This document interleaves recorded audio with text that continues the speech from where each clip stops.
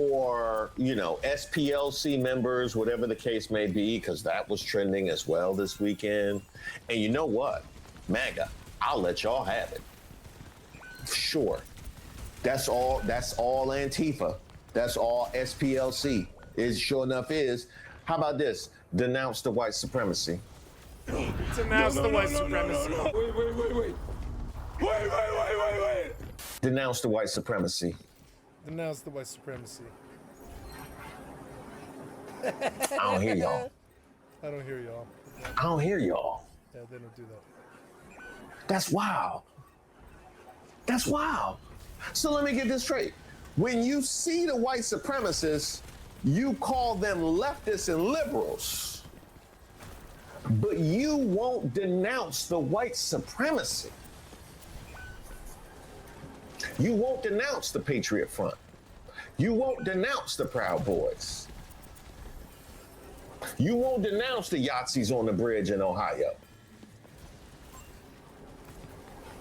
You'll try and divorce yourselves from them, but you will never call them out. And tell me why you wouldn't feel comfortable denouncing a group that you knew was full of leftists and Antifa.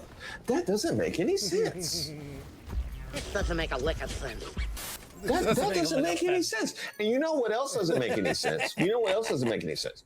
I did a whole video about a week ago about the Cornell kid who posted that he didn't want to work for a Jew,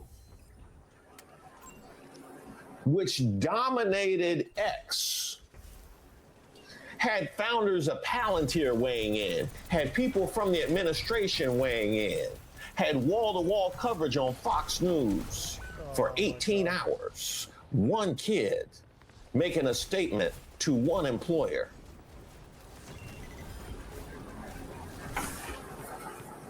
But the Patriot Front came to the mall for American 250, and y'all didn't say a word. Yeah. Your parents are naturalized citizens and you're born in America, you're still not being American? a citizen doesn't make you American either. It's a natural thing. What's natural about being an American citizen? Well, nationality is a natural thing. Okay, so my ancestors are half Italian, half Irish. Yeah? Do they count? Why are you shaking? Huh? I'm cold, dude. I just skateboarded like 8 blocks. Skateboarded over here? Oh, yeah. Yeah. So people of European nationalities, of the European race, can become American. India is not in Europe, though, so they cannot. What about like... Because nations are intra, right? Okay. So nations are a collective of humanity which exists within racial collectives. Where does Europe end and like the Europe Slavic states begin? Like what about Russians? Do they count? Russia, Eastern or Western Russia is in Europe. Yeah. So what about the steppes? Like Iranian, does that count? Does Iranian count as white? Iran is not in Europe. No. Yeah. Doesn't count as white. What about Turkey? Turkey is not in Europe either. No. Okay. What about like the Balkans? What about Balkan countries are in Europe, yes. Okay. I love this. Georgia? How about Georgia? Georgia is on... Can Georgians be American? I would say geographically, Europe ends at the Caucasus Mountains. And I believe Georgia is on the right Caucasus side of the Caucasus Mountains. What about Muslims who are from Spain? I got Muslims some Caucasus Mountains. So the organization does not accept Muslims, no matter what their racial or heritage might be. Okay, so white Muslims not allowed? No, yes. You got to check all the identity boxes. Well, yes, I believe it's a foreign religion. So your group is based on identity politics. Stop! He's already dead. We recognize identity as a part of the human experience, which is necessary to the proper structuring of government. I'm trying to get everybody back on the like you have something in common with Joy Reid on that. I don't know. Joy Reid, MSNBC. Please land it. Yeah, fuck you guys. I'm gonna fucking make my stand. What Fuck I believe this. is This the is my proper fucking point, identity and bitch. I'm heritage to gonna build up the fucking country, force you then she does. to, like, What about build my team Caribbeans? again. Like Native Caribbeans who moved to America. Do they count? That's not good. No. Like Tortola. What if you're from Tortola, part of the Commonwealth? And you come to the Poland, Fucking I think we could do without it. Yeah. What about Australia? Well, Australians are European. It's a nation of the European diaspora. Yeah. Okay, but there are white people in Tortola too. So there can be Tortolan, but they have to be white Tortola. Speaking specifically on Tortola, I think if somebody comes to Patriot Front and they say I am Tortolan, Yeah. We'll look at them further. Okay. For your sake, just to make sure we're not So missing what's the vetting process here? Why does everyone have their faces covered? They're not allowed to talk? Anonymity is a political right which we exercise because of people seek to harm those that they don't agree with politically, and also it's a matter of letting you focus on the message.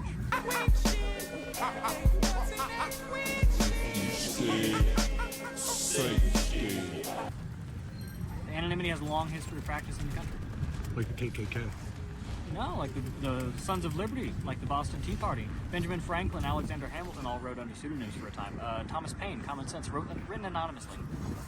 Then he came out public. What was that? Then he came out public. He did. Yeah, well, I'm here in the public. It was You're under talking to me. opinion. Thomas That's Ryan good. Russo, nice to meet you. Okay. Cool. Thomas, nice to meet Nice you. speaking. I'm Richie. Richie, nice to talk to you. Richie Mick Guinness. Mick Guinness. Good Yes, stuff. Mick All and a right. Guinness. Good stuff. And have fun with the skateboarding, man. Thank you. Now, help me here. Help me here. Because the fracture that you see on the right wing can be deduced down to the mainstream MAGA, you know, Trump and the Mark Levins of the world, and the America First MAGAs, right? The Nick Fuentes and I guess the Megyn Kellys and the Candace Owens of the world, right? So let me ask you this.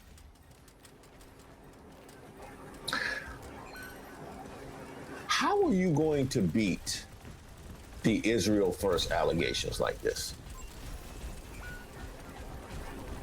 How are you going to beat the Israel First allegations like this? I don't understand that. I quite frankly don't understand that. And let's stay in that pocket because y'all, by y'all I mean the Red Hats. The Red Hats.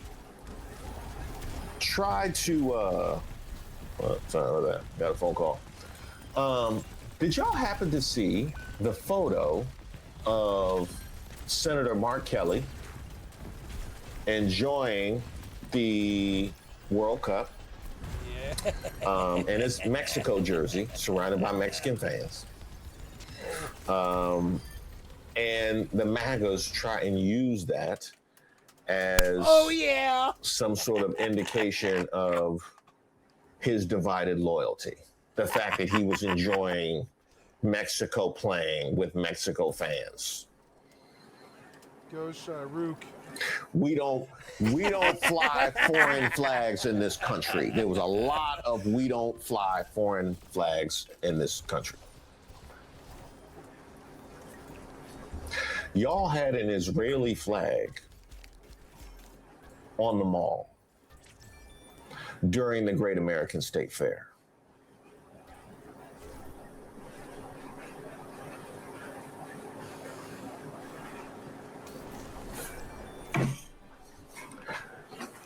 On July 4th weekend, the 250th, as Trump said, the biggest birthday we've ever had, you had an Israeli flag on the mall.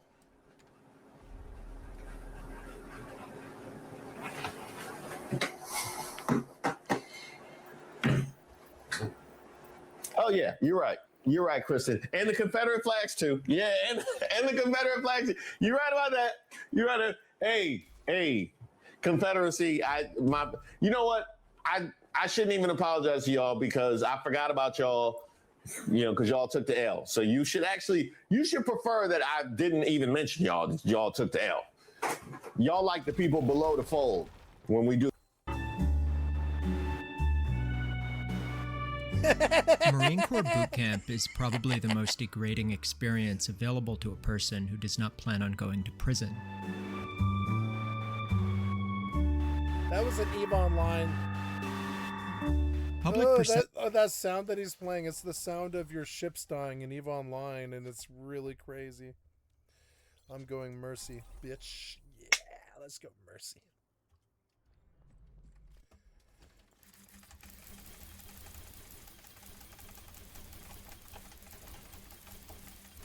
Crackhead mercy! Crackhead mercy! Oh no, my headphones are dying. Oh. I'm gonna put them away now before it dies on me. Oh no, my headphones died. Go.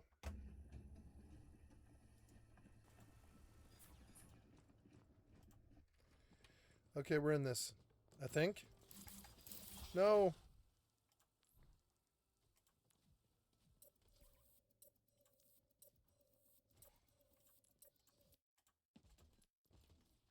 Oh, I don't have sound.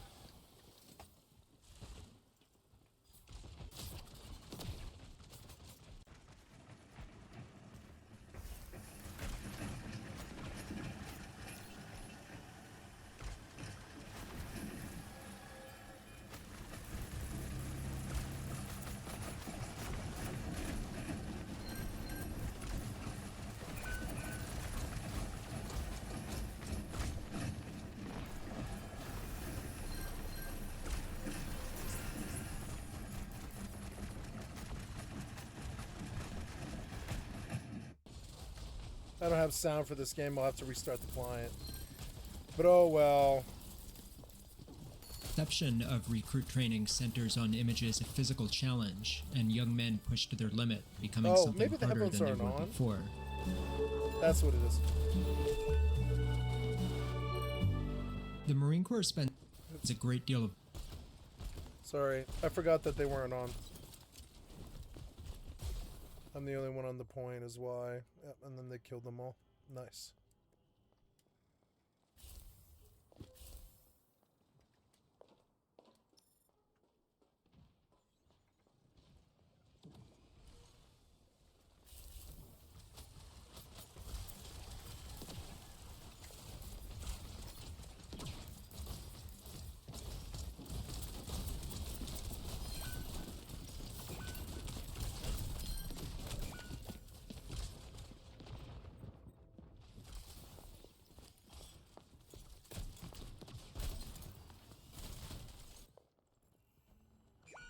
We all died right there at the checkpoint. Oh my god.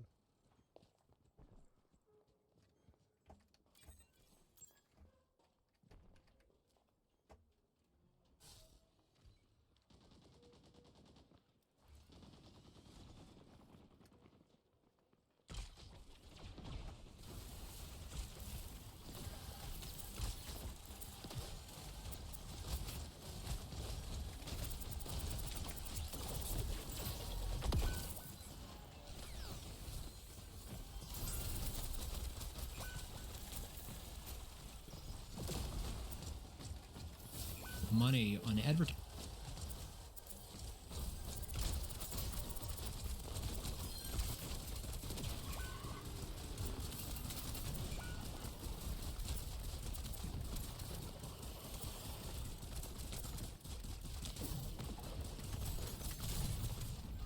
What? I couldn't kill the cat! So annoying.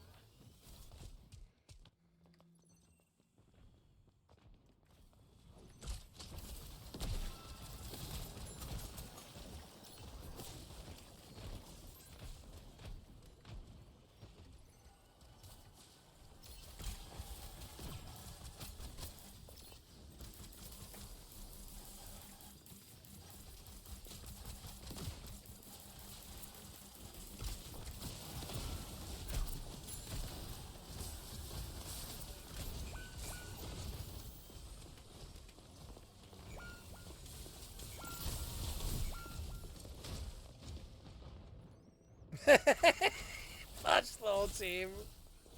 I tried.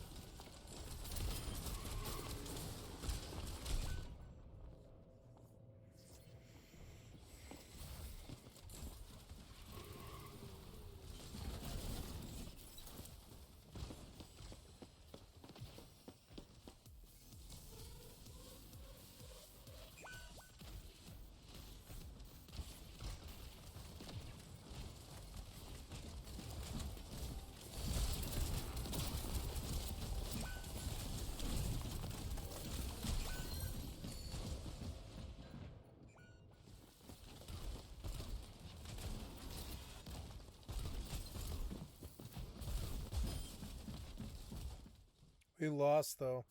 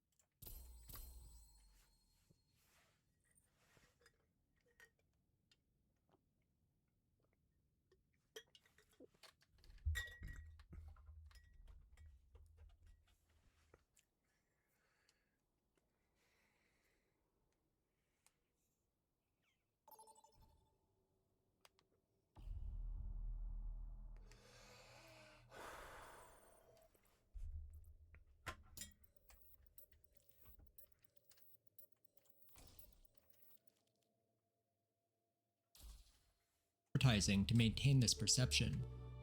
It is an appealing image and one that flatters everyone involved.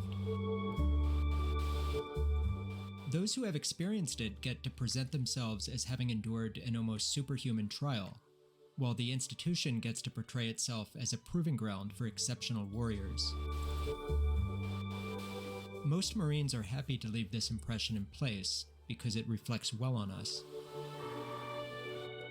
Their reality is not as exciting, and also considerably more stupid.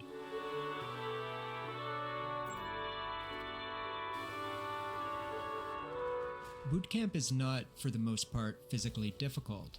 It is designed to be passed, because a recruit who fails is a vault. The experience is uniquely miserable and degrading, for reasons which will be the focus.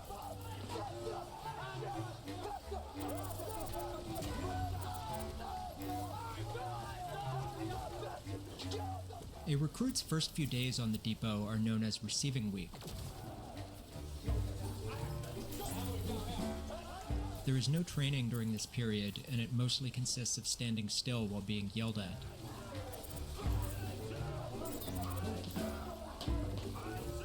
Recruits are told that they are no longer permitted to use the first-person pronoun, and must now refer to themselves in the third person as this recruit. This minor forced grammatical change is a remarkably effective way of suggesting to a person that he is no longer entirely himself.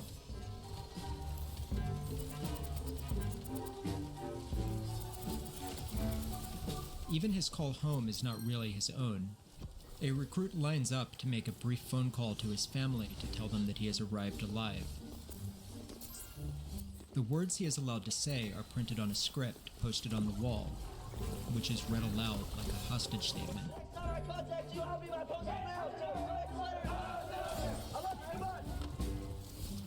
The processing is tedious and bureaucratic, broken up by brief displays of institutional violence, the first of which is often a recruit's first haircut.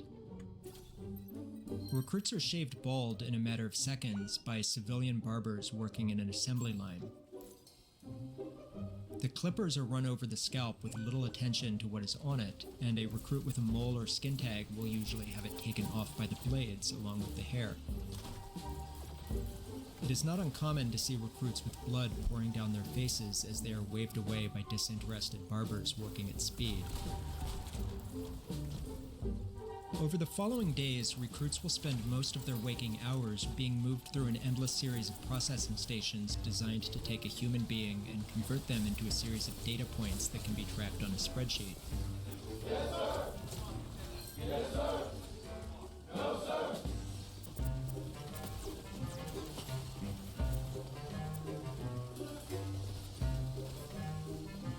They will be sized and fitted for their uniforms, issued gear, and be given various medical and dental exams and vaccinations.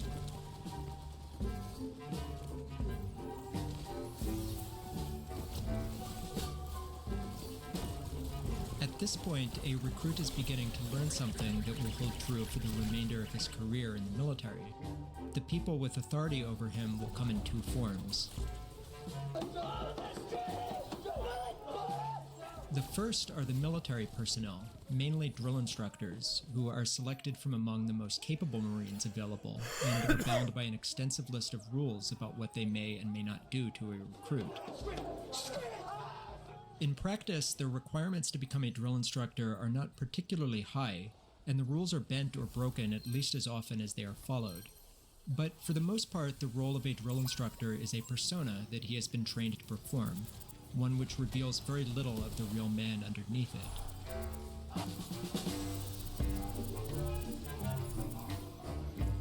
Typically, he is a sincere professional who believes in the values of the institution and takes his duties seriously. The job does allow for, and in fact requires, cruelty, but even that is usually just part of the performance. The second type of authority a recruit will encounter are civilian contractors, consisting of the barbers, tailors, and administrative staff who process recruits into the system. At first, a recruit is usually inclined to see them as a kind of safe harbor. They are not Marines, and they are not screaming at him. They look like ordinary adults, the sort of people who, in the world he left a few days ago, he would normally expect to treat him with common courtesy or even sympathy. In reality, the civilian employees are the inverse of the drill instructors in almost every sense. They are held to no standard, hold no values, and their behavior is a direct reflection of the real person. For most of them, the petty authority they are allowed to wield over a frightened, bald teenager is the most authority they would wield over anyone. They carry an air of weary contempt, as though the recruit has personally inconvenienced them by requiring the services that they are paid to provide.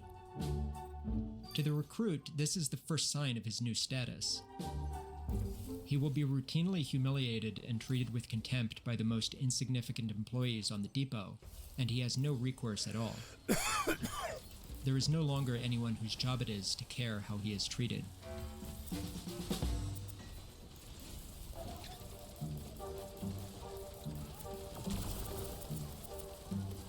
Up until this point, recruits have been shepherded around by people with no real stake in them.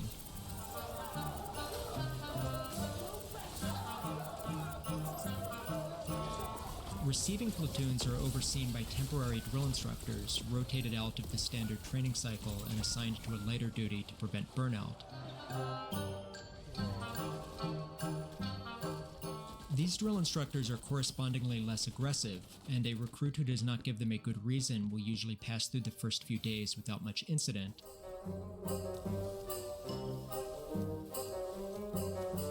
This changes when recruits are assigned to a training company and meet their permanent drill instructors.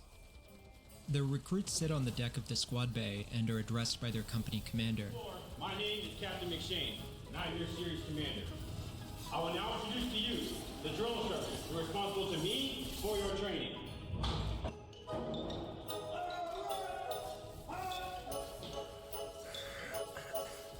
He turns around and gives the drill instructors a formal order: take charge of these recruits and make them into Marines. At this point, the drill instructors set about destroying the squad bay. All the gear and clothing that was so carefully inventoried and issued over the previous days is turned out and thrown everywhere.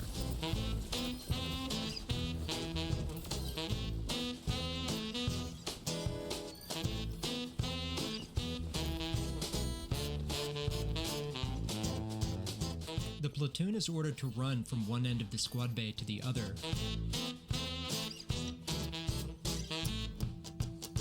The order to shift back comes before the crowd has fully arrived on the first side, so that 90 bodies are constantly reversing direction all at once, colliding and crashing into each other and tripping over the bed frames and trash strewn across the floor.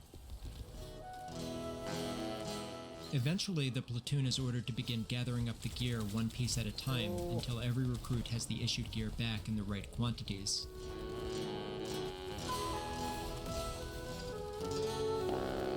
Some minor infraction will be identified, and everything is dumped out and thrown around again, and the whole process starts over. Drill instructors move constantly through the squad bay, up and down the main hallway and the back rows, weaving between beds and appearing beside recruits.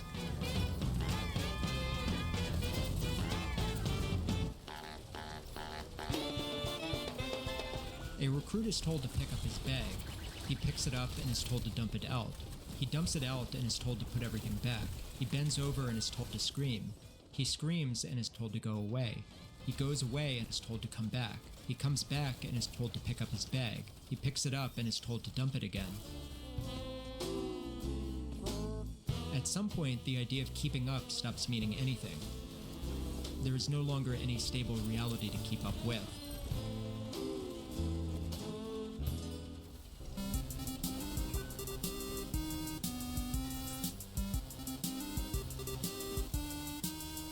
In movies and pop culture, the drill instructor is usually portrayed as a stern figure of controlled menace or old-school military machismo. The reality is much more surreal. Drill instructors are basically grotesque cartoon characters that move and speak with peculiar mannerisms, which are difficult to describe to people who have not encountered it in person.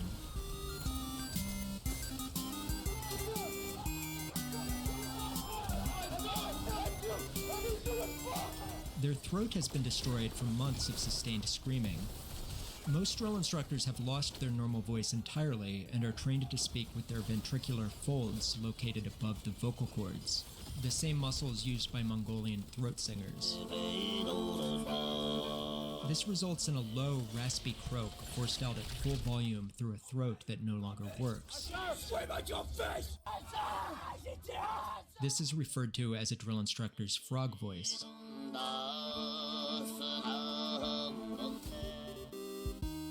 Because recruits must keep eyes front and are forbidden from looking directly at drill instructors, they seem to appear out of thin air, and a recruit can go from being alone to surrounded on all sides in a matter of seconds.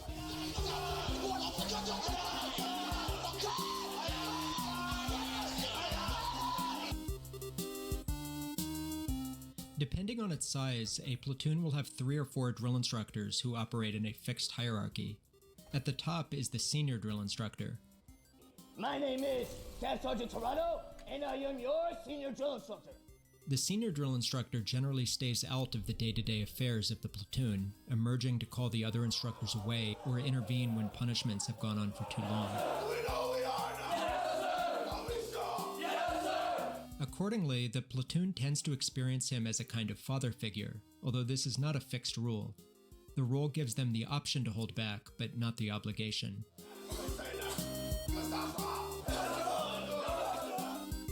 Below the senior drill instructor is the heavy hat, sometimes called the J hat or the drill hat. He teaches marching, close order drill, and squad bay procedures, and is generally the one who oversees and handles the recruits the most.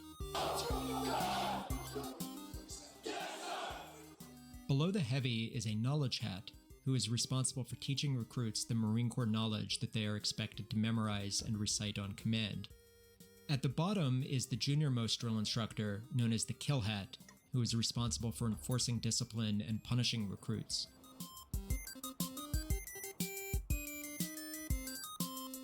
It is tempting to cast the drill instructor as the villain of this story, but in many respects he's closer to a fellow victim. His is one of the worst jobs in the entire Marine Corps. He works 18-hour days, 7 days a week, waking up hours before the recruits and going to sleep long after them.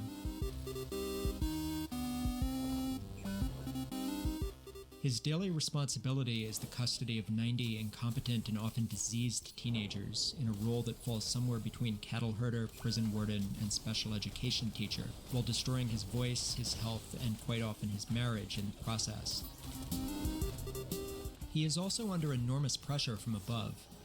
Junior drill instructors are often hazed by those who rank higher than them, which is known as hat hazing.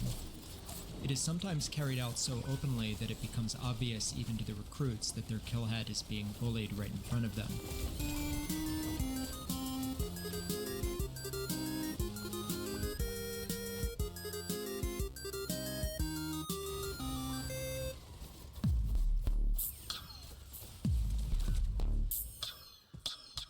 All night, every night, some recruits in the platoon are kept awake to stand fire watch, guarding the squad bay against intruders or recruits attempting to escape or harm themselves.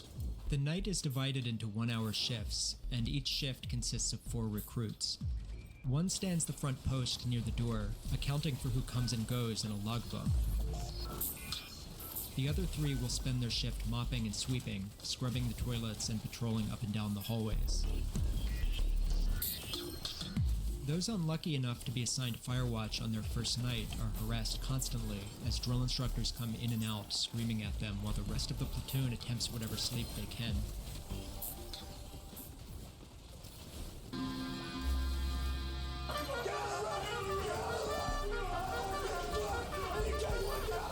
In the morning, a recruit does not dress himself. He is dressed on command by the drill instructors, along with the entire platoon, by putting on one article of clothing at a time on command.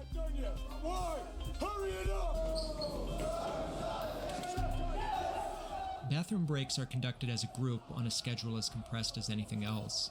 Recruits will triple or double up on a urinal while the drill instructor counts them down. Showers are conducted via wagon wheel, a line of recruits trudging a slow circle through alternating scalding hot and freezing cold shower heads as the recruits on duty squirt soap at them.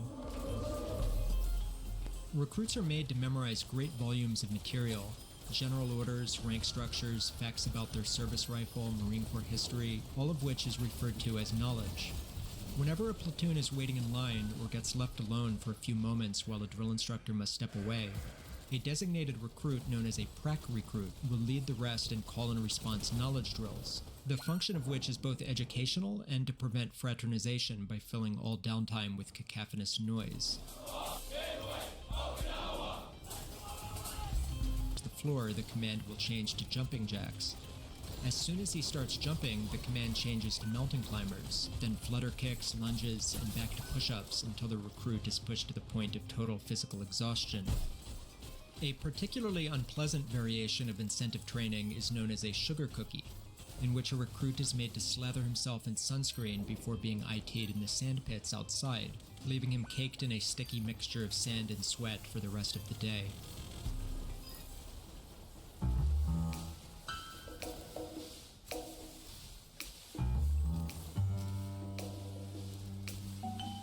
During these early days of training, a platoon will quickly sort itself into several categories of recruits.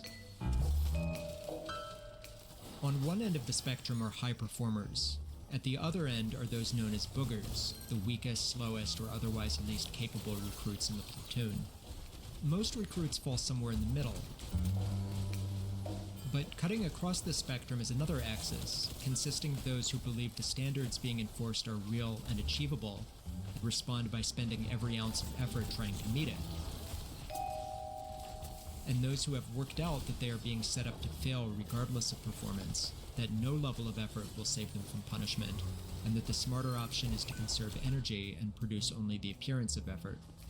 These recruits have understood the situation correctly, but this is dangerous because the drill instructors are expert at spotting recruits who are phoning it in, and their attention, once drawn, does not go away. Over time, recruits in the first category will come to hate recruits in the second, because under a regime of collective punishment, one recruit being singled out becomes everyone's problem. This has the reliable effect of turning the majority viciously against any recruit who is singled out first.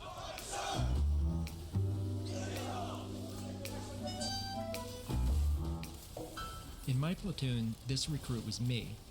While physically fit, I was slow and clumsy during countdown games, and awkward at drill. When corrected with incentive training, I treated it as an annoyance to be endured rather than letting myself be burnt out. Within the first week of training, the entire platoon knew my name, because they were required to thank me by name every time they were being punished alongside me. There is a particular horror in realizing that out of 90 other people, you are the one who has been identified as the main problem. At this point, I made a pivot to showing maximum effort, but it was too late. A recruit who earns this reputation early will be singled out and set up to fail, regardless of how hard he tries. There is no correcting past this point.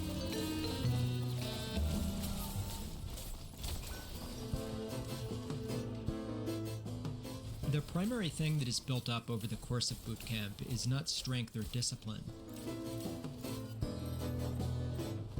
It is a small, closed society with its own hierarchy and politics.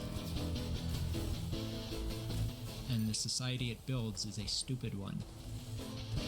Come on. Yes, sir. Who wants this shit? This is good, sir.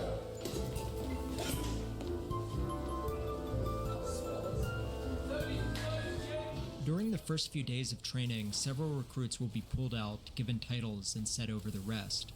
There is a guide who carries the platoon's flag during drill and is nominally in charge of the entire platoon. Hold that stick the way you were there taught. Were you taught any way to hold it? No, sir. Get like this. Look. What?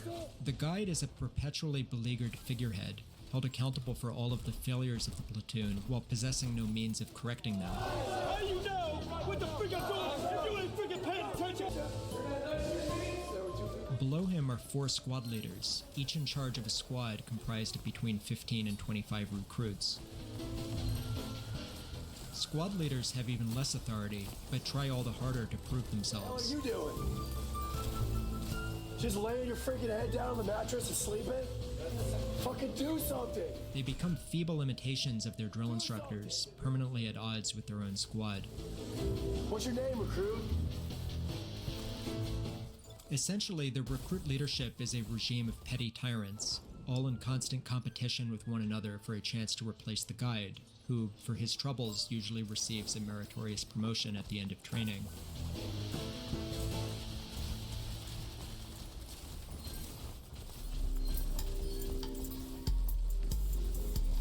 Presiding over the economy of the platoon is a quieter figure, the scribe, a recruit assigned to keep track of various rosters and paperwork on behalf of the drill instructors. This is a very desirable role, as the scribe will spend a significant amount of time doing administrative work and skip much of the daily unpleasantries of recruit training.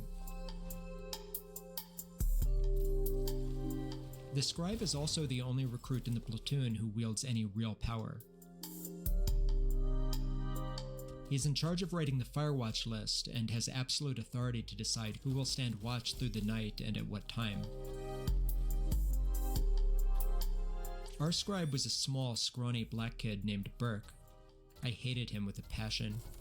Many scribes will implement a simple, fixed system for assigning firewatch. For example, alphabetical order or simply rotating down the line of beds. Burke was entirely arbitrary. He assigned shifts to those he disliked while exempting himself and those closest to him. Sleep is the most valuable commodity a recruit has, and our scribe took it away according to his preferences. To make matters worse, Burke was intelligent. He understood that a punitive 2-hour watch, assigned as the second shift, could destroy a recruit's entire night. Recruits are woken for their shift at least 15 minutes early to give them time to get dressed and report for duty. A recruit who knows he has the second shift is likely to be unable to sleep, knowing that he will soon be shaken awake. In any platoon, several recruits will develop a reputation for being difficult or even violently hostile to wake up. If Burke disliked you, he would select your eventual replacement from among these recruits, costing you another 20 minutes and occasionally a violent altercation in the dark.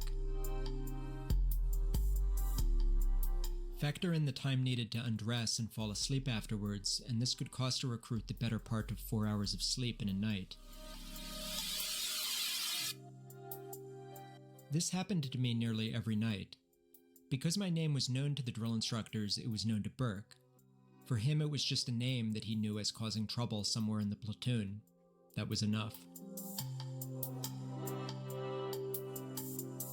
One night, in a state of quiet rage at Burke, I took a pair of tailor scissors and cut his bootlaces while he slept.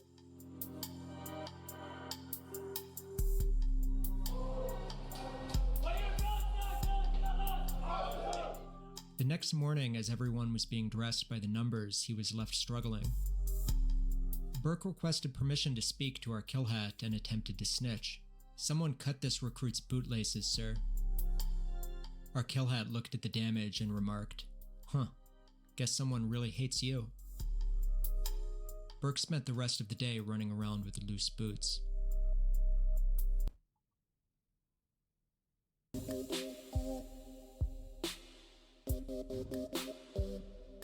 By the second week, recruits are beginning to settle into a routine. and the reality starts to sink in that they will spend the next 3 months of their life in a state of near constant exhaustion, isolation, and abuse. This is made worse by the fact that recruits will spend large stretches of boot camp extremely sick. Crowded squad bays and constant sleep deprivation and stress are ideal conditions for disease.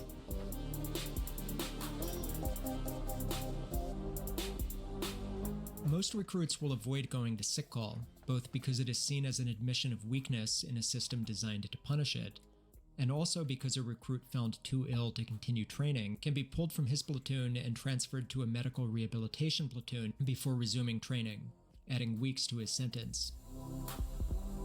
Quitting is an option, but it is made deliberately difficult, and a recruit who is eventually permitted to quit is not sent straight home. He is instead moved to a separate holding platoon, where unfit recruits are processed out on a slow administrative timeline that can take over a month.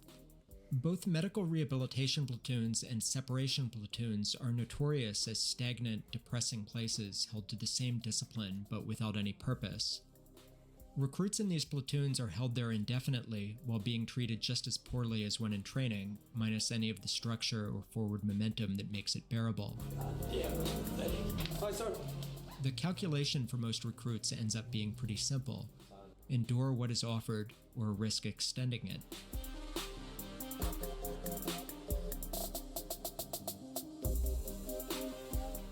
During the first few weeks of training, the pressure is constant.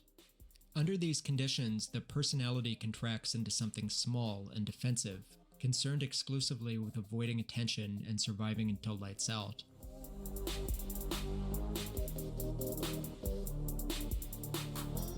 Eventually, the tension begins to thaw somewhat. The drill instructors do not become kinder, but the overall intensity is dialed down, and the intervals between major collective punishments become longer. The effect this has on the platoon does not occur all at once. Some recruits remain entirely in survival mode. Others cautiously begin to emerge from it, which creates a peculiar kind of social friction. One recruit may venture a small remark to the recruit next to him. The other recruit may stare straight ahead and pretend not to hear him, or hiss for him to shut up before someone hears. Shut up. We're talking. Shut up. To one, the danger has begun to recede. For the other, it remains immediate and absolute. On Sundays, religious services are offered, and which one a recruit chooses to attend is as much about personal faith as it is about tactics, because church means a temporary break from the drill instructors and a precious opportunity to nap. The Protestant service involves loud modern worship music and energetic preaching. The Catholic service is quieter, but riskier. The rumor was that the priest takes his job seriously, and recruits caught nodding off were liable to be returned to the custody of their drill instructors.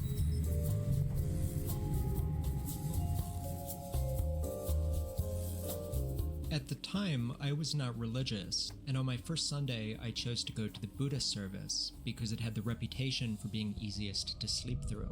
Our killhead was responsible for marching the platoon to each service, but once the Protestants and Catholics split off, he realized he didn't know where to find the others. Frustrated that his own brief window of free time was being eaten into, he yelled something about some religion being better than no religion, and dropped the rest of us off with the Mormons. The Mormon chaplain was apologetic and told us that we were welcome to sit in the back and do whatever we wanted, as long as we didn't fall asleep.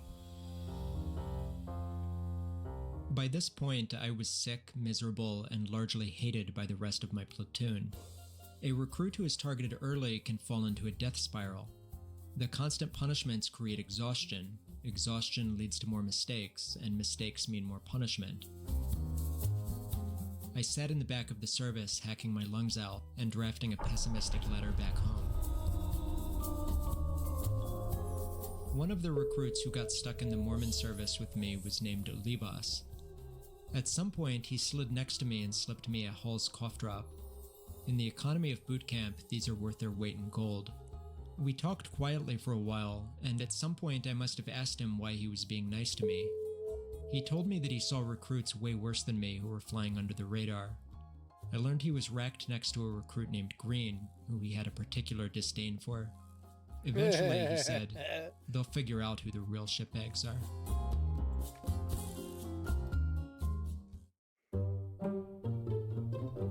No, they don't, though. The economy of boot camp is basically a permanent shortage of everything. Essential gear goes missing constantly, and the only way to get something back is to take it from someone else. They're all thieves. Soldiers are thieves. Theft is constant, both between individual recruits, but also between platoons.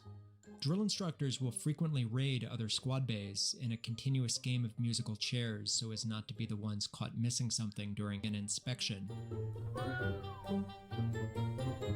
It is from these drill instructors that recruits will learn the preferred military euphemism for this practice. Gear is never stolen, it is tactically acquired. Tactically acquired. Implicit in this is an understanding that whoever you acquired it from probably acquired it in this manner from somebody else anyway.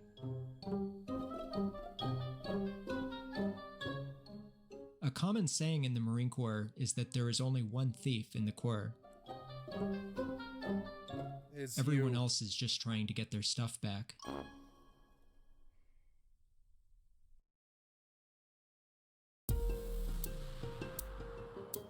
Wow.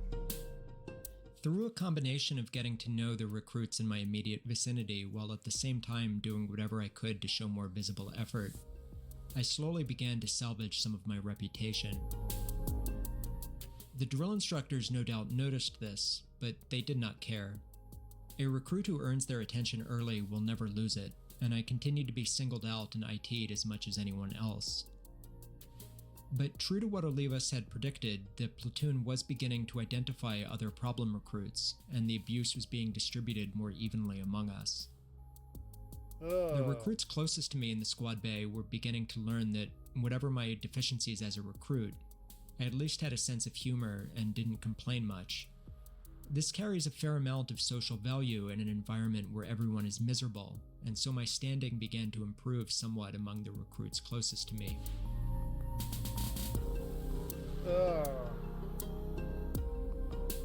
The scribe, unfortunately, was not one of them, and he continued to put me on 2-hour firewatch shifts nearly every night.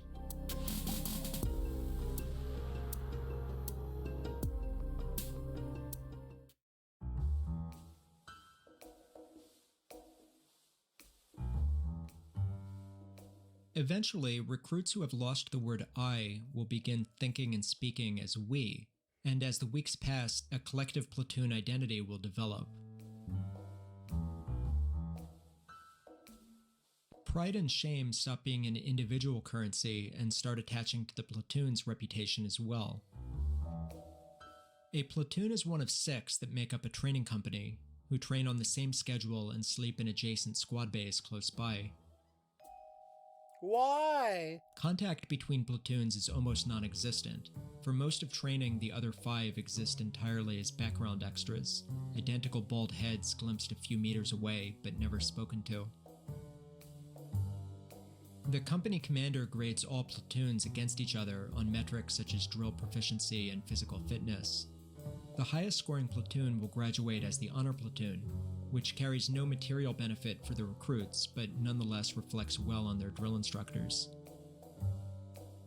A recruit who does not particularly care whether his platoon wins must keep this fact to himself. Anyone seen as actively or passively sabotaging the platoon's chances of success is known as a terrorist. Oh my god. Drill instructors will focus most of their wrath on a terrorist, engineering situations where he is likely to be injured, dropped to a medical platoon, and become someone else's problem. All the rage and aggression you have in your body needs to come out on that recruit right there. You don't know him, do you? No, sir. So there's no reason to fucking like him, is there? Go get him! Kill him! Why did you stop? Why did you stop? Did you hear? No, you didn't. You were being a little fag. You didn't want to hurt her because you're sweet and nice and you don't want to freaking kill. Unsurprisingly, this collective identity also breeds hostility for anyone the platoon doesn't recognize as one of its own. Ugh. When recruits in a medical rehabilitation platoon finally recover from injuries, they are folded back into a standard platoon to resume training. One day, as our platoon sat cross-legged on the floor receiving a class from our senior drill instructor, a new recruit was transferred in from MRP. We were told that he had been on the depot for over a year due to a fractured hip. At a moment when the drill instructor was looking away, one recruit caught the eye of the newcomer and flipped him the middle finger. We snickered. He nodded and hung his head with a dead-eyed indifference.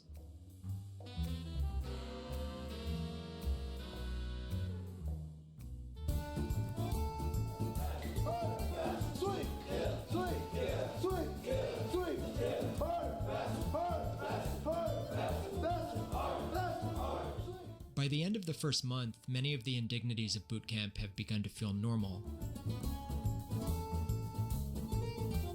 Get all out right now. The drill instructors cease to be seen as terrifying monsters and start to become an unavoidable fact of life, and eventually a role model to be emulated. Go on.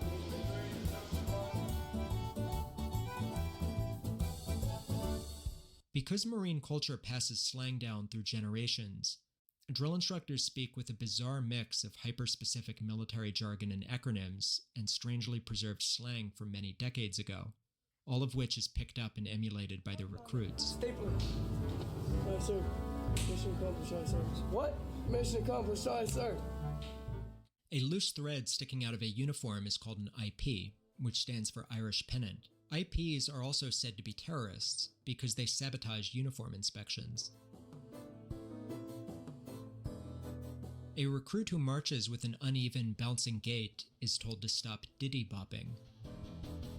Diddy-bopping.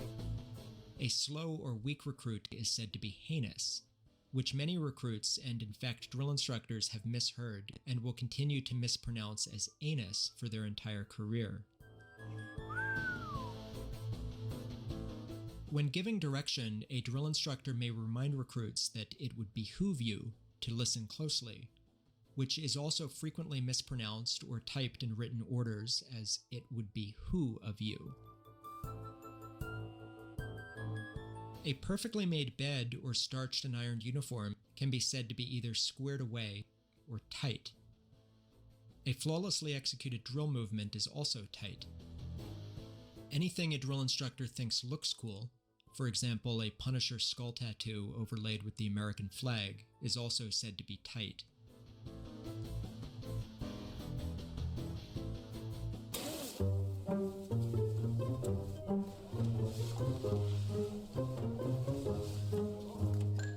Seven weeks in, with the platoon now in Phase 2 of training, West Coast recruits will board a bus and be driven about an hour to Camp Pendleton for rifle marksmanship training.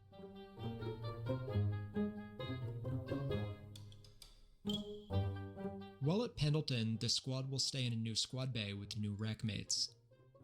At this time, I developed a plan to position myself as the scribe's rackmate for the duration of our time in Pendleton. My goal was to use close proximity to soften his attitude toward me. By making myself as helpful to him as possible, I hoped to convince him that he had been too harsh in judging me and give me a much-needed break from Firewatch. As soon as we arrived in the new squad bay, I locked onto Burke with laser focus, tracking his every movement, and managed to secure the space next to him. He was not happy about this. Over the following days, I put out maximum and conspicuous effort. As we made our beds and got dressed each morning, I carried out my part with explosive intensity, and then took any opportunity I could to help Burke with his, always careful to appear helpful and efficient rather than patronizing. This turned out to be quite easy because, for all his talents as a scribe, Burke turned out to be a fairly lousy recruit who had fallen under the radar only by virtue of being racked in a less visible corner of our old squad bay. My scheming was successful, and over a day or two Burke began to warm up to me. One night, after lights out, he admitted that he had misjudged me up until this point. I smiled and told him it was no big deal, while privately seething that someone who had so callously deprived me of sleep for the last 50 days could be so nonchalant about it. I still hated him, but I held my tongue and did not stand another Firewatch for the rest of Phase 2.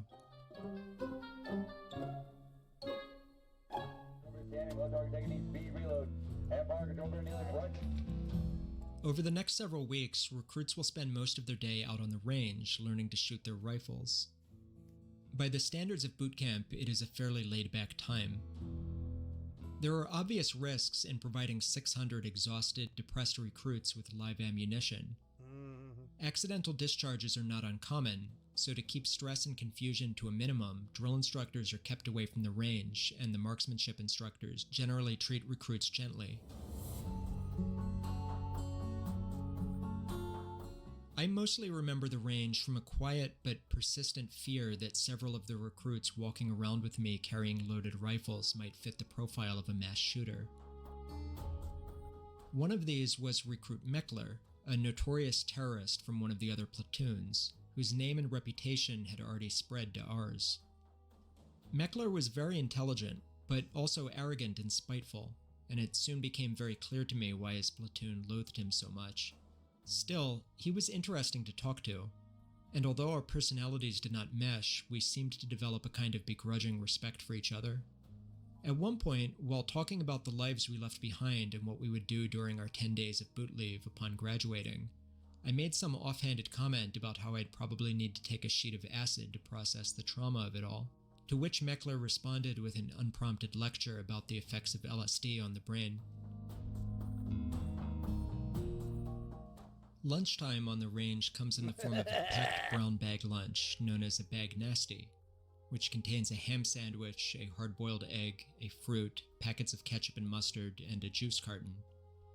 Every mealtime, the drill instructors would walk the recruits through the same ritual. Unwrap every item, put it into the bag, squeeze in the condiments and juice, and then mush it all up and drink it. This concoction is known as a recruit milkshake. Wherever feasible, I refused to do this, and would go through the motions while concealing my unwrapped and intact sandwich to eat later. This would draw the ire of some recruits around me who viewed avoidance of an indignity as a kind of betrayal.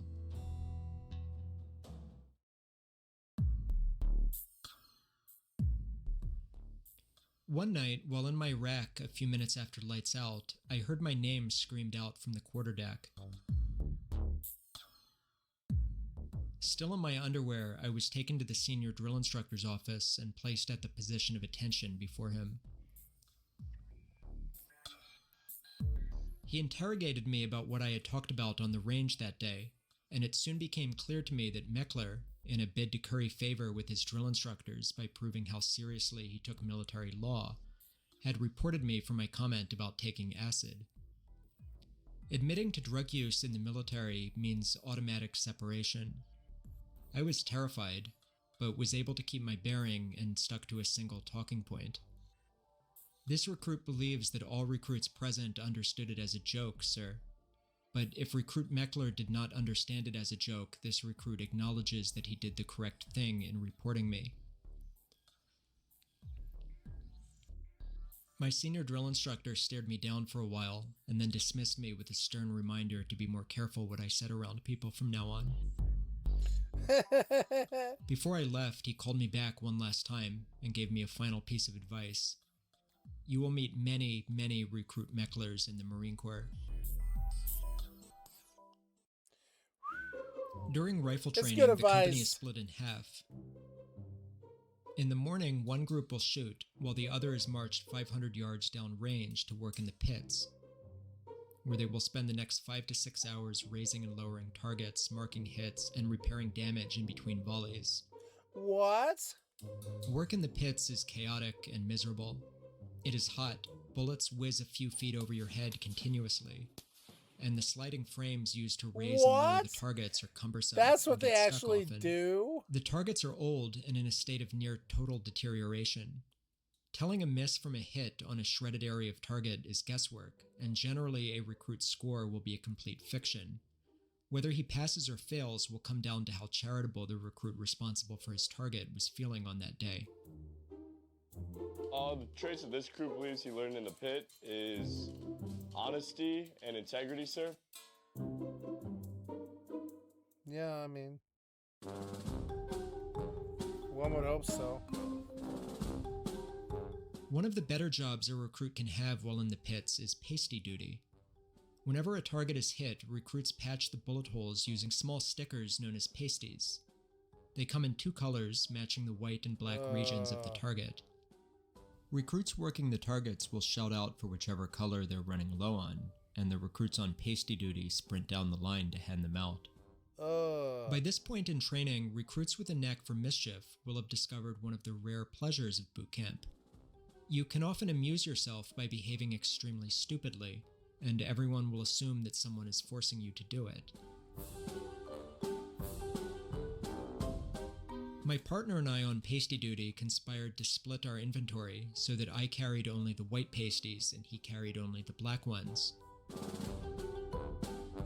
Then, starting from opposite ends of the long line of targets, we began marching up and down the rows, stopping at each target individually to snap 90 degrees to face the pit crew, screaming, "White pasty recruit" or "Black pasty recruit" reporting for duty at the top of our lungs. Recruits who called for us because they actually needed pasties in that moment were ignored and forced to wait their turn as their targets were shot to tatters. What? Do people get shot? Every time we passed each other in the middle of the line, we acknowledged one another with a ceremony of our own invention. Snapping to attention, I would scream, "Good afternoon, black pasty recruit." "Good afternoon, white pasty recruit," he would reply. Eventually, a range coach pulled us aside and marched us over to the nearest drill instructor. "Show him what you were just doing," he said. We sheepishly pantomimed it for them. The drill instructor watched, dumbfounded. "Who the fuck told you to do that?" One after the other, we replied, "This recruit was instructed but does not remember, sir." Not wanting to overrule the punishment of another drill instructor, he shrugged and told us to carry on.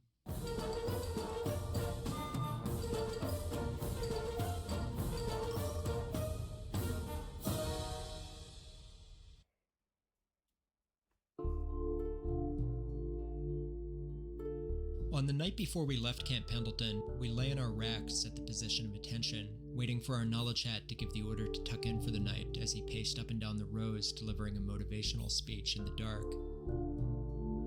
He told us that upon our return to San Diego, we'd be Phase 3 recruits well on our way to being Marines, and that in the next morning we would clean the squad base spotless before leaving.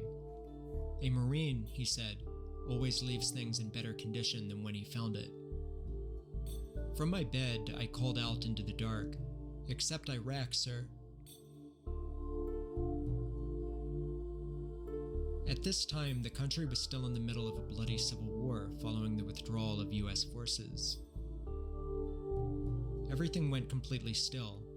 I remember laying there realizing I had fucked up badly and just cost the entire platoon a night of sleep.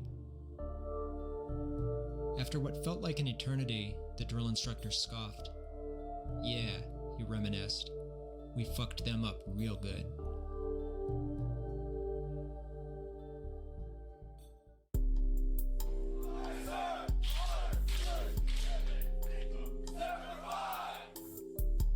At some point during training, the platoon will be gathered up for a time-honored tradition that every Marine I have ever met has experienced some variation of.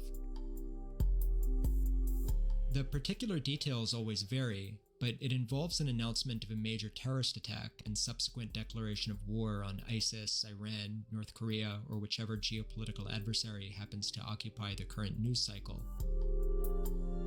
What? The recruits are told that the president has declared a national emergency. Those who enlisted as reservists are being switched to active duty, and everyone will be reassigned a combat role. Training will be accelerated, and upon graduation, the platoon will be deployed to the front lines. It is at this point that the recruits are told that anyone who does not feel ready for this can privately tell their senior drill instructor and will be processed out with an honorable discharge and full benefits. This is the best video I've watched in a while. All of this, of course, is a lie. and any recruit who expects in good faith that the institution hold the terms of the enlistment contract it signed with him will be exposed to the platoon and shamed mercilessly as a coward who lacks the Marine Corps' 3 core values of honor, courage, and commitment. While nobody in my platoon fell for this, I've always found it noteworthy that any recruits shamed in this way are the ones with the courage to ask the institution to honor its own commitment. In addition to various physical fitness and marksmanship evaluations, recruits are also required to pass a written knowledge exam as a requirement to graduate. Every answer comes from the book that recruits have been memorizing for months, but drill instructors will also typically procure a copy of the answer sheet in advance and hand them out to the platoon along with the test, teaching them another common refrain in the Marine Corps: if you're not cheating, you're not trying.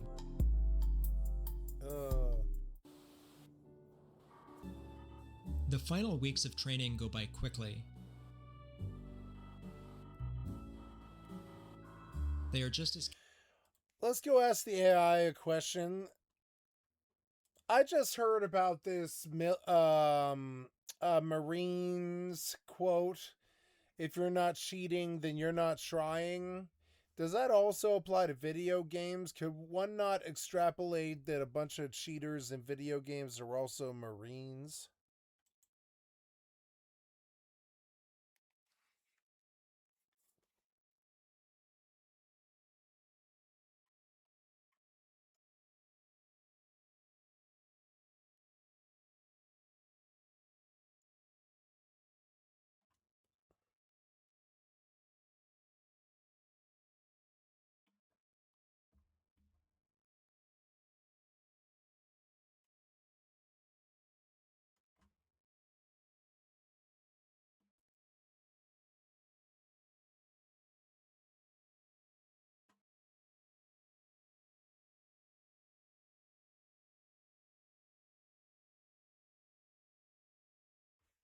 Okay. chaotic and looted. Good, I had no idea how fucking terrible it was. Befell there in that season on a day in Southwark, at the Tabard, as he lay ready to wenden on me pilgrimage to Canterbury, with full devout courage. At nicht were come into that hostelrie, well 29, in a company of sundry folk, the aventury falle in fellowship. And pilgrimes were they alle. What on earth is this? And why does it sound a bit like English? This is from the opening to the Canterbury Tales by Geoffrey Chaucer, and it's written in the 14th century. And if it wasn't for this poem, the language you speak and the words used in your favourite books, movies and TV shows would sound very different. I'm Jay Draper, and this is Geoffrey Chaucer's Canterbury Tales.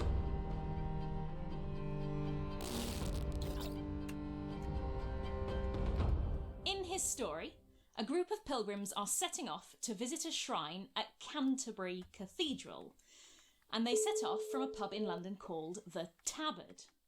Chaucer introduces us to the landlord of the Tabard, Harry Bailey, who announces a game to pass the time on the journey. Hello, pilgrims. Want to play a little game? Each person will tell 2 stories on the way there and 2 on the way back. The best story will get a free dinner on his return. A good way to get repeat business, I reckon. Now that's 29 pilgrims, 4 stories each, so that's 116 stories.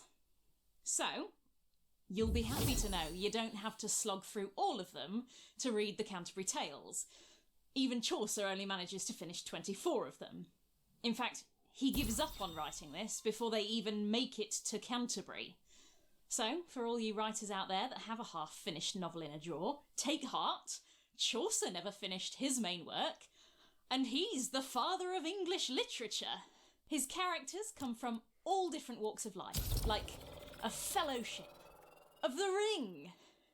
There's a knight, a prioress and her nuns, a corrupt friar, a university clerk, a cook, a miller, and the wife of Bath, a well-travelled widow. The stories they tell are also really varied and come from lots of different genres and have lots of different messages. It's an unusual story for the time in that It's not about kings or saints or knights of the round table. These are ordinary people, often working class people, that his 14th century readers would recognise. Some of them are even actual people. Harry Bailey was a real person who ran a pub in London. The cook is probably based on a famous actual cook called Roger of Ware. And not only that, but it's being written in ordinary people's language. As weird as it sounds to us today, to wenden on the pilgrimage, this is how ordinary people would have spoken English in the 14th century. It's a kind of English called Middle English, as in, after Old English, Kuning shale on hella, begastay, Bera shale on heather, El daneyespul, Ea of Duna shale, flod grey fera, and before, Modern English. If music be the food of love, play on. Give me excess, that surfeiting the appetite may sicken and so die. It took me a lot fewer takes to get this one right. Part of the reason it sounds so weird is that in Middle English, you pronounce words a lot more phonetically than in Modern English. So you pronounce the E at the end of pilgrimage, and you pronounce the H in nicht. Sometimes if you see Middle English written down, it is a bit easier to work out because our pronunciation has changed a lot more than our spelling has. Before the Canterbury Tales, poets don't really write in English much. They write in French or Latin. English is a peasant's language, and peasants can't read. Because of this, Chaucer is the first person we know of who even wrote down a lot of English words. If you're flicking through the etymology section of the Oxford English Dictionary, always a fun way to spend a Friday night.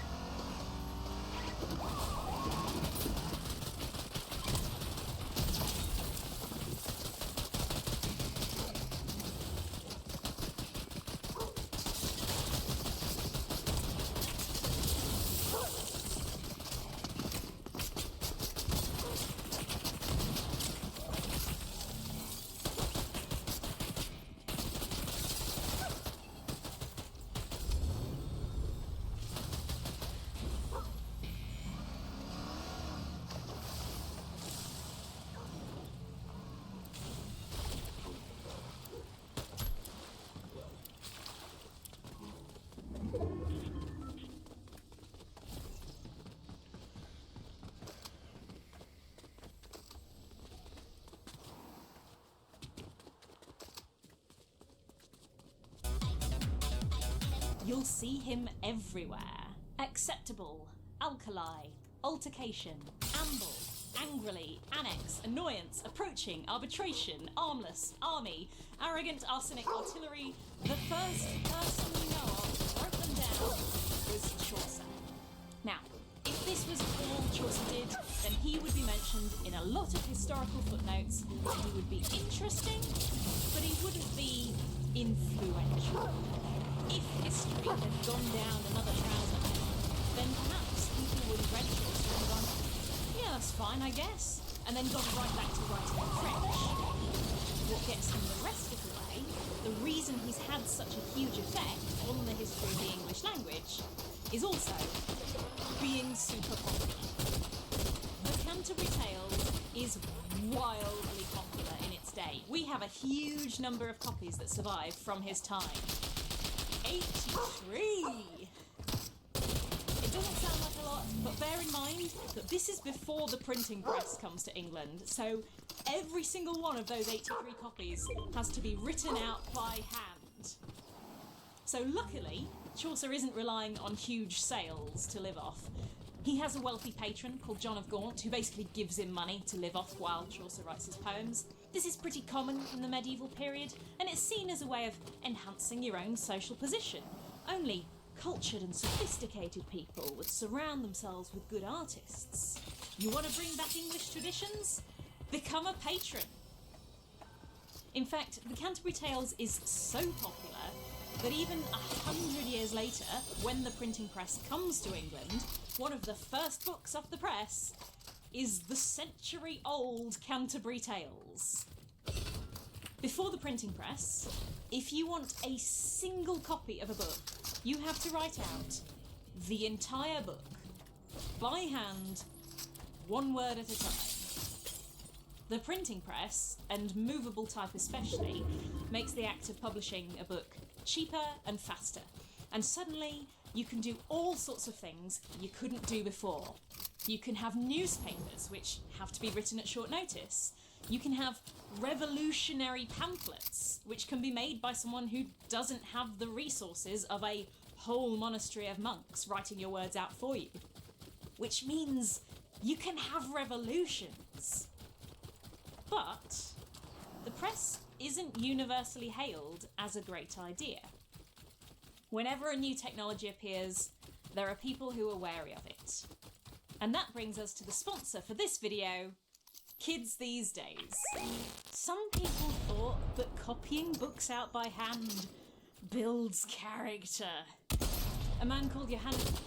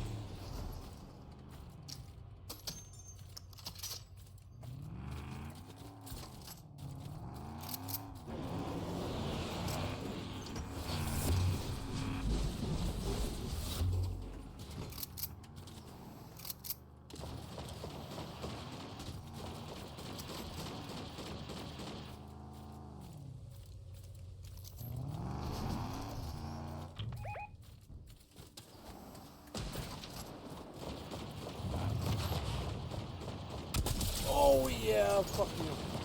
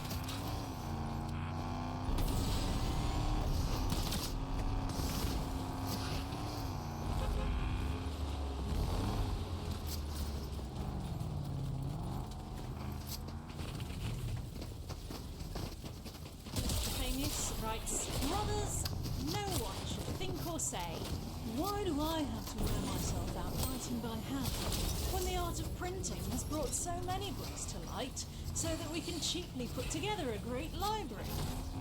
Truly, whoever says this is trying to conceal his own sloth. There is no technology built to make human lives easier that the inventors will not condemn their own children for using. This is a 15th century boomer meme, the equivalent of those historically inaccurate JPEG compressed pictures of text that are so popular on Facebook. Other technologies that are making kids these days too soft include such diversity as seatbelts, paint, sushi, takeaways, Netflix, Google, bento boxes, overseas travel, bike helmets, pasta, flat screens, new math, prawn cocktail crisps, feminism, kissing with tongue, and of course, colour television, all notable for not having been invented by children. Fellow millennials, we must not become like this. Sign up at the link in the description to cash in your intergenerational envy today, and use the coupon code Health and Safety for 15% off child mortality rate. The first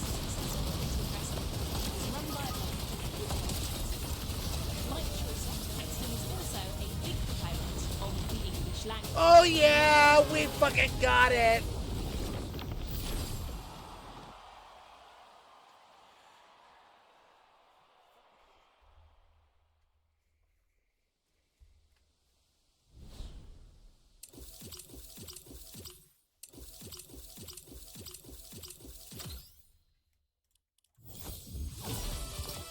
He translates a lot of foreign works into English, sometimes for the first time ever. Now, this is a business decision. Like, no one else is printing in English, so he's cornering a niche in the market for himself, and this way he doesn't have to compete with the big established printers on the continent who are publishing in Latin. But without Caxton, Chaucer probably wouldn't still be studied in schools today. The fact that Caxton is printing in English really helps standardise the language. At this time, you can pretty much spell English however you like, as long as the reader understands it. And English is also very diverse. Different parts of the country practically speak different languages. In an introduction to one of his books, Caxton tells the story of some merchants sailing down the Thames. And they land on the side of the river to buy food. So this is either like Kent or Essex. This is not far from London. And they go to a farmhouse and they ask the farmer's wife, "Do you have any eggs?" And she says, "Sorry, I don't speak French." And the merchant's like, "No, I mean, me neither. Just eggs, you know, like little round eggy things." And she's like, "I'm sorry, I don't understand." And then another merchant leans in and he says, "Do you have any eieren?" And she's like, "Oh, eieren, yes, lots of eieren." And this was only down the river from London. So Caxton knows that the stuff he's publishing is going to have a wider distribution than anything written in English beforehand. So if he's translating a book from, say, French, and it has the word œuf in it, how should he translate it? Should he say eggs or eieren? Whichever one he picks, the other is going to die. And he picks eggs. Caxton was right. Because of him, the words that Chaucer chose for the Canterbury Tales happened to survive, when lots of other words in English have probably died out. There's probably loads of dialect words from Cumbria and Dorset and Derbyshire that writers like Chaucer, for one reason or another, didn't use, and so those words have died without ever even being recorded. Britain is a very densely accented place. In the play Pygmalion, the linguist Henry Higgins boasts that he can tell where anyone's from within an accuracy of a 6-mile radius just from their accent. And this is a fictional superpower, but it's rooted in a real way Brits tell each other apart. Listening to people on the television, especially on the news, you get to tell the difference between a West Country accent. Yes, Jerry, or maybe your prejudiced worksite should have accommodated a nanobot of my size. Thanks for the hate crime, Jer. And a Lancashire accent. I shouldn't be here. I haven't done anything. There's been a mistake. And a Glaswegian accent. A French one and a British one, both nuclear submarines, and it's easy to crash. It's so crowded in North Atlantic. And a Yorkshire accent. A programme currently said to be unexpectedly popular is Love Island. And you register it, sometimes subconsciously, when you meet someone new. But those dialects are getting less distinct over time. Except Glaswegian, apparently, which is just hanging out up there, doing its own thing. Kids these days don't speak with Cockney accents anymore. They speak MLE, Multicultural London English, which is Cockney mixed with Caribbean accents. And yes, white kids speak like this too, that's how they grow up. The many varieties from the north of England are sludged into one amorphous, general Northern English. You can even see the trends in individual people, like the late Queen or David Attenborough, who sound a lot less posh in the 2020s than they used to in the 50s. Within half an hour, there was a rustle in the bush, and there was the dragon. I think it's a really common feeling among people of my generation and younger, especially if you're from any part of Britain except the south of England, to say that you're from a place, but you don't have the accent. And it can leave you feeling a bit adrift, like you have to prove where you're from. Some regional accents now only exist in archive documents, like this great collection in the British Library. I don't think this is a trend we can meaningfully reverse. It's just something that happens. But this doesn't mean that nothing's replacing them. Immigrant communities are creating new dialects that never existed before, like Bradford Asian English and MLE. And for every local dialect word, like daps or Mardi or Culf, that are being lost, there are many, many more that are being added to my vocabulary every year because of my internet connection to people all over the globe, like Swifty, or Copium, or Solarpunk, Laggy, Meat Space, Yeet, Copy Pasta. Every new communication technology brings with it fears of collapsing language. The internet means I don't have the dialect words that my grandparents used. The television meant that Brits stopped speaking with an accent from their town specifically and started speaking with an accent from their county or their region. And the printing press and Chaucer lost us the word éireann, even as it gained us so much else.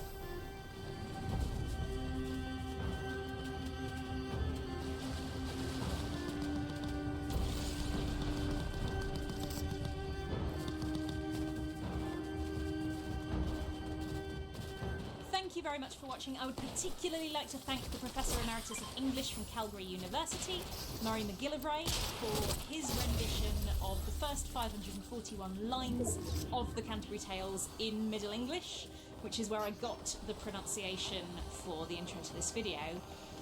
Any mistakes are on my part. If you want to hear how a real professional does it, check the link in the description for his full version.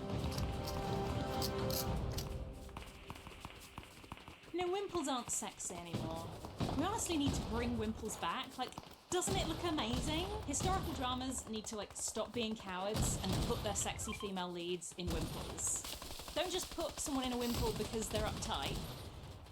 Do it! It's historically accurate. They're great. Ugh. You can, like, have someone take off their wimple as, like, a sign of trust or intimacy. So Sarah, have you heard about this guy, Jordan Peterson? Hello everyone. Professor Jordan Burnt Peterson? That's not his real name. It's actually his real name. You've probably forgotten because he was kind of more of a pre-COVID era sort of a phenomenon. Up yours, woke moralist. We'll see who cancels who. In 2018, The Guardian described him as the closest academia has to a rock star. My tweet violated the Twitter rule. What rule, you sons of bitches? Yeah, he only eats beef. I eat beef and salt and water. That's it. And I never cheat. Oh god, I know about those people. That's like the Liver King, or like raw egg nationalists, or Bronze Age pervert, all of those carnivore diet bros. They all just eat beef. I mean, I don't know that they're all that bad, but they are bad. You sometimes ask me which vegetables are okay to eat. My answer is no. Like, they drink milk, but usually only raw milk. Very big on raw meat, organ meat specifically.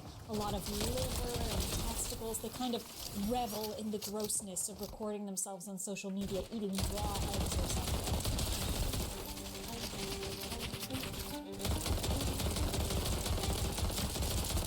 Raw eggs. And that's like their whole thing? Is that all they do? God, no, there's a whole mythos behind their actions. It's a rabbit hole, and it goes really deep. We're not just talking about these fringe guys either. We're talking about Tucker Carlson, Joe Rogan, even Gwyneth Paltrow. Gwyneth. Well, that's so interesting and probably horrible. You know, the interesting thing about Jordan Peterson is that he didn't start out with the whole meat thing. He was an actual respectable professor of psychology, but he slowly became a right-wing pundit. He seems to have always hated trans people, and he gained a lot of notoriety for opposing this bill in Canada, which he claimed would punish people for using the wrong pronouns, with prison or something. Did that happen? Not in the sense of reality, no. Jordan, you're not going to go to jail if you keep this up. You find that reassuring? What if I don't pay the fine? Then what? Interestingly, C16 was actually more concerned with stopping genocidal speech, but I'm sure there's no modern relevance there, Tom. Tell me more about Liver King and the Eggman. Well, Liver King didn't start out that way either, not that I can tell. Like, he's always been buff. All of these guys are bulldozers. That's their whole bodybuilding. They've really been poisoned by the alpha male males. Men have become pussies today.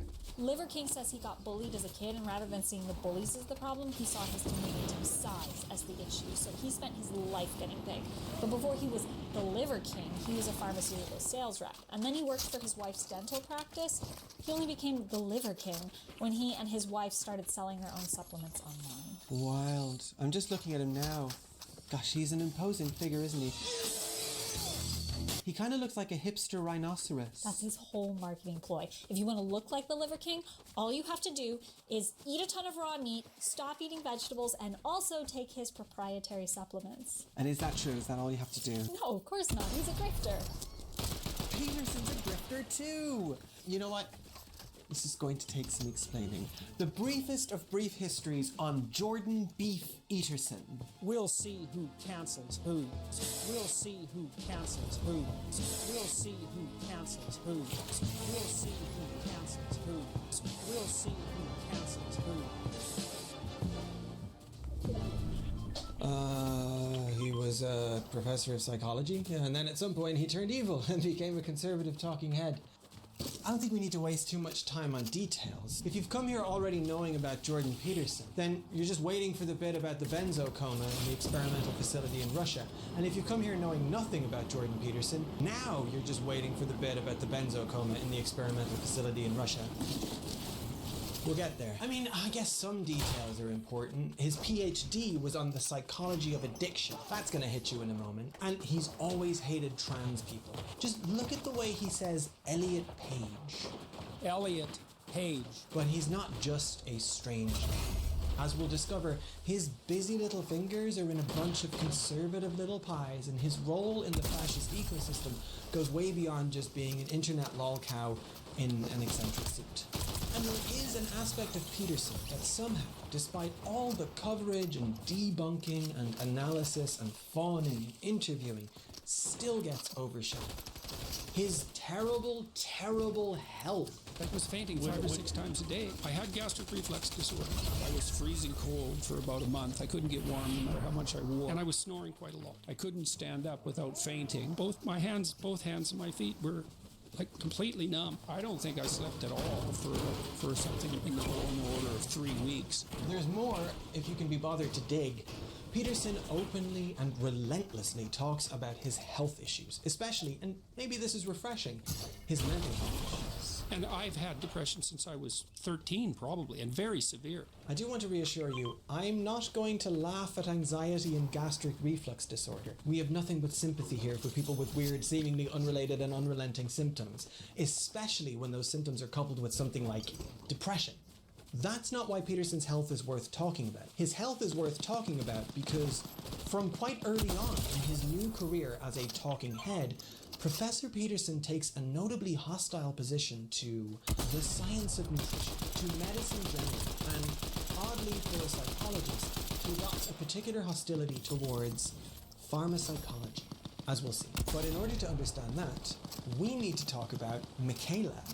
Beef, all lamb, salt, and water. I've been talking about this diet to spread awareness in hopes that the medical community can take something like this serious. Michaela Peterson is Jordan Peterson's daughter, named after Mikhail Gorbachev.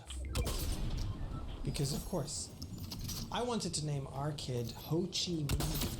Michaela is a wellness influencer, a profession which you're going to understand just a little bit better if you commit to this video.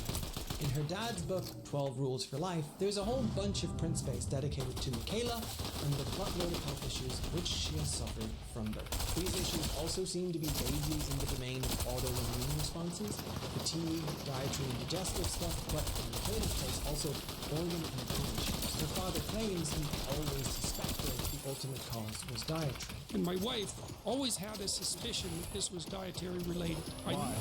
Well, we did notice that when Michaela was young, if she ate oranges or strawberries, that she'd get a rash. And then when she developed arthritis, if she ate oranges in particular, that would definitely cause a flare. And that I can sympathize with. As parents, we don't have very big data sets. 1, maybe 2 or 3 kids if they happen to have the same stuff wrong with them, and we extrapolate from that tiny data set causes and effects, right? It makes sense to see a rash and blame an orange. But the Petersons are so sure about everything. So, unfortunately, some miraculous and strange and unbelievable events follow, which are documented in Daddy's best-selling self-help book and become the basis of Michaela Peterson's own career.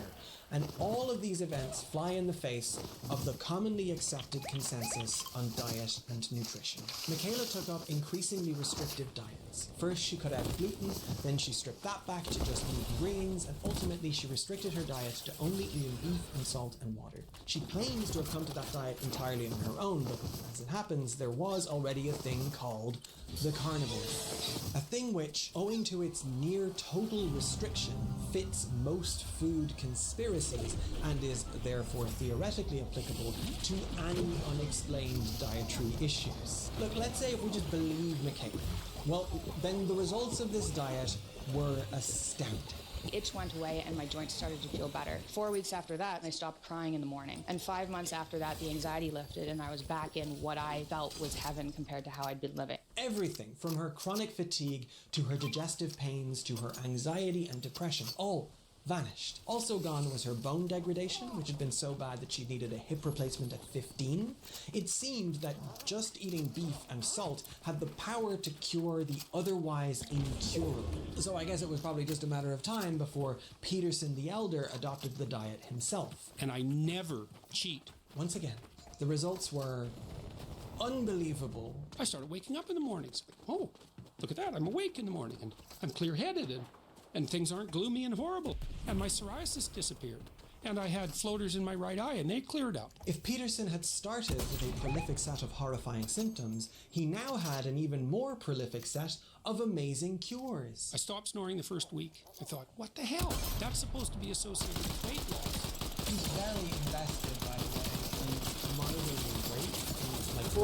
Then I lost 7 pounds the first month. Then I lost 7 pounds the next month. Then I lost 7 pounds the next month. I lost 7 pounds every month for 7 months. Like I'd throw away all my clothes. I don't want to delve too much into his psychology. That prospect is frankly terrifying. But given his preoccupation with order versus chaos, and this predilection for restrictive diets and lifestyle practices, it's kind of a red flag that he monitors so closely his own weight. 50 pounds? It's like, first of all, I didn't know I had 50 pounds to lose. And his daughter's weight? She's very trim. She had a baby. She's very trim. She's down to about 118 pounds. And his wife's weight? Tammy was always in good shape, and she's exercised a lot. And she reduced to the pure carnivore diet about a month ago. She lost like 12 pounds, and she was already slim. Anyway, perhaps the strangest of all the miracle cures achieved by this all-beef diet is the psychological one. Peterson claims in this Rogan interview in 2018 that this diet cured his anxiety and depression. Within a week, I was 25% less anxious in the morning. Within 2 weeks, 75%. 75% less anxious. That's quantifiable. I'm better now, probably, than I've ever been in my life, and I haven't been taking antidepressants for a whole year. Isn't that unbelievable? His highly restrictive diet cured his mental health problems. Look, it's the title of the Rogan video these interviews are from. Jordan Peterson's carnivore diet cured his depression? Unbelievable.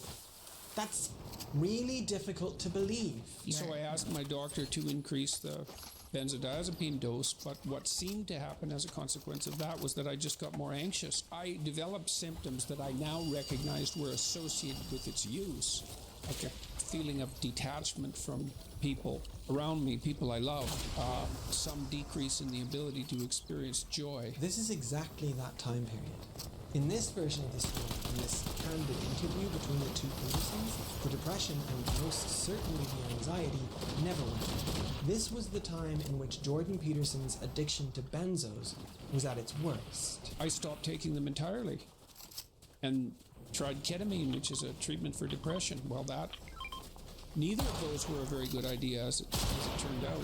Jordan Peterson was still Jordan Peterson. His apparently terrible mental and physical health continued to torment him. He was hospitalized in Toronto to try to kick benzodiazepine, at which point a new story unfolded. The Petersons claim that he nearly died several times from what the medical system did to him in the West. They claim he contracted pneumonia in the hospital in Toronto, and that the detox treatment there was making him worse, not better. So, Michaela and her husband at the time, who was a Russian national, gained an emergency visa via the Russian consulate, and they flew Jordan Peterson to an experimental facility in Moscow where they put him in an induced coma for 8 days. And then he finally kicked his benzodiazepine addiction. Take that, Western medicine! Not that it was easy for Peterson, of course. He experienced terrible side effects from all of this. I couldn't type because I couldn't remember how to put my hands on the keyboard. I couldn't walk up and down stairs because I couldn't see the stairs properly. I couldn't do up buttons. I couldn't remember how to lay down. I tried for about 40 minutes. I couldn't remember the sequence of actions that would enable me to lay down. Don't try it at home, I guess. The reason for the slow tapering that Toronto medical professionals insisted on, by the way, is to reduce the chances of relapse, and also because an induced coma is incredibly extreme and dangerous. Speaking to Vice on the subject, 174, baby! Health professionals pointed out that there are clear holes in the story that the Petersons tell. This is not an accurate depiction of how addiction treatment works.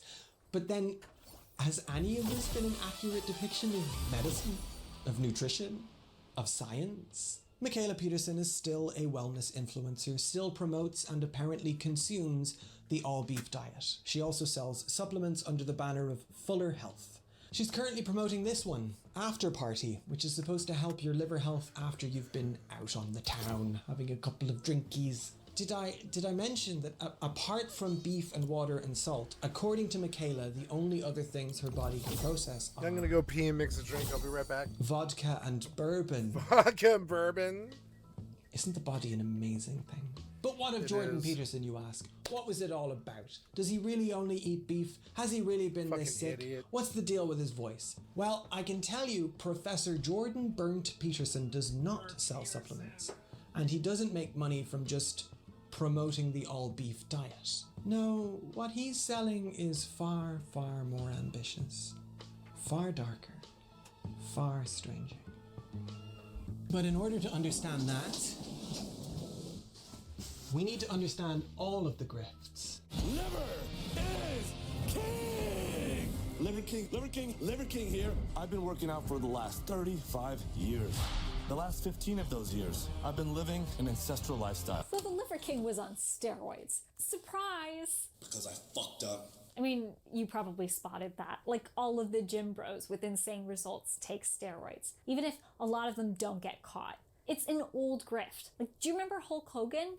He used to say his success was based on his work ethic and supplements and daily prayers. But it was steroids. Because I fucked up. I don't think the Liver King's personal ethos was a myth. He says he was a kid who grew up with a widowed single mom, he had a speech impediment, and he moved house a lot. His story of being bullied is terrible. Bullying, social ostracism, that leaves genuine scars on a person. And I do understand the mindset of wanting to be so big and imposing that no one would mess with him. This is why I fucking work myself to death in the gym. This is why I do 12 to 15 blood-burning workouts a week, just to feel like I'm okay. But let's think about that ideology. If you're getting big to keep people from bullying you, you're not stopping the bullying. You're just offsetting it to some other kid. And you're kind of blaming that other kid. If you didn't want to get bullied, you should have hit the gym too, bro. Plus, if you're wanting to change your body based on insecurity, there's never going to be a point where it's enough. Not unless you also are dealing with that underlying insecurity. So it makes sense that the Liver King was taking steroids. But I don't want to talk about the Liver King like I'm doing an expose. Even if he once had 6 million followers on TikTok and made 100 million a year on the supplements he sold, he's already had his star crushed. The comment sections of his videos now are all just people telling him that he's a grifter, and he's all but stopped posting. I don't need to warn you off of the Liver King specifically, but I do need to tell you about the damage he's done, because his audience skewed young. Yeah, he had enough followers with credit cards to make a true fortune on his supplements, but his lessons have more sinister takeaways, and they targeted a lot of impressionable people. Like all self-help rhetoric, he argued that you have the capacity to overcome your issues via unwavering self-discipline and brute force and individual focus. Hard work, hard times to make strong men. If someone like the Liver King can succeed, surely we all can. Hashtag no excuses. Presenting a diet so outrageously difficult to maintain gave him plausible deniability for his steroid use, but also gave an example to younger men of what life could be if only they had access to the time and resources that the Liver King has. Let's be honest, this isn't gonna taste good. And maybe they can't eat raw liver and testicles every day, but they can take in his training. His belief that we can all be better than we are if the modern world weren't sabotaging us with 5G and soft beds and carrots, which sounds silly, because it is silly. But the Liver King isn't the only carnivore bro in the algorithm. It's your secret of fats, protein, fat, vitamins, minerals, anabolic cholesterol. The absolute opposite. Disgusting rubbish. There has been a subtle shift in the last decade where we went from plant-based products on the shelves to protein ice cream. There's been a boom in diet influencers who specifically push increased meat and protein intake and who are oddly hostile to consuming plants, all while increasingly outrageous right-wing leaders are winning elections across North America, Europe, and Asia. So Neely and I decided to look at our protein-obsessed culture and ask, is food one of the driving forces of the current descent into right-wing authoritarianism? And to answer that,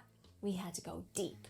We spent the last 6 months researching and reading and interviewing, looking from the building blocks of nutrition to the ways masculinity and race interact with diet, to the allure of the trad wives, to shady forces who are genuinely flooding the media with money and propaganda to impact what you think is healthy and normal. Because the Liver King isn't a leader, he's a symptom. Like, none of his ideas are his in a vacuum. They're all premised on familiar right-wing tropes. He is the now disgraced figurehead of a movement that is still going strong. It's a growing, the now Was that thing, they're all staged? premised Now look at him blow this shotgun into a plastic table, but there's no on mark. familiar right-wing tropes. No, it's some kind of flechette. No, it's not even a flechette. It's like a false round. Is the now disgraced figurehead of a movement that is still going strong. It's a growing strain of right-wing ideology that is pushing men further and further towards fascism, a new alt-right pipeline. And while I'm not worried about the average guy being pushed to eat raw testicles, the ideology underlying this diet is pervading normative society, pushing people to the right. And you're buying into it, whether you know it or not, whenever you purchase a bottle of protein water. So the carnivore diet is a kind of keto diet. A person on this diet can only eat meat, eggs, seafood, dairy, and water. They cannot eat legumes, seeds, nuts, fruits, or vegetables. The diet especially emphasizes internal organs, bone marrow, and uncooked animal flesh, and eggs. Right-wing pundits and social media influencers would have you believe that this diet is healthy, so is it? Absolutely not. So what we know is that there is absolutely zero evidence base that demonstrates this as being a good thing. In fact, the evidence is more dangerous than anything. This is Olivia, a dietitian. See, we might have expertise and experience in social sciences, but we don't have any in nutrition. So instead of being incautious content creators telling you to trust us with your health, we decided to be cautious content creators by roping in someone who you can actually trust with your health because of her qualifications and professional experience. But wait, you say, I get my health advice from my nutritionalist. A lot of people see the word nutritionist and they think that that is a good way to go. Anybody can call themselves a nutritionist, so you too could be nutritionist here today if you wanted to. What you want to look for is registered dietitian. You could also look for people that have a PhD in nutrition. I would say that those are probably the two safest things to look for. Okay, so the reason we wanted to talk to Olivia is because there are a lot of outrageous claims about the carnivore diet. But before we go any further, we just want to establish some baseline facts. It is just not, you're not capable of getting all the nutrients that you need from just a raw meat-based diet. We need fiber, we need the fruits and veggies, like there's micronutrients that you're not going to get. And again, we're not going to be getting most of our main macronutrients either, so carbohydrates. So we're just going to be missing too much. Our bodies are not going to be able to survive on that. But as we've seen, proponents of the carnivore diet will say that it goes beyond just being good for you. Look at the Liver King. He says the diet makes you a peak man. And Jordan Peterson said the diet changed his entire life. I've had gum disease since I was 25.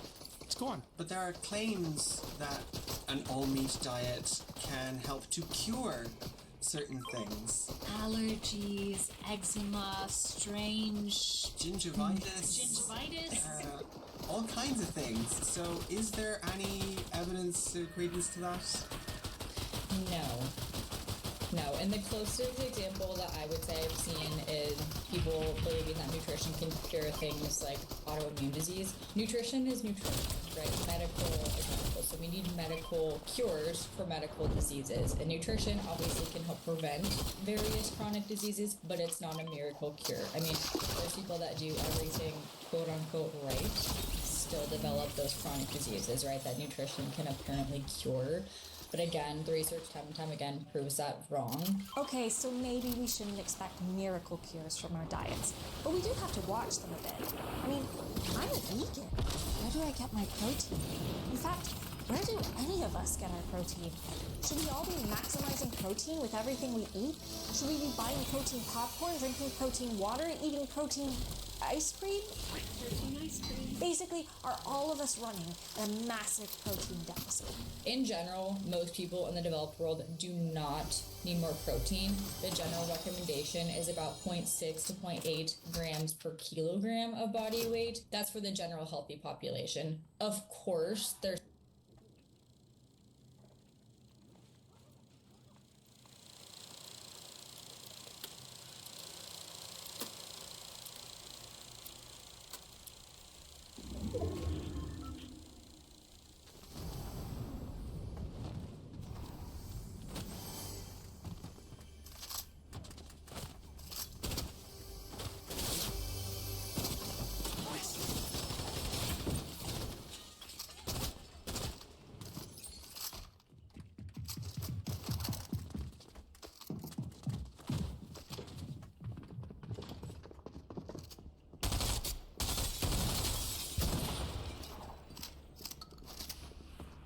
some people who would maybe benefit from more athletes, people that are highly active, people with various disease states, things like that. We all need protein to survive. It's one of the three main macronutrients along with fat and carbohydrates that are critical to our health.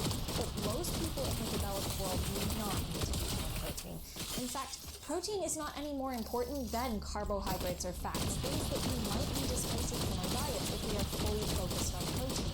Research from the USDA says that people in the US eat about 20% more protein than is optimal, which can't be bad, right? Could we have too much protein? Is there a negative effect from protein if you go past a certain amount? Yeah. This is something that I often explain to my clients as like yes and no. You have to consume a lot of protein for it to generally be something that is negative.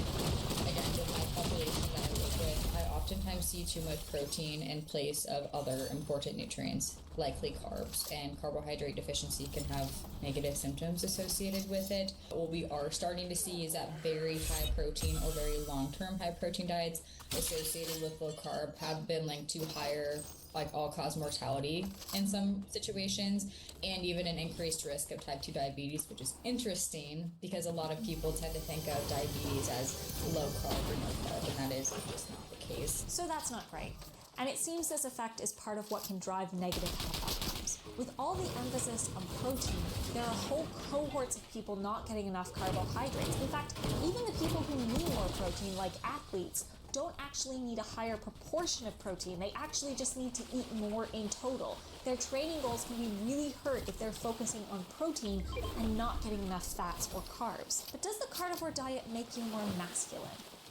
Well, look, no, it doesn't, because masculinity is a social construct and bodies work in all kinds of ways, and I think it's really silly to localize masculinity in any part of the body.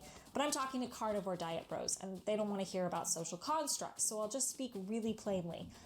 Hey guys, too much meat can make your dick stop working.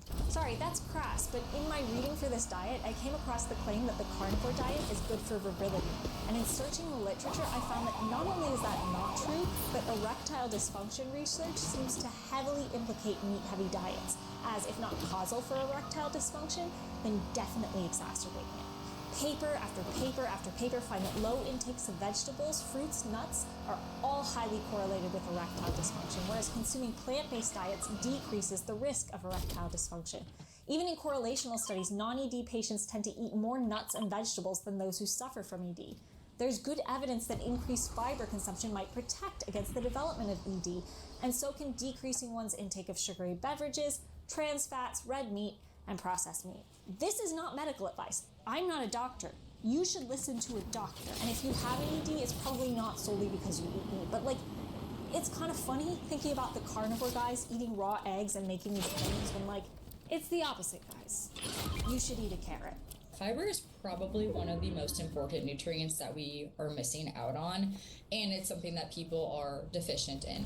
Most people should generally aim to get more fiber. When I first heard about the carnivore diet, my first thought was genuinely, what's the deal with pooping? How they gonna poop? The diet that Peterson and Liver King are on, that's like a zero fiber diet. But the scientific consensus is that we really need fiber in far higher daily doses than protein. The general recommendation for women is between like 25 to 30 grams a day, and for men between like 30 to 38 grams per day. And again, most people are probably getting around like 10 to 15 grams, so we're really falling short. But without even having to go full carnivore, the reality is that people don't have nearly enough fiber in their diets. Just 5% of the US population manage the recommended intake of fiber. The other 95% are just screwing with their health. Unless you don't really need it. I mean, it's not a sexy manly food like protein, it's a unsexy food that old people need to make them poop better. Maybe, for reasons, the scientific consensus is wrong and you don't really need fiber at all. Okay, so when it comes to a subject like fiber, nutrients that you can't get from the carnivore diet, these influencers are kind of backed into a corner. This is where their messaging crosses over from funny and wrong to truly dangerous. Michaela Peterson, who is more principally a diet influencer than a dad, wrote in her Don't Eat That blog in response to criticisms from the dietitian community. You don't need fiber in your diet to be healthy. In fact, it looks like it might cause more problems than it solves.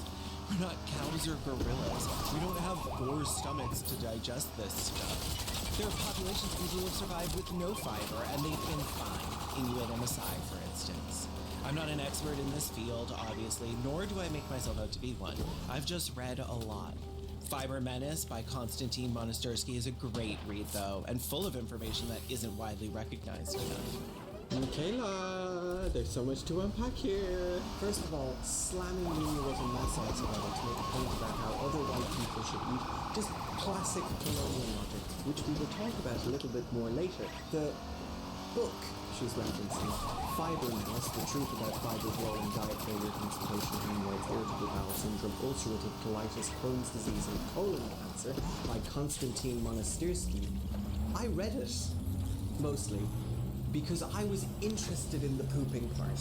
And this author, Monastyrsky, who is a dentist by training, really seems to believe that fiber clogs up the bits and causes constipation and forms hard stools that cause tears and hemorrhoids. He claims the human digestive system is not built to consume fiber. He describes fiber as an addictive substance. This is not peer-reviewed work, and it is not backed up by any scientific consensus.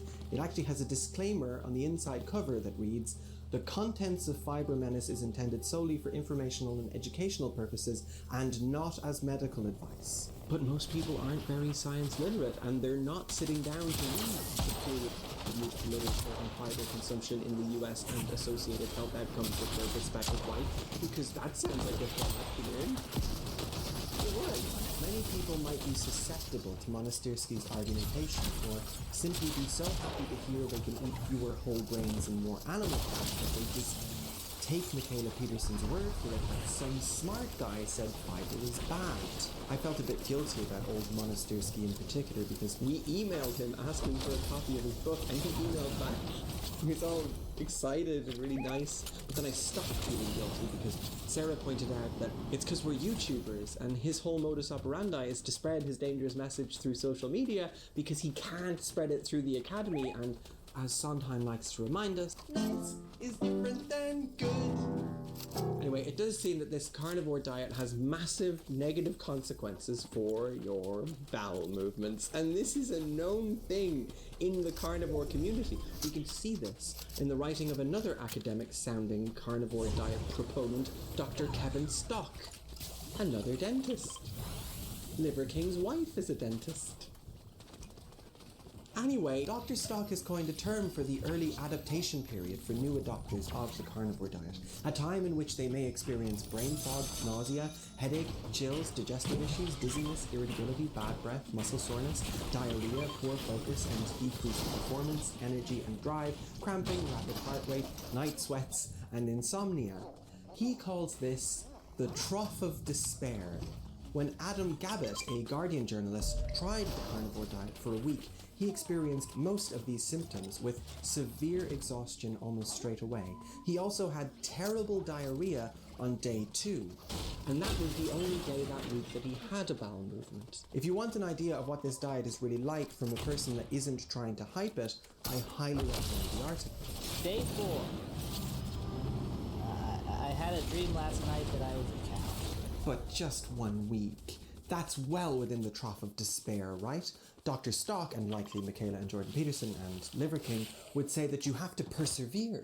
Dr. Stock in particular argues that the amount of suffering you experience is an indication of your body's natural metabolic flexibility, how much you can handle a massive dietary improvement like this, which is very convenient because if you are nauseous and shitting yourself, the carnivore diet experts can just explain it away as you're a little pussy. Stock, and I swear I'm almost done talking about dentists, but Stock has recommendations to help get you through the trough of despair. Mainly, eat more beef, eat more salt, drink more water. Just do the diet, basically. But he also suggests that if your gallbladder is struggling to consume that much fat, you shouldn't cut back on the fattiness of the meat you're consuming. Oh, no. You should drink ox bile. Bile from the gallbladder of the ox. I don't know if you can even comment on how helpful that is. So some of these things are so far out that I can't even, I don't know. I have never heard of that before. And usually that's to me a huge red flag when somebody comes in and they're like, I'm doing this. And I'm like, what? What do you mean? Where did you hear this from? There's one more thing we have to discuss here. How the carnivore diet impacts practitioners' mental health. Because carnivore is a very restricted diet, and those always make me think of eating disorders. Eating disorders don't just impact women, and don't just involve trying to be skinny. When I talked about the 85% of the population that suffers from self-esteem issues, that's me. They are some of the most common mental health issues to have, and they have the highest mortality rate, with sufferers dying from starvation, medical complications of diet, and suicide. The disorder that the carnivore diet puts me in mind with is called orthorexia. Orthorexia is not, at this point, an official mental health disorder. It does not have consistent diagnostic criteria yet, so we don't know exactly how to differentiate it from OCD or anorexia. That'll probably be determined in upcoming editions of the DSM-5. But there is a wealth of peer-reviewed research on the topic, and more sinisterly, a lot of orthorexia patients come into treatment centers. There are 2 factors that most people agree should be present in order to diagnose someone with orthorexia. Hey, obsessive focus on dietary practices believed to promote optimum well-being through healthy eating, with inflexible dietary rules, recurrent and persistent preoccupations related to food, compulsive behaviors. I eat beef and salt and water. That's it, and I never cheat. B. Consequent, clinically significant impairment, for example, medical or psychological complications, great distress, and/or impairment in important areas of functioning. No soda, no wine. I drink club soda. Well, that's not still water. Well, you know, when you're down to that level, no, it's not. Orthorexia usually start by thinking about clean food, like eating whole grains or avoiding processed foods, which sound like objectively good things. Sometimes they use a health rationale. They self-diagnose with a condition like celiac disorder or gluten sensitivity, and they exclude food groups based on that. I'm picking gluten here because it's a protein that is perfectly healthy, but people perceive it as otherwise. And Mom, this part isn't about you. I know you went to the doctor. But studies have found that around 75% of people who have diagnosed themselves with gluten intolerance or sensitivity don't actually have any reason to avoid gluten, and are instead having symptoms based on the placebo effect, something we'll get to. So while only 1% of the population needs to avoid gluten for medical reasons, around 13% of people are avoiding gluten right now, cutting out a very prevalent and perfectly healthy food from their diets without any medical oversight from a doctor or dietitian. And more troublingly, we found that once people start down the route of self-diagnosis for gluten sensitivity, they are more likely to question other medical decisions and interventions, like vaccines. And as eating habits become more rigid and more restricted, other rules could follow. Suddenly it's not just gluten, it's gluten and vegetables in the nightshade family, or anything with added sugar, or anything processed. And now we're getting into orthorexia territory. There are a number of risk factors for orthorexia, including a history of dieting, body dissatisfaction, perfectionism and neuroticism, and strikingly, exposure to media promoting unrealistic body ideals and clean eating trends. In researching for this video, I created a dummy TikTok account and watched hours of carnivore diet videos, and I saw the warning signs for orthorexia in most or all of them. I am genuinely afraid for the young men who are being led to serious mental illness by way of muscle men lying about what they eat. The issue with the men, right, is that they are following people just based off of their appearance, right? So again, I go back to Liver King, somebody who was proven to be on like an anabolic steroid. Because I fucked up. Right, and so when they have this in mind, which does tie back to that emotional tie, right? I would say it's even a more vulnerable population. It's difficult to place myself inside the experience of Liver King. It seems like there's a real sincere belief in the power of a diet like this one, in the power of meat. How this belief functions may not be easy to define, and clearly is not easy to fully explain, but for a plethora of reasons we will later expand on. There is a social mythos around meat, in particular in the modern era, raw meat, high volumes of meat, high volumes of protein, and the efficacy and magical powers of such diets are believed in sincerely, despite all the evidence from the scientific community and individuals like Olivia. And diets like these seem to have an overdetermined relationship with power. Not that adopting such a diet results in power, but rather that having and desiring power seems to encourage restrictive diets centered on meat. It was recently uncovered that Peter Thiel, billionaire, apocalyptic paranoiac, and easy qualifier for top 10 comic book villains of the modern age, also has a highly restrictive diet. In a leaked email, the public got to see what Thiel allows into his body and what he doesn't. Banished were such commonplace items as ketchup, mayonnaise, and soy sauce, as well as all fruit. Red meat was, of course, permitted. The language that these diet influencers use is infused with that desire for power.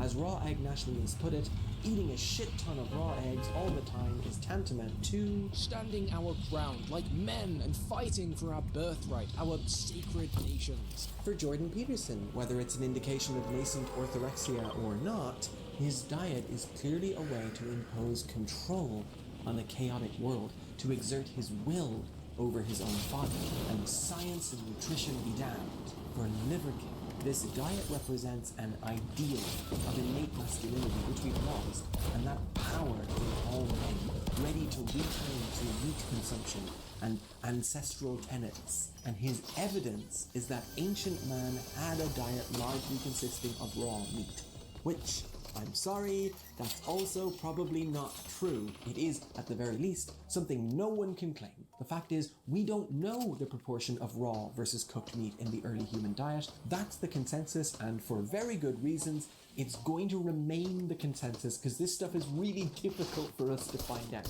Despite all of this, those selling in the logical idea of man in the past in his relationship with meat insist we must have been knocking mammoths on the head and eating their hearts raw every day for breakfast, which is what ecologist Marlene Zuck calls a paleo-fantasy, reliant as it is on dramatic oversimplifications of human evolution. We've no reason to believe that early human diets were particularly meat-heavy, and humans have clearly shown this extraordinary adaptability in what we eat, given that we migrated to every corner of this bloody planet.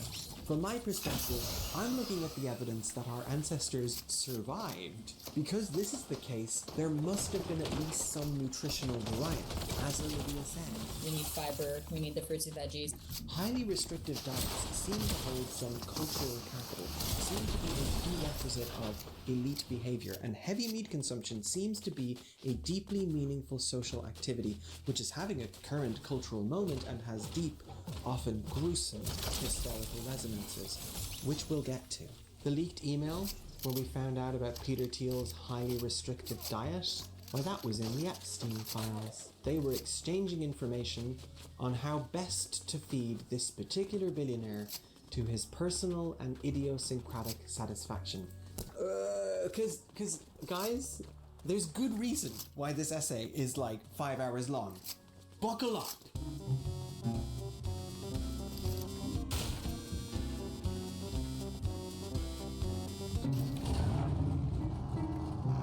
Today at lunchtime, I asked my lesbian wife what she wants to eat.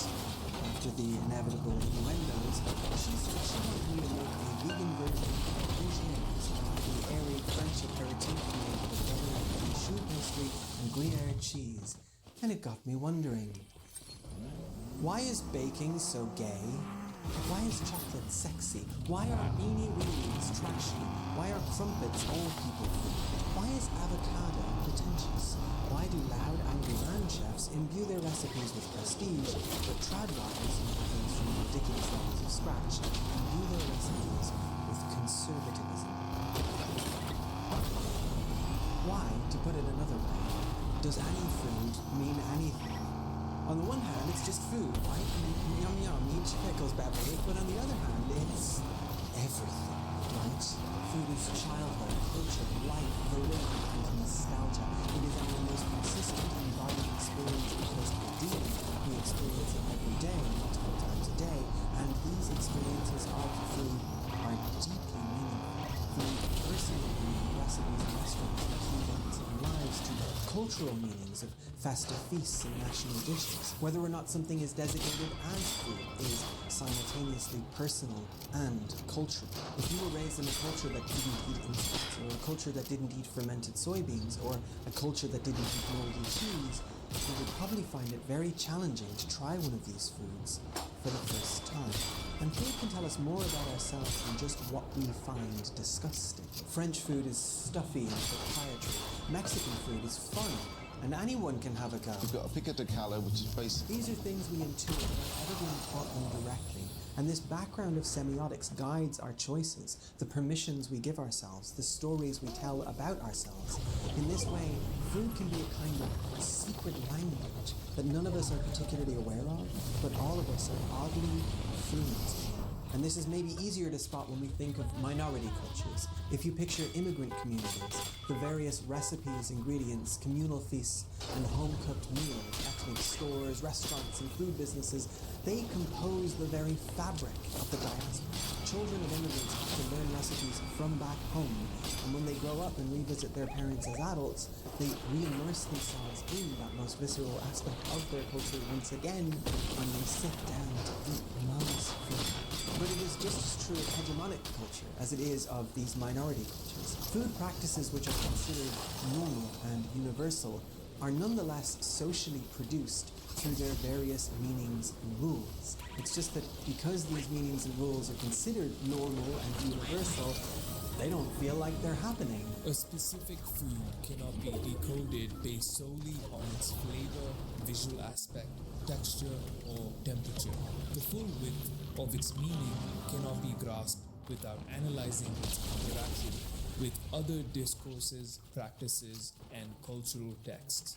This means that your food preferences, which you might perceive as entirely individual, subjective, and idiosyncratic, may be far more cultural and based on rules and agreements. And equally, the food preferences of others, say those in the public eye cultivating a persona, may be far more intentionally political than you realize. For example, meat.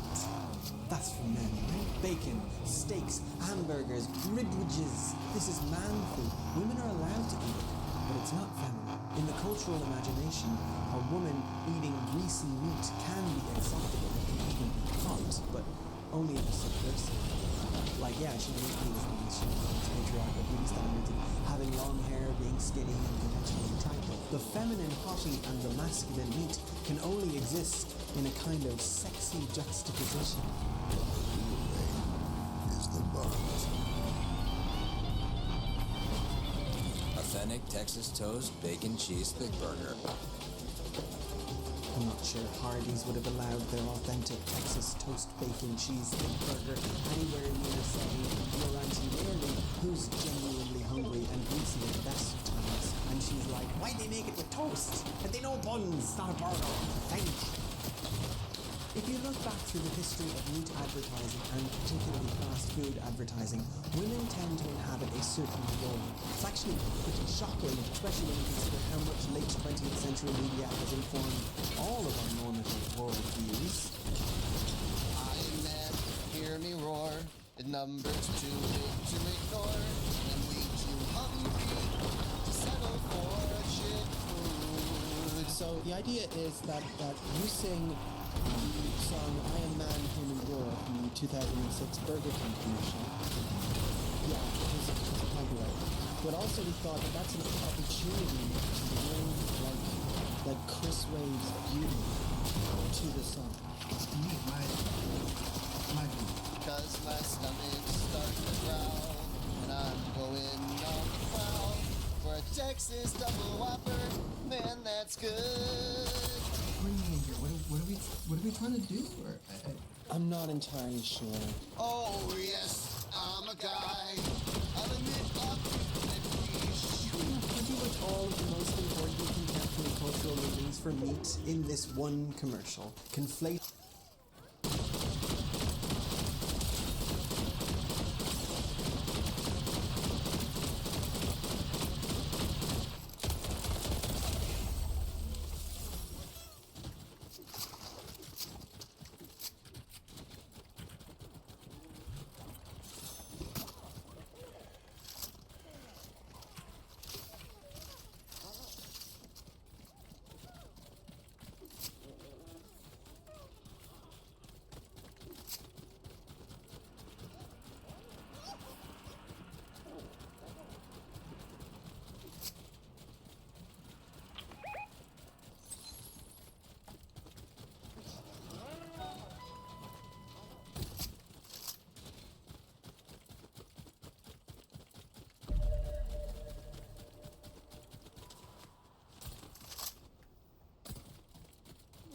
Eating upper-class culture with femininity and therefore big slabs of cheap meat with working-class men. We've got the inversion of the feminist anthem, I am woman, hear me roar. The outrageous claim that eating a lot of meat will turn your innie into an outie. I will eat this meat. Tell me it turns into an outie. We've got the ceremonial destruction of the minivan, which represents suburban familial responsibility. We've got punching each other in the dick, publicly burning your underwear. We've got this random white juggalo guy, and I don't really know what that means, but the whole commercial is a thing of beauty in terms of unembarrassed, unrestrained, semiotic yelling. So you want me to play this straight? We're not making fun of this. Yeah, it's supposed to be beautiful. Okay. Burgers? Beautiful burger ideas.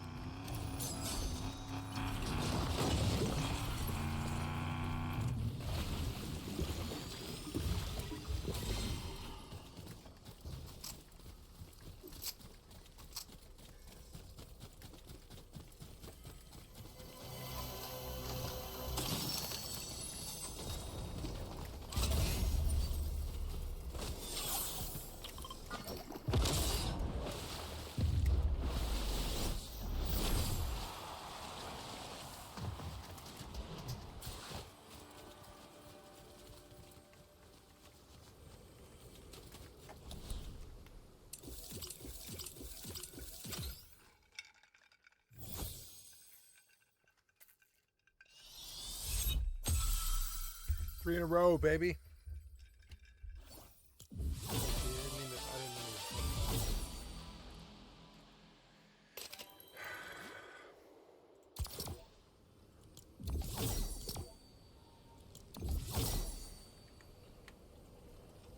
Burger ideas. And I need to scarf a burger, beef, bacon, jalapeno, good thing down. And we've got this telling line. Wave tofu, bye-bye. Which is as articulate as it is informative, because if meat is masculine, then surely replacing meat poses risks to your masculinity.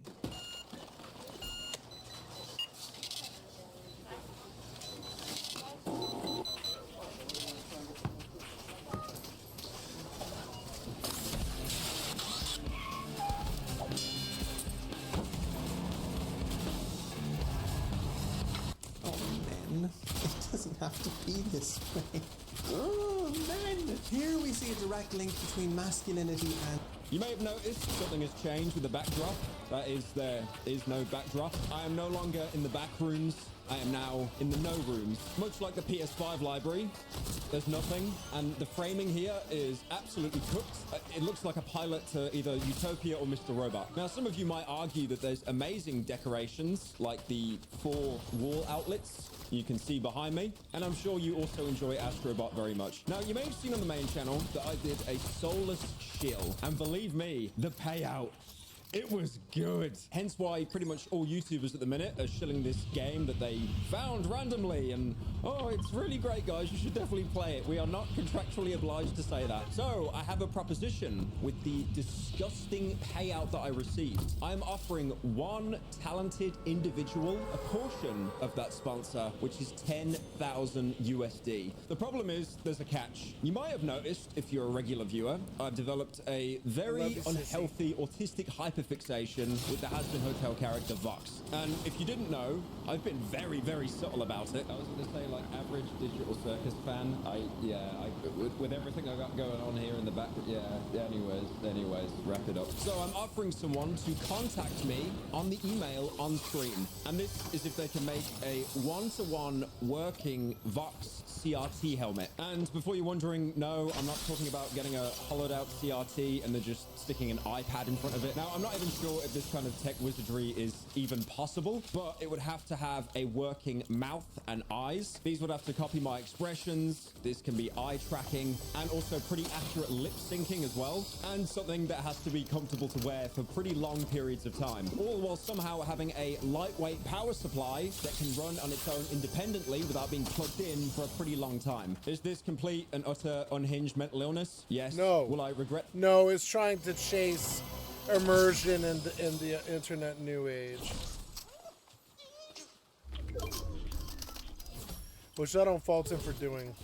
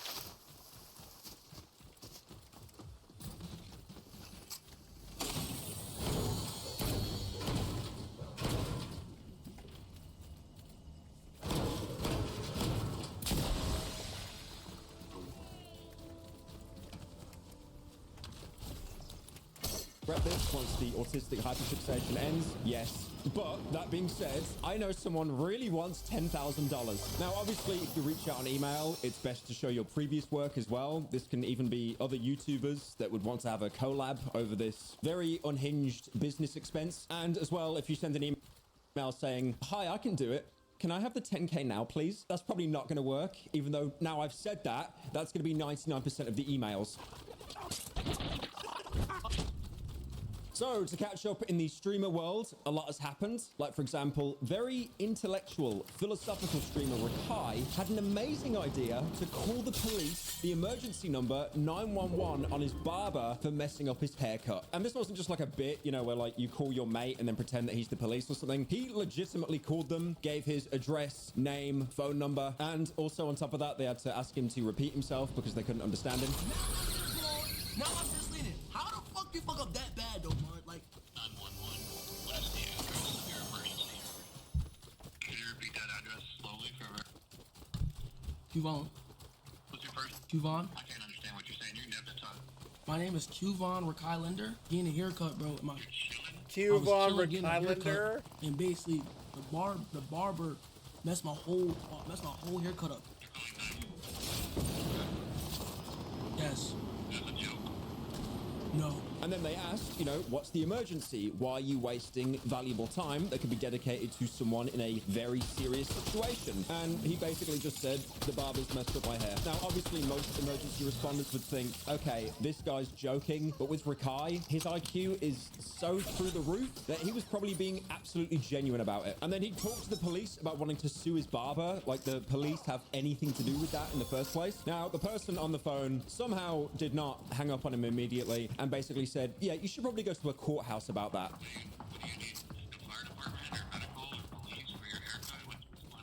I want to sue him. And then he asked how old Rakai is because he needs to talk to his parents. Oh, God, this fucking guy. So there's no one in the... Huh? 17? Yes. Okay. So after that, the police actually contacted Rakai and said, yeah, if you do this again, you're probably going to go to jail. And Rakai actually had a very, very brief moment of self-reflection and said, you know what? That was immature of me. Well, I apologize. I apologize.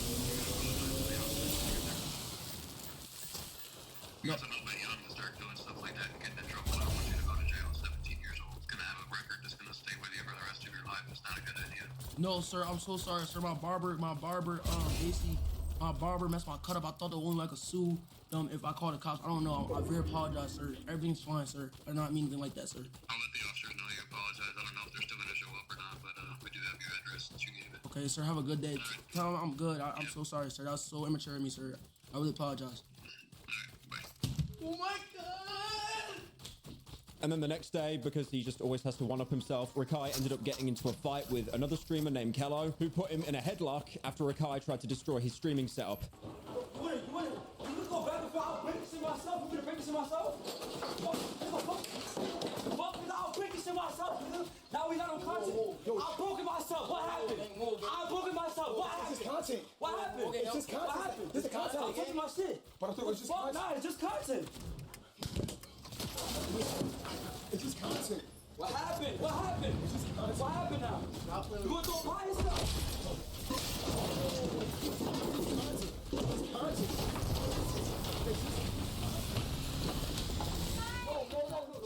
Stop playing with me.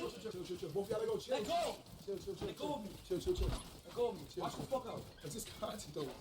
Yeah. Shut the fuck up, bitch. No. It can't be. No.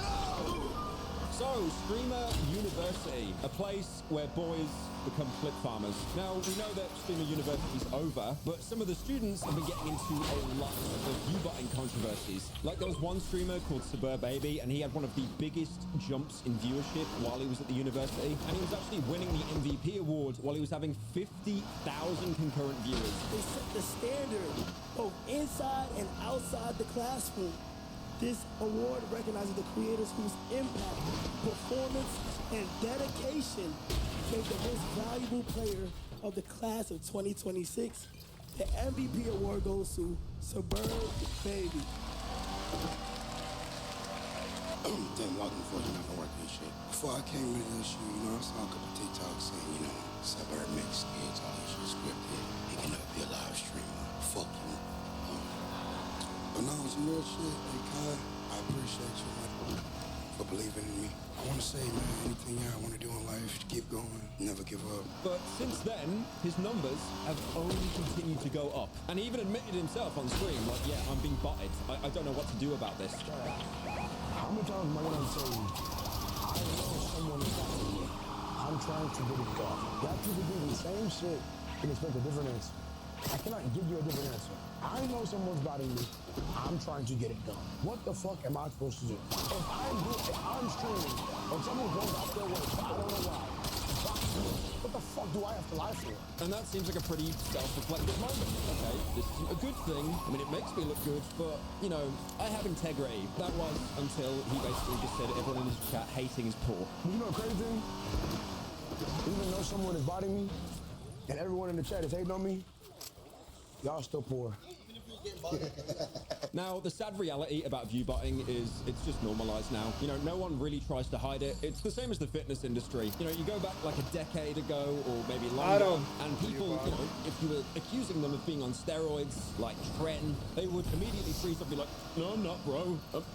I'm nutty. But now it's reached the point there that if you're not on gear, you're being left behind. And this is exactly the same with view-botting. So there was another streamer at the university called Braden, and he spoke openly about view-botting. He just absolutely shameless. He was saying that on Twitch he was averaging around 40 viewers, but then he paid the bots to get him up to 100 views every stream just so he can get partnered. I had like 50 viewers and I bought it at 50 viewers or 60 viewers to go to 100.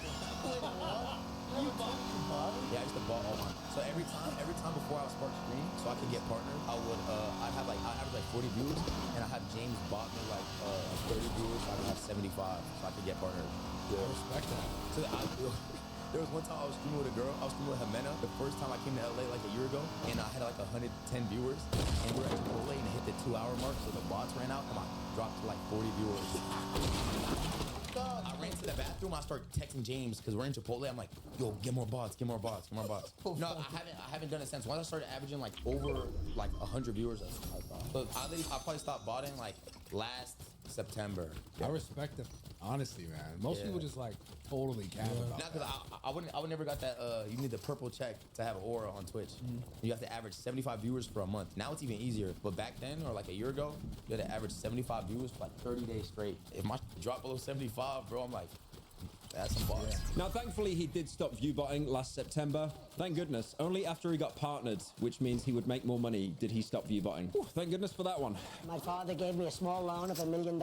It's very obvious that I am not a political streamer, but I really do want to talk about Trump at the White House Correspondents' Dinner. So he was talking about a recent attempted shooting, and he said, after hearing the gunshots, many people yelled, "Get down," which is a pretty normal response, which then caused Nicki Minaj to start twerking. I thought it was AI when I first saw it, but no, he genuinely said that. But after hearing the gunshots, many people yelled, get down, which caused Nicki Minaj to start twerking.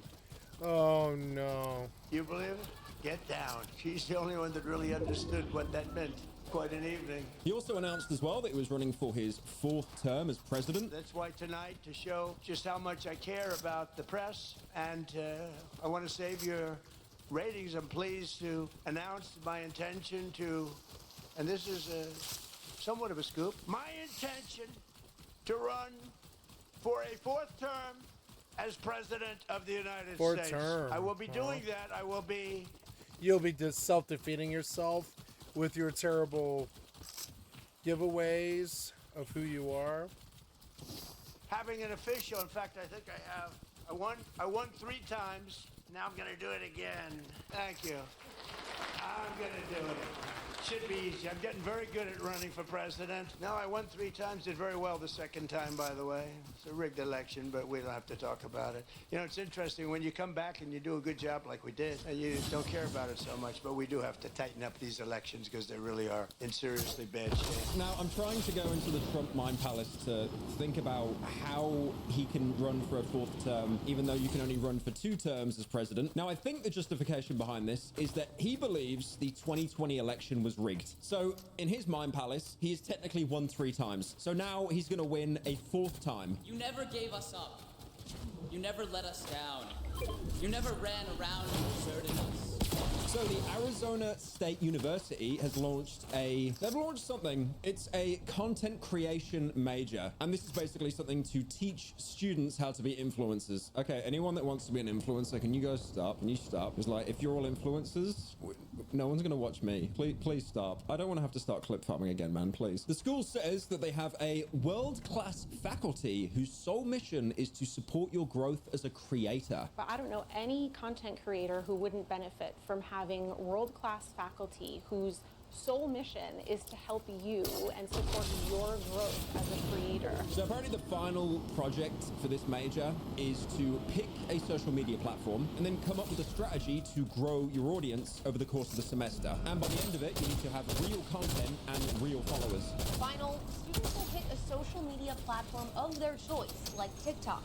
Then come up with a strategy to grow that platform, gaining followers and creating content throughout the semester. They will have demonstrable audience growth. They will have a platform of their choice with real content, real followers, and a real audience behind them.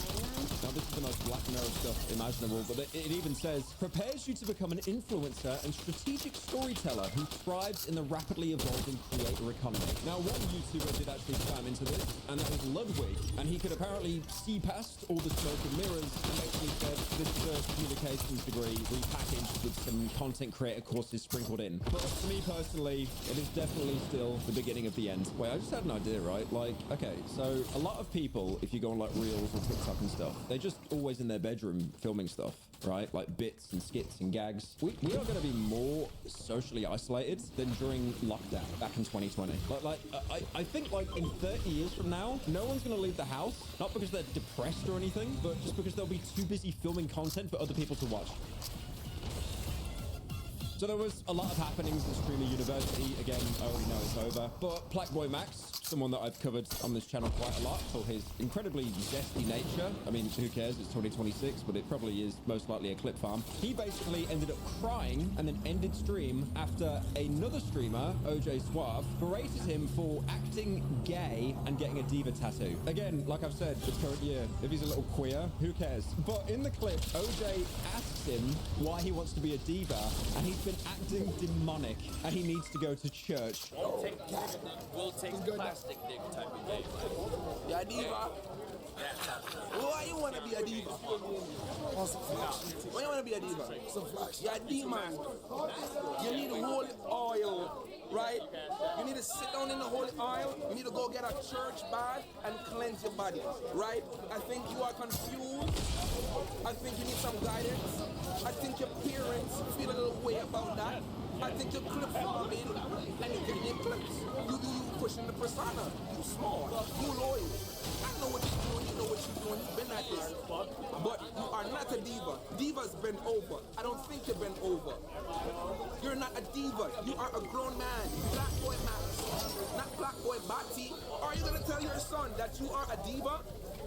Daddy, what's diva? He said that Max is basically confused and needs guidance, and that he's been clip farming by pushing the persona, which, to be fair, out of everything he accuses him of, that's probably the most valid one. He is very obviously clip farming all of this. I didn't even know who Blackboy Max was, apart from the whole, guys, I'm not gay. Oh my god, guys, seriously, I'm not gay. Well, I genuinely never heard of the guy before the whole zesty allegation stuff, but it's very obvious that to put him on the radar, so he's just going to keep doing the same bit over and over. But he called his diva tattoo an abomination, telling him not to sell his soul. That's an abomination, man. I'm not proud of everything else you did. Diva start with D. D. What else? You know what? It's like this, Max. You know, I could speak like this because after the clips go up and they don't like it, I don't use social media no more, so I can be a crackhead for life. Don't lose yourself, don't sell your soul, Max. They want your soul. Because you change the game. Don't sell your soul. You're not no diva. What the fuck? Oh, not drive that. That's not true. I'm gonna get my pussy because I want to SU. But I'm not no diva. I know you got fire. I'll give you that. You have to dime me on that. You got fire. Yeah! You're not no diva. Now, again, all of this happened at Streamer University, so it is just clip farmers going after clip farmers. I can't even tell if the whole religious bit that he's pushing is actually legitimate or not. And he keeps ranting into his ear, even though he's not responding. And you can see that he actually knocked starts the people to that need to get emotional. And he does knocked. make the very fair assumption, you know, what's wrong with being gay? And he said that he could have pulled him aside off camera to speak Get about knocked, this. But bitch! at the same time, bro, you're at Streamer University. Everyone is trying to get the clips. I felt like I enjoyed this shit again. No, the reason I turned the camera back on is because I want to be real with y'all. Like, that's why I started doing shit in the first place, because streaming ability, I feel like, alright, streaming, give me the ability What to do language it. are you That's why I speaking, felt you in the first fucking place. idiot? I feel like I've always been able to be me. Like, if they, how do I explain it, hate on me or don't fuck with me, that's cool. Because at the end of the day, it's like, I don't know them.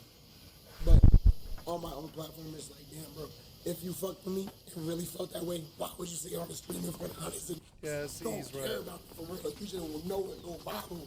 Bitch, this is me. Y'all don't give a fuck, bro. I might be a little weird, bro. I might test some shit. Think you know, bro. I don't give a fuck. What's wrong with being gay? There's nothing wrong with that shit, bro. Y'all, you're corny. Don't have your own mind, bro. That shit whack. So I'm gonna be myself, regardless. None of y'all can fucking with me. Don't care. I think the biggest irony is you're going somewhere where people are made famous for doing all this clip farming stuff, and then you're wanting privacy to talk about something. Like, this is the equivalent of going on to, like, Big Brother and then being like, could you guys turn the cameras off for 5 minutes, please? He also gives a shout out to his roommate called Wardrobe. We just ran out of names to give to this point. So apparently this wardrobe guy is gay. Again, there's probably some joke there about coming out of the closet, but I can't really think of it right now. But he actually appreciates him for being himself, staying true to who he is. So later in the night, Wardrobe it's just made up names. It's just made up names. Yo, did you see at Streamer University, Perwinkle Splots went after young Sheldon? Well, that's a real person, isn't it? That's not funny. Well, I don't know why you're trying to be funny or some talk shit about Max. Like, he didn't do nothing. Did he say something to you directly? Wait, did he say something to you directly? You went up to him. Exactly. Yeah. So you bullied him first, right? Oh, so if he say some shit about you first, then it's gonna be a problem though, right? If you got a problem, keep it to yourself, boo. If you don't respect nobody, then you don't get respect for yourself. I know, but I'm caught up. I'm not done. Okay. I had a conversation with Max. Max walked away.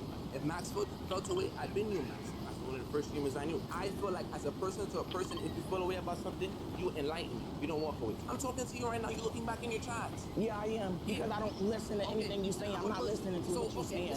I'm not listening to anything you're saying. I really don't. I really don't give a fuck because you're still disrespecting somebody either way.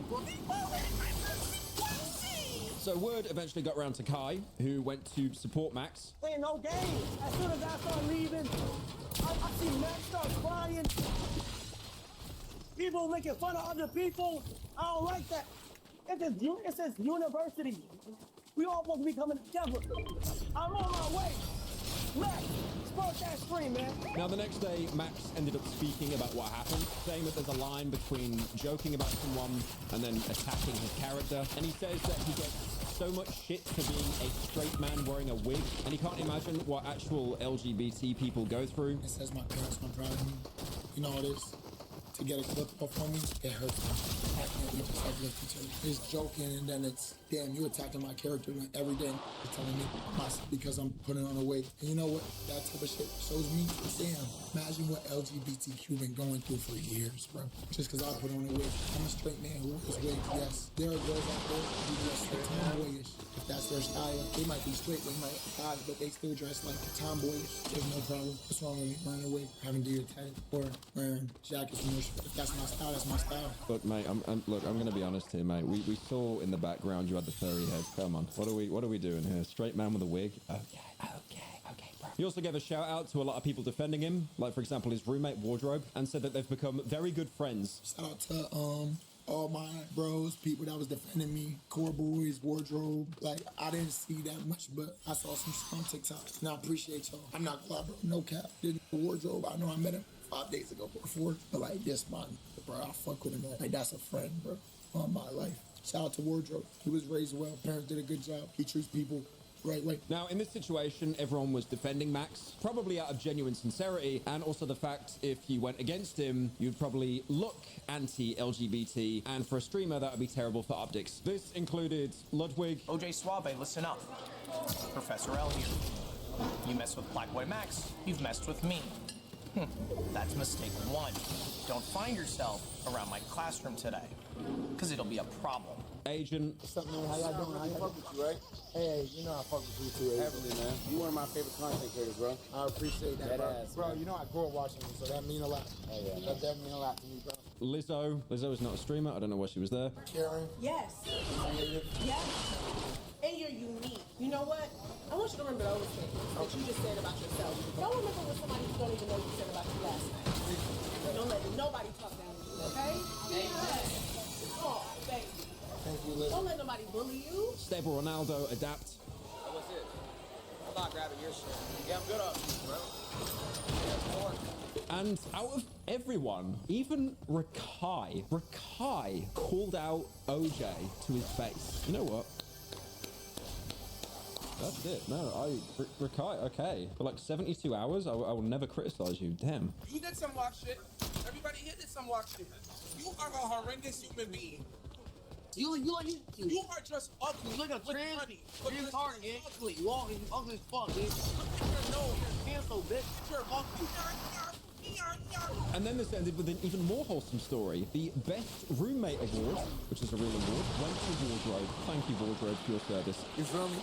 Get Grinder. He's super emotionally intelligent. He's young, but he has a very promising future. I'm happy to call him not just my roommate, but my friend. I want to say thank you, Max. You know, coming in here, I was like, oh, girl, I don't know. You know, I just walked up in there, and I really do want to say, like, it's been a long 5 days, but, like, you can make, like, lasting friendships in just 5 days with, like, really strong connections. Now, I did want to end it here with a wholesome story about everyone coming together for a common cause, but there was another update yesterday, and this is really weird. So, OJ ended up posting a strange video called Exposing Blackboy Max with Proof. Now, it's this video where he tries to take this, like, art/surreal comedy angle, and it just completely falls flat. But the context of the video, if you don't want to watch it for yourself, is him basically just refusing to apologize. They can suck balls. Really? I really feel that way. Because even if I make a mistake in the media, if I feel sorry in the moment, what else can I do? Yeah, but I won't apologize 100 times. Once and twice and get off these. Am I supposed to say, Blackboy Maxi, please forgive thee? No.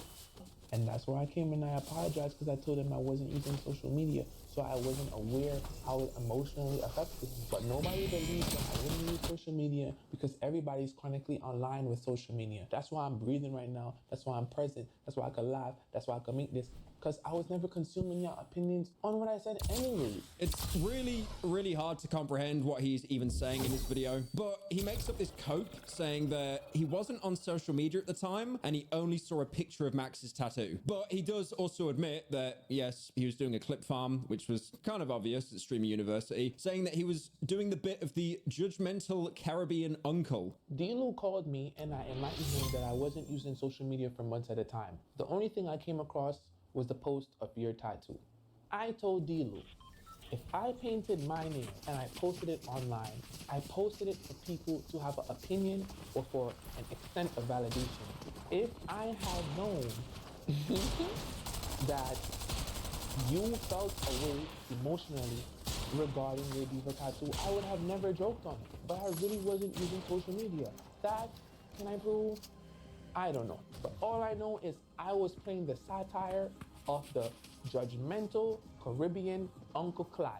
So obviously a lot of what he's saying is basically contradictory, and it's hard to take anything he says in this video as genuine when his friend in the video is showing cartoon characters on his iPad the whole time. The comment section isn't taking it very seriously either. You got one guy saying, the shit you'd wake up to and see at 2 in the morning on Adult Swim.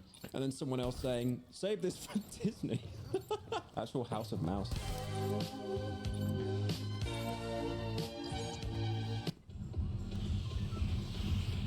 What if I told you 2 key members of one of the biggest... Wait. Oh, look, it's a new Nor Jasmine.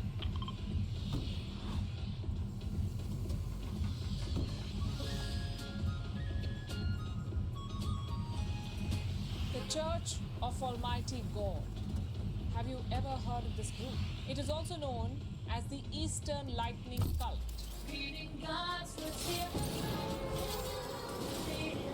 A Chinese Christian cult.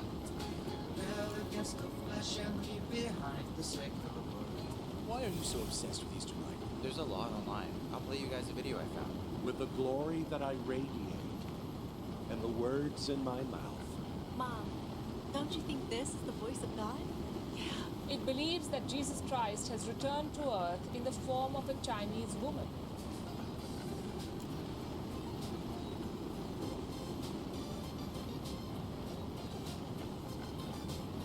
It has been linked with more than 100 incidents of violence. They bludgeoned a woman to death in front of a dozen or more witnesses.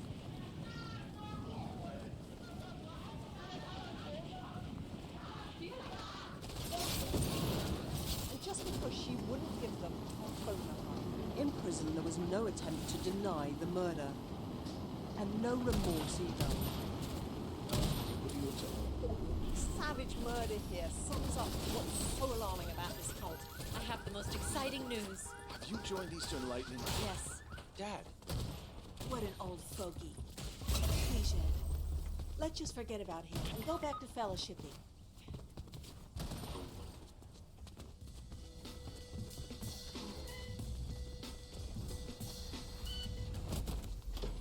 I pressed the parachute, you did. Today I want to talk about Eastern Lightning, aka the Church of Almighty God.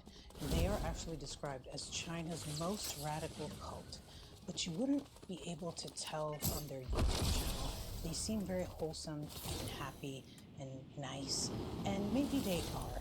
They are also estimated to have millions of followers worldwide, and they're still operating today. They're also very weird. A lot of what they do believe is weird, but it's also violent, allegedly. They're most known for this very brutal McDonald's murder, and then their other killings, really messed up shit, and shit that I think is, like, honestly worse than murder. I found their YouTube channel, and at first it's so wholesome. You know, they have these dances that they do.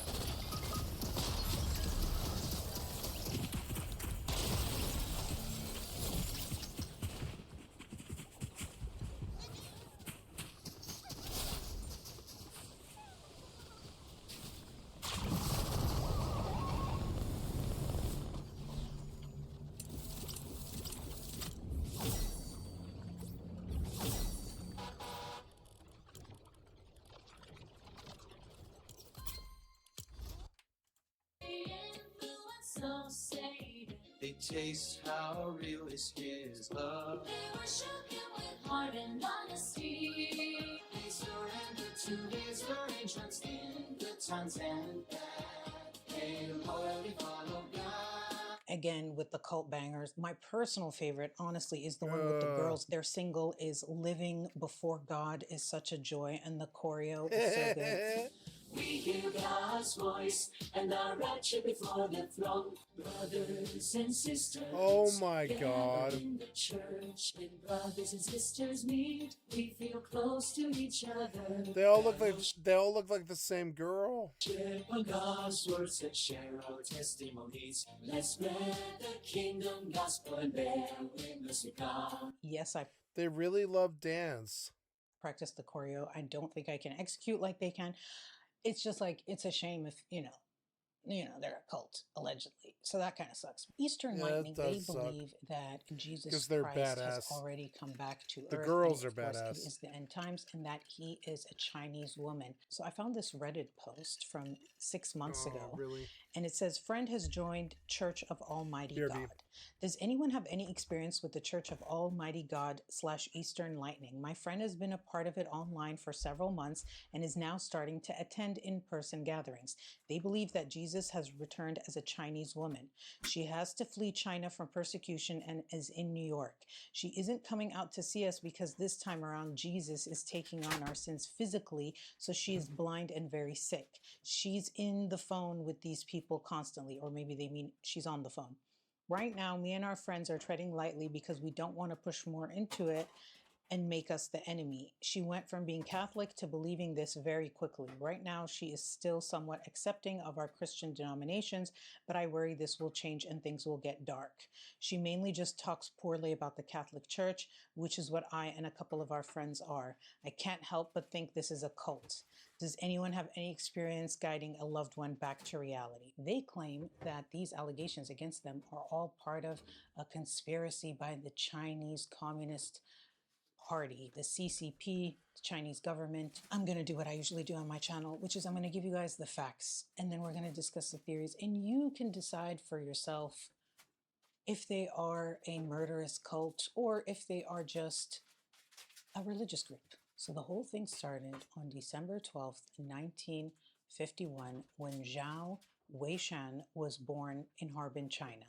Zhao was a former physics teacher, and in 1987, he joined this religious group, one of these underground churches in China called the Shouters, and he was baptized by them in 1987. The Shouters were part of this underground house church movement that was going on in China, where they were underground because it was like illegal because China is officially atheist, and although they allow some of the more well-known official religions and certain denominations of Christianity, when they are more unorthodox, they label them as an evil cult, essentially, and then they ban them. So they have to go underground. And the Shouters was one of those groups.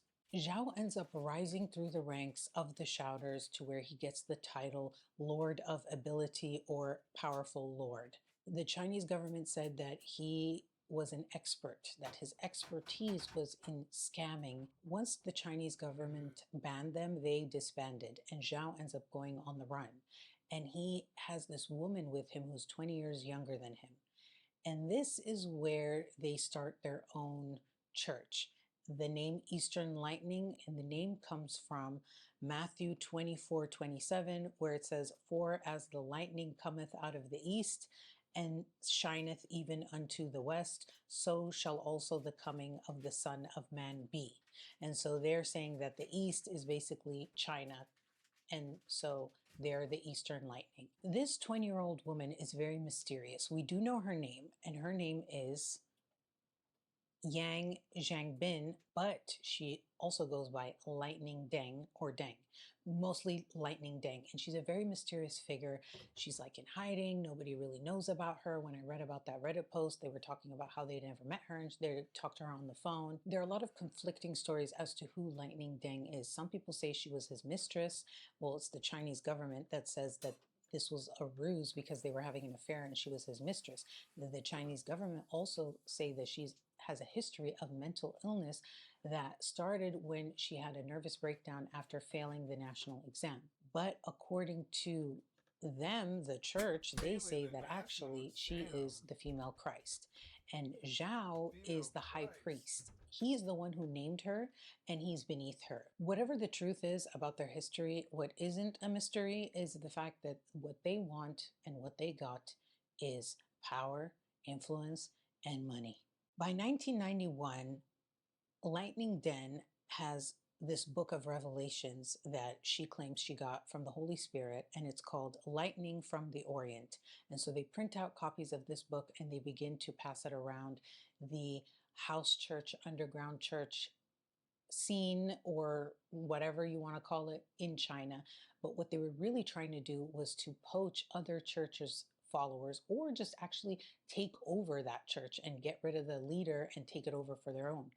And the way they would do it at first was they would try to manipulate them, seduce them, bribe them, blackmail them. They use that technique, flirty fishing, where they would have female members go and try to seduce the men, and then either get it like that, or if they seduced them but they weren't able to convince them, they would use blackmail by taking photographs and things of them doing ungodly, unchristian like things, and say to them, I'm going to expose you unless you let us essentially take over your church.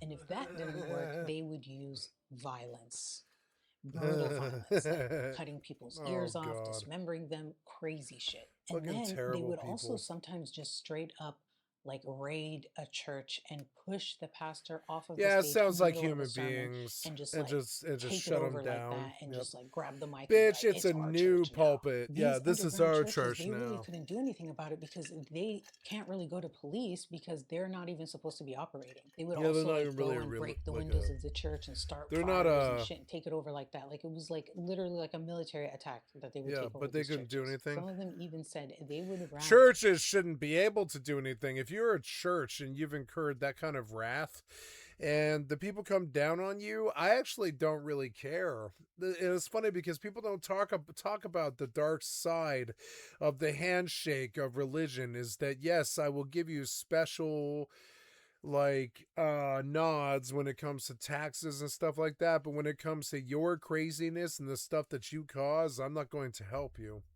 Be captured by Chinese police, interrogated and whatever, more than to be on the bad side of Eastern. It's crazy, and I'll say this, and this is one of the crazier things. Oh, cool. I touched my camera, so it immediately broke. But there we go. So, something about my fucking cord is fucked up now. Maybe my camera is dying. There we go. So I'll say this, and I mean it. Nope. I'm sorry. I touched my camera and it died immediately. There we go. I forgot what I was going to say because my camera died 5 times. Yeah. Lightning because they're worse. And then people would have their legs broken. It was kind of like the mob. Their teachings. Yeah, so like you get your special nods, but when it comes to you, I don't give you special anything. We're pretty radical, even among this unorthodox. You can tear yourselves apart. I'm not coming to help you. To me, you're a criminal gang, kind of. Group of churches, because what they believed was, first of all, they didn't believe in the Bible. They said that the Bible was man-made. It wasn't actually written by God, and they described it as outdated, low, and a moldy old book. So, of course, they also claimed yes, I mean, that that's it true. was the end times, but why say it? Instead of the that is true, but why say resurrection that is described in the Bible, what's actually going to because they don't want to spend all their time reading the Bible all the time. Happen according. But they want the power from Christianity. The craziness from Christianity. To Lightning Deng is that some people will continue to be humans while other people will become animals. And they also say that God changes genders and races, and that's why he's now a Chinese woman. But although Jesus was now a Chinese woman, they still referred to Jesus as he, and they actually even referred to Lightning Deng as he, even though she was a she.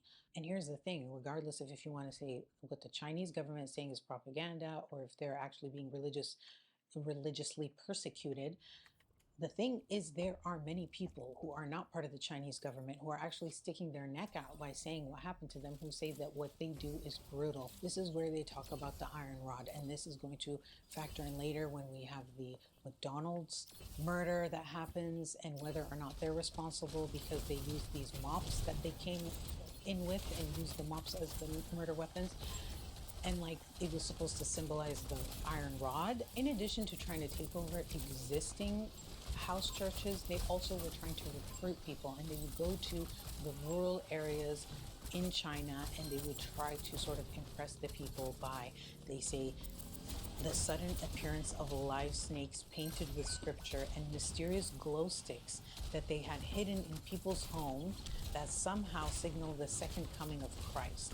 So I guess they just took like glow sticks and it made people think that there was some sort of spirit or something there, and this would work on these people.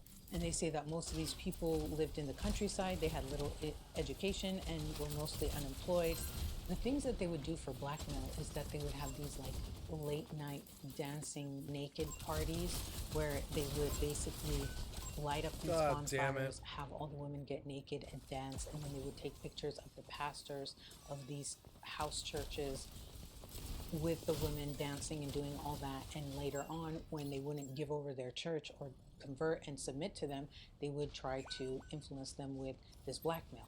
There's this American pastor who has a church in China called the Revival Christian Church. His name is Dennis Balcom, and he is the one who says that they're like a mafia, that the torture things that they do, the way they extort for money, that they're having people telling people to kill their own children.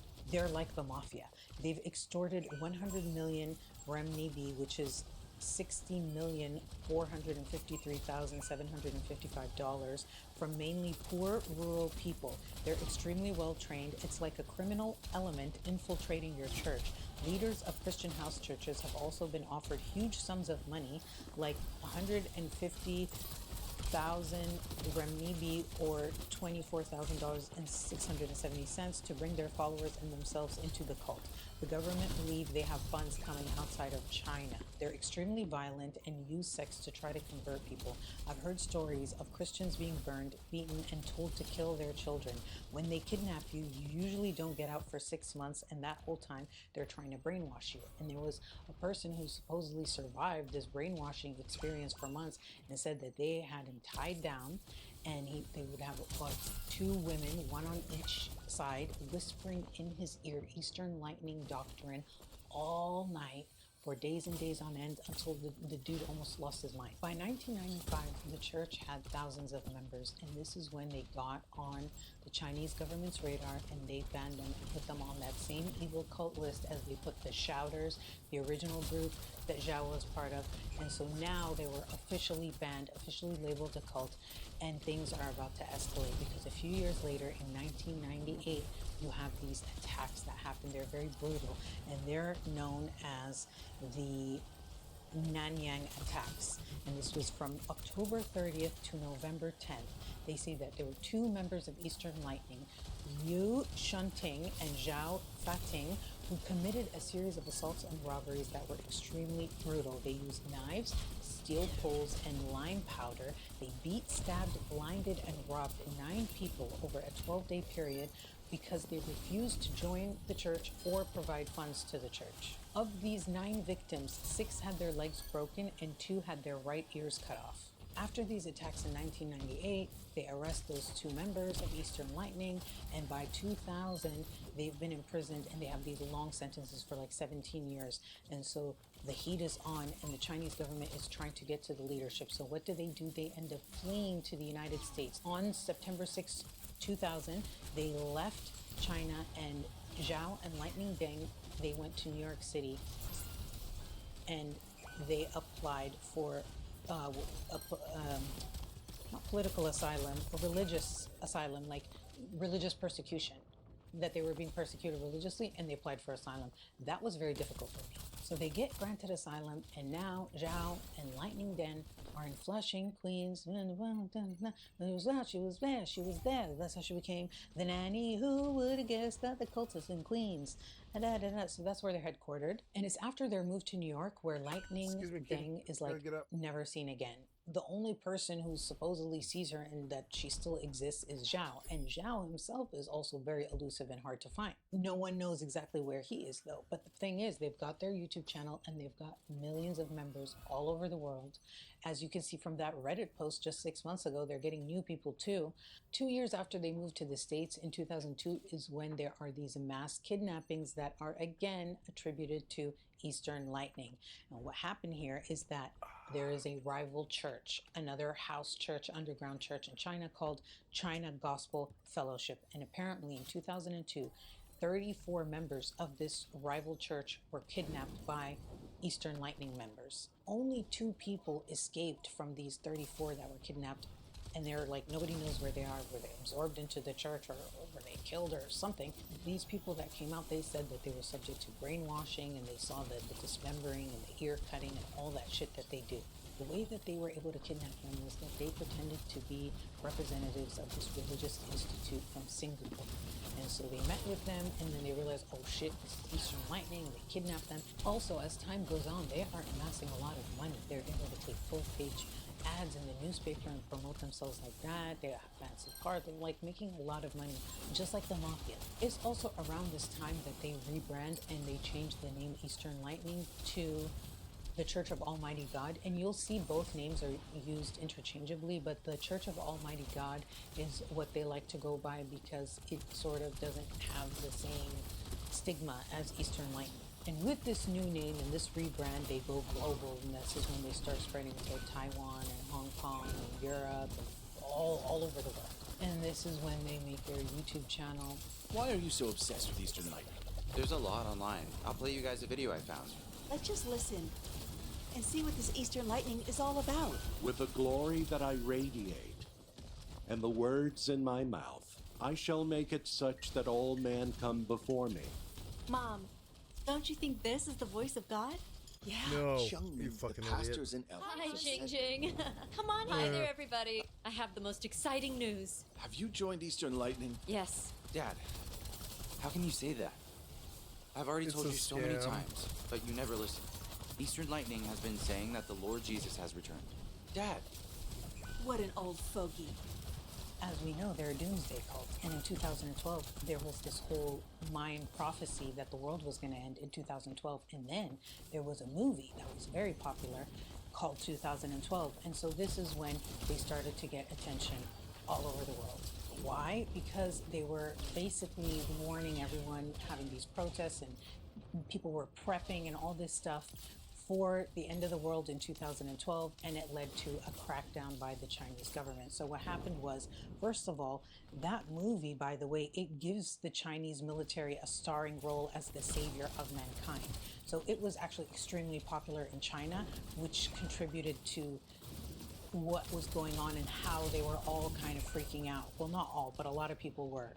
And there's this article that I found in the New York Times from that time that's showing all this prepping that's going on, and they mention this group, cult, church, whatever you want to call it, Eastern Lightning. And they say that they've been holding outdoor prayer vigils and they were handing out pamphlets. In these pamphlets that they were handing out, they had this prophecy, and the prophecy was that on Friday the sun will rise in the west and then disappear for 3 days, and then there will be 72 days of terrible natural disasters starting from January 1st, 2013. And so they went door to door claiming that only they could save people from this. And so people were buying candles and all this material to make like versions of Noah's Ark.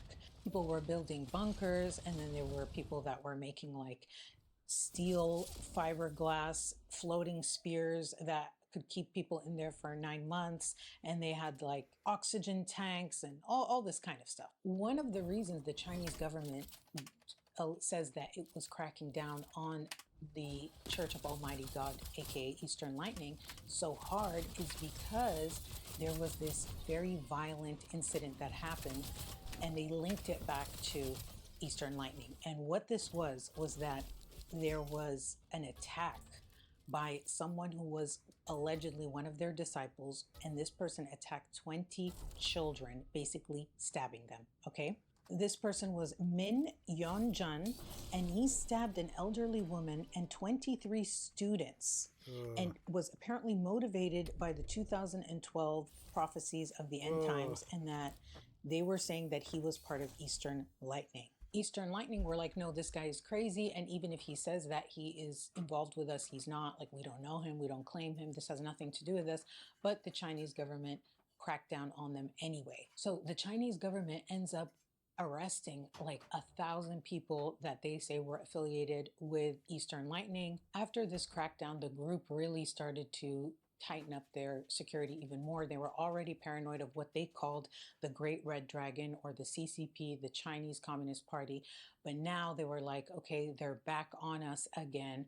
We need to be even more secretive. And so they started to give all the members these aliases, and the members didn't know their own fellow members' real names. Like, they all had these nicknames such as Doggy and Little White Rabbit, and this made it really difficult to trace them. It also made it difficult for family members of these people who joined Eastern Lightning, when they were trying to find their family and give them their real name.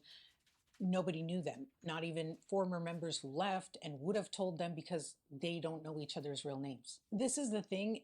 A lot of people talk about how China clamps down on a lot of these different religious groups. Like, they are officially atheists, and they do, however, allow like the more popular religions around the world.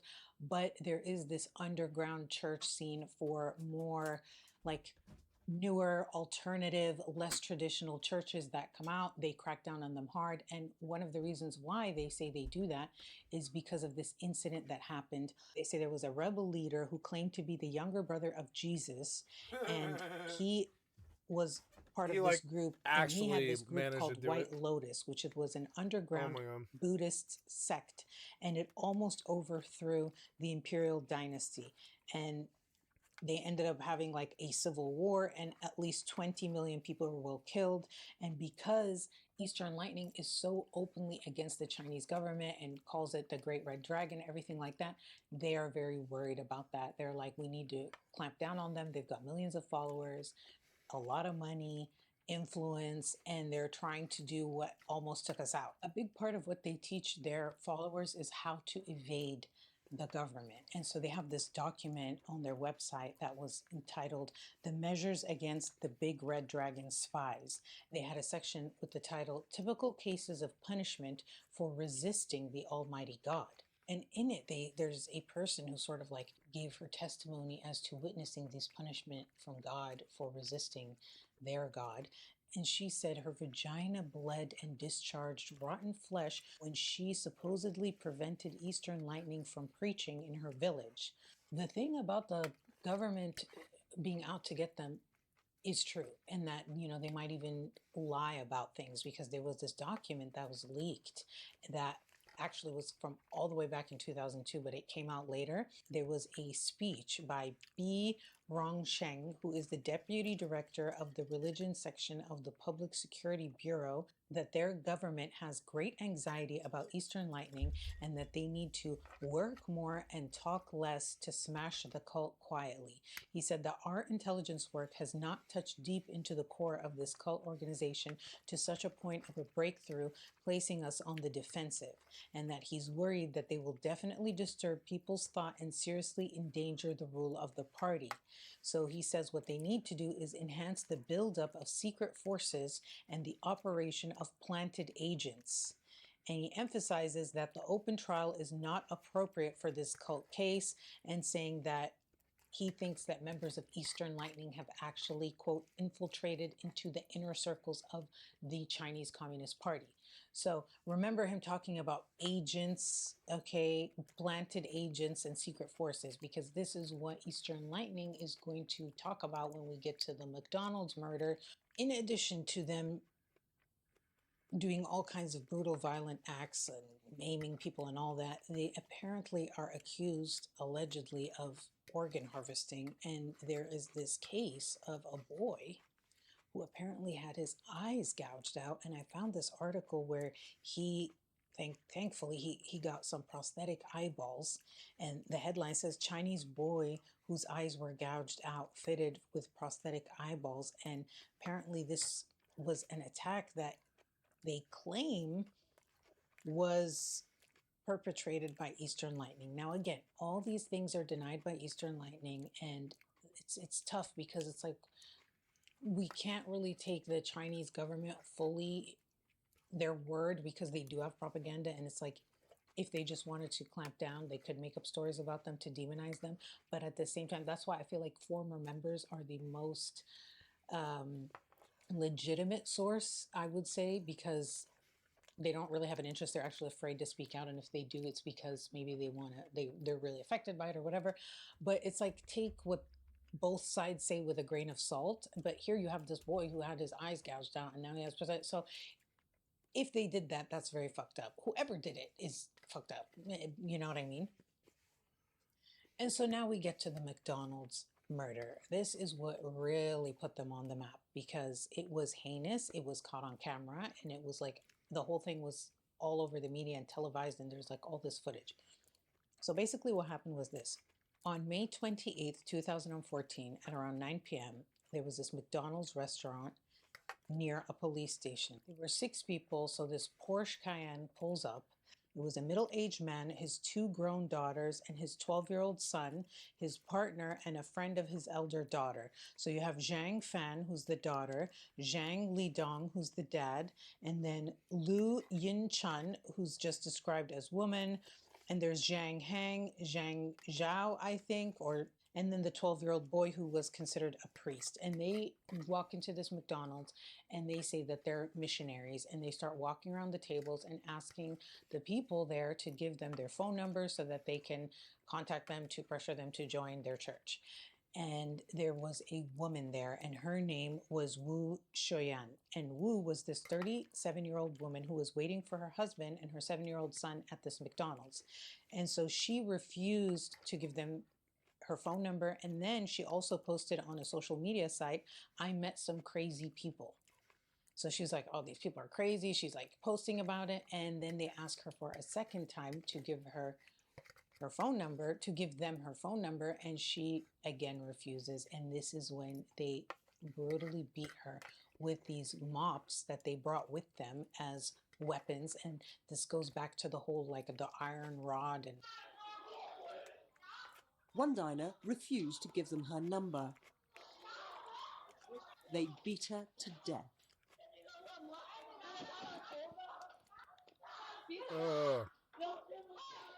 They say that first they threw a chair at Wu, and her head and face were stomped, and then 2 of them were using mops to hit her. The dad was yelling, go to hell, demon. And then he told her that she would never come back in the next reincarnation. The people that were there were just watching and recording. And they say that they were scared and they didn't interfere because the daughter screamed, whoever interferes will die. And they were seeing this woman get brutally beaten up, but nobody intervened.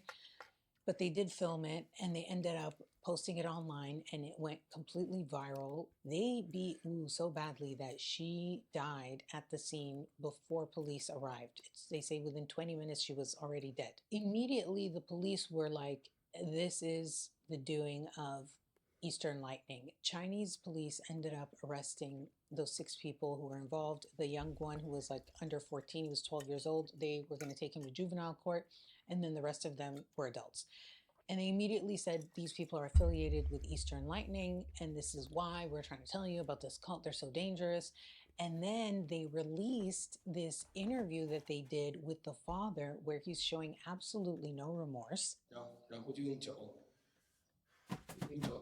踏，他就是恶魔，就是邪灵，打死他。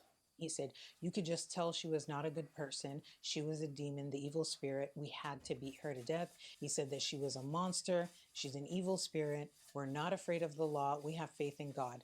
And when they asked him how did he feel about the situation, he said he felt great. He just like really, truly didn't give a fuck. He also said that he was affiliated with Eastern Lightning for 7 years, But it seems like they kind of broke off as a family and started doing their own thing because they even had some weird shit going on. Like, for example, okay, before they did this, they ritually killed a dog that they said was demonic. After they ritually killed this dog, right, the daughter who was participating in the attack the most with her dad, she felt like that ritual confirmed her divinity. And so there was this hierarchy within the family that is not typical in Chinese families, where like the elder or the parents are above the children. Instead, the 12-year-old boy was the priest, and then the daughter was actually at the top, and the father was supposed to obey his daughter without questioning her orders. And then there was the priest, boy priest, who they also had to obey as parents.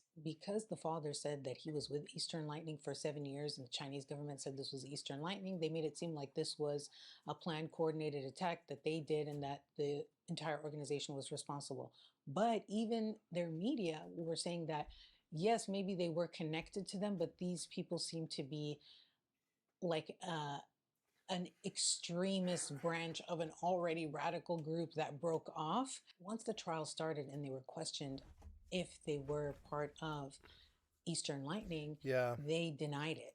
They said they weren't, but they also said they believed in that same God and in the teachings, but they weren't a part of it. And the reason why some people believe that they really are involved maybe with these attackers is because they have a whole protocol of like what to do if the police get you, and that they're going to really attack you if they know you're part of Eastern Lightning. And so they tell them to deny it, and they're very secretive about it. And so based on their teachings, this is how people who are pretending not to be part of Eastern Lightning would act. You understand? This is where you have the Eastern Lightning Church of Almighty God YouTube channel making a video where they're basically dissecting the entire case and saying that this is the Chinese government trying to frame them. So now, let's revisit this case today to see the truth behind the Jiahuan case. From the footage, we can clearly see when the altercation erupted between Zhang Lidong and the victim. A man in green appeared on the side. He was there from the moment the crime began, until the police blocked off the scene for evidence. And even as police left, the entire time, the man in green calmly entered and exited the crime scene. It arouses suspicion. He was neither a suspect nor a police detective. Many commentators online suggested that the man in green was an undercover policeman of the CCP. Let's take a closer look at this mysterious character. Judging from his cool and calm expression, he seemed accustomed and not at all surprised by the scene. Even more incredible is this. When the man in green saw the suspect Zhang Lidong viciously kill the victim, you can see a hint of a smile actually appear on his face.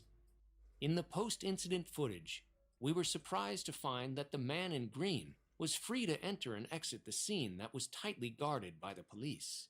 And during the trial itself, the man was never seen. Why would such an important witness be overlooked?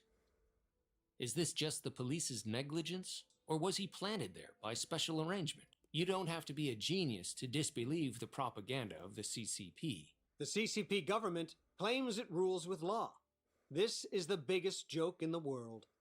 Only fools would believe the CCP's nonsense. Who is righteous and who is evil will all be revealed soon.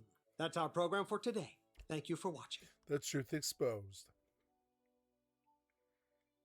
So they end up having this trial, and the daughter and the father, they get executed, and then the rest of them, they also got a lot of time. So Liu Ying-chun got life imprisonment, and then 2 other members, they ended up getting 10 and 7-year jail terms. So minimum punishment was for 7 years, and it was all based on their involvement during the attacks. The 2 that were sentenced to death and the one with the life sentence, they were never going to see the light of day, but there were still 2 left who were going to be free. And so the Chinese government, they came out and they said, like, we've re-educated them, like basically deprogrammed them, and they should be fine to rejoin society. And the thing is, despite all of this, their movement was growing and quickly. Like at this point, mid-2010s, they allegedly have 5 million members worldwide. And that is part of their strategy, is that they made sure to focus on going international. United States, Hong Kong, Taiwan. Later on, you'll see they're in Romania now. They just are really worldwide because they've become like an internet cult. So really anyone who watches them, and when you look at their channels, they've got millions and millions of views. Shortly after the McDonald's murder, there was another extremely fucked up thing that happened. And this is from a former member who escaped.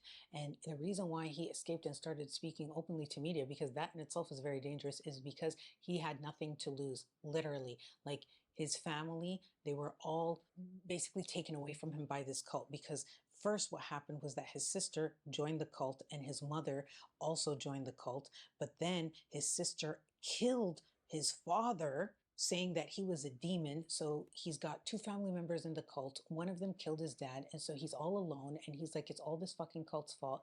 I don't care, I'm gonna talk about it. Most people are too afraid to talk, but Wang Jiannan is past caring. His mother and sister have joined the cult, and he grew up with one of the McDonald's killers. And this also adds to the theory that this is like how they operate and part of what they do, because his sister and his mom were part of like It's what I would do. officially, and they did the same thing, killed someone, called them a demon.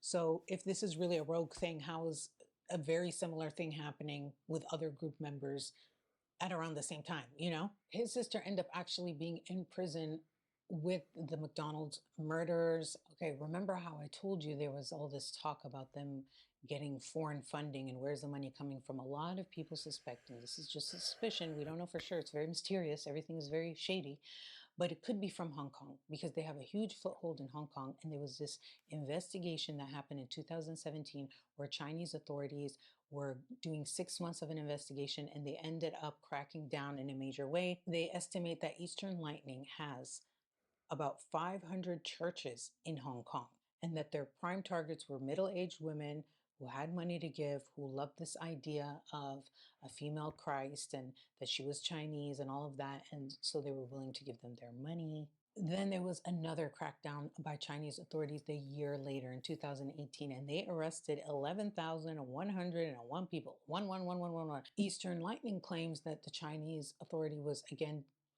persecuting them for their religion, and that they actually were torturing and the members of Eastern Lightning in custody. And they claim that 525 of their members who were arrested were tortured, and some were tortured to death while in custody. So the very same things that Eastern Lightning is accused of, they're saying that the Chinese government is doing. And that's the thing, the same thing the Chinese government is saying that Eastern Lightning is doing, they also do. So like, you know, when they say everyone's an asshole in this situation, allegedly, it could also be that. That's why I put the most weight on former members or people who are victims of them, because I don't trust any of them, to be honest, but the former members have the most to lose, nothing to gain, and a reason to say the truth. And so I tend to put more weight on what they're saying. Then when I was doing research for this, there was some weird ass shit that happened in 2019. And this is like weird. It seems like it could be the Chinese government doing this, but I'll tell you what happened. So there was this BuzzFeed article in 2019 that was saying that Twitter suspended a bunch of these accounts that were bots or something, but they were affiliated with Eastern Lightning, the Church of Almighty God, but they were somehow interfering in an Israeli election. So I'll read you the article, because I'm like, where did this come from? This is the article. It says, Israel election, Twitter suspends dozens of Hebrew language accounts run by a strange Chinese religious sect. They say Twitter has suspended dozens of suspicious Hebrew language accounts run by a controversial Chinese religious group ahead of Israel's national elections, BuzzFeed News has learned. It's at least the second such suspension in the run-up to the elections, but the company is saying little about what actions it took or why, nor is it clear what the religious group's goals were before Twitter's enforcement actions, if I could speak. The accounts are affiliated with the Church of Almighty God, a Christian sect that's banned in China, which believes that Jesus Christ has been reincarnated as a Chinese woman currently living in Queens, New York. In the months leading up to the April 9th election, Twitter suspended dozens of CAG, so Church of Almighty God, affiliated accounts, some of which were amplifying political messages for right-wing politicians, according to a source with knowledge of the removals. None of the profiles promoted any messages favoring Prime Minister Benjamin Netanyahu. The vast majority of the content from the accounts, which posted in Hebrew and appeared to use fake names, was focused on religion. The accounts were flagged due to what appeared to be coordinated amplification of content, according to the source who is familiar with how the CAG accounts were brought to Twitter's attention, and asked for anonymity to protect ongoing research. The source said in a message that the accounts caught the attention of researchers after they turned up in searches programmed to look like tweets in Hebrew to influence Hebrew speakers, generated by account clusters outside Israel. They say BuzzFeed News also found at least one active CAG account that was created after the initial suspensions, which has amplified messages from Benny Gantz of the Blue and White Party. That account follows Captain George as well as Danny Yatom, a former head of Mossad, Israel's external intelligence service. It's unclear why CAG accounts have mixed political messaging into their activity, but this is likely why an obscure Chinese religious sect was reported to Twitter during the Israeli election. The Israeli Elections Committee, National Cyber Director, and Foreign Ministry did not respond to questions from BuzzFeed News. And so I'm like, what? And then I was like looking into it more, and some people are speculating that it was the Chinese government pretending to be CAG to somehow tarnish their reputation. But why? That's so random. I don't even know. I'm like, what is even that? Then in January of 2025, there was this article that was talking about how the Eastern Lightning Church of Almighty God has like a huge presence in Romania all of a sudden. And they're having like churches and they're meeting physically and they have all this stuff going on, and that like Romanians are joining the church. And so apparently that they've been around in Romania since 2018. And at this point, they're like on Facebook and WhatsApp and shit like that. And they say that now they have over 50,000 members in Romania. Oh many of my which have sprung God, up they in the spread last like some kind of year of when virus. this was written. So it's a... You guys remember the Borg in The Next Generation? Just a crazy like computer race that wants to assimilate everything that they come across. That's what these cults are like. Very sudden, rapid growth. That's what the analogy in the Borg was, is that it's like a cult and it spreads. In a very random seeming place. So it spreads even to like, Jean-Luc Picard. What is this? Why Romania? Then I found this article where they were like saying a lot of what they were posting was AI generated, and now they're doubting if they're like inflating their presence there, and if they are, why there? Is there a reason? Is this random? But they're using AI content to recruit people essentially, and it's working really well, which is insane. Like, what if there is a cult that is actually started by an AI? Like, remember I did that video, The Rise of AI Cults, but that's like people who are worshiping the concept of AI. But what if someone like uses a prompt to be like, hey, chat, make the best cult, and like go and contact people and like recruit people, like go make a cult. And then it happens and it becomes like the most successful cult. That's a movie plot right there. Where they stand now is that supposedly both leaders are still alive. Lightning Deng and Zhao are still alive in New York, although very reclusive. As we know, 6 months ago, they were still operating and recruiting. How big are they? Well, it's hard to tell. They say millions. Some people say they're inflating it. But if you look at their YouTube channel, you'll see that they have millions of views. Now, is everybody viewing them a member? I don't know. But that's a lot of views. The thing that makes it also a little bit confusing is that they have been granted religious asylum in a lot of countries in the West and things like that. So, because they are, like, China does persecute religions. So that's like real. But just because you are a persecuted religion doesn't mean that your religion isn't a cult. You know what I mean? Kind of tough, because people who support them are like, well, look, they've been granted asylum here. And look at China. We know that China cracks down and doesn't allow this and da-da-da. True. But at the same time, it's like, yeah, but hey, they're also like hella fucked up. You know what I mean? Allegedly. I would love to know, what do you guys think? Do you guys think this is a cult? Do you think it's just a conspiracy and they've been framed for these McDonald's murders and everything else by the Chinese government just because they're trying to practice their religion? Or do you think there's something here? If you ask me, I already told you what I think. I think it's both. Which is like most things in general. Like when they say the truth is somewhere in the middle, I think it's something like that. But anyway, thank you guys so much for watching. If you want to check out my Patreon, check it out. Have a free trial. Link down below. Thank you guys so much for watching, and I will see you guys in my next one. Bye.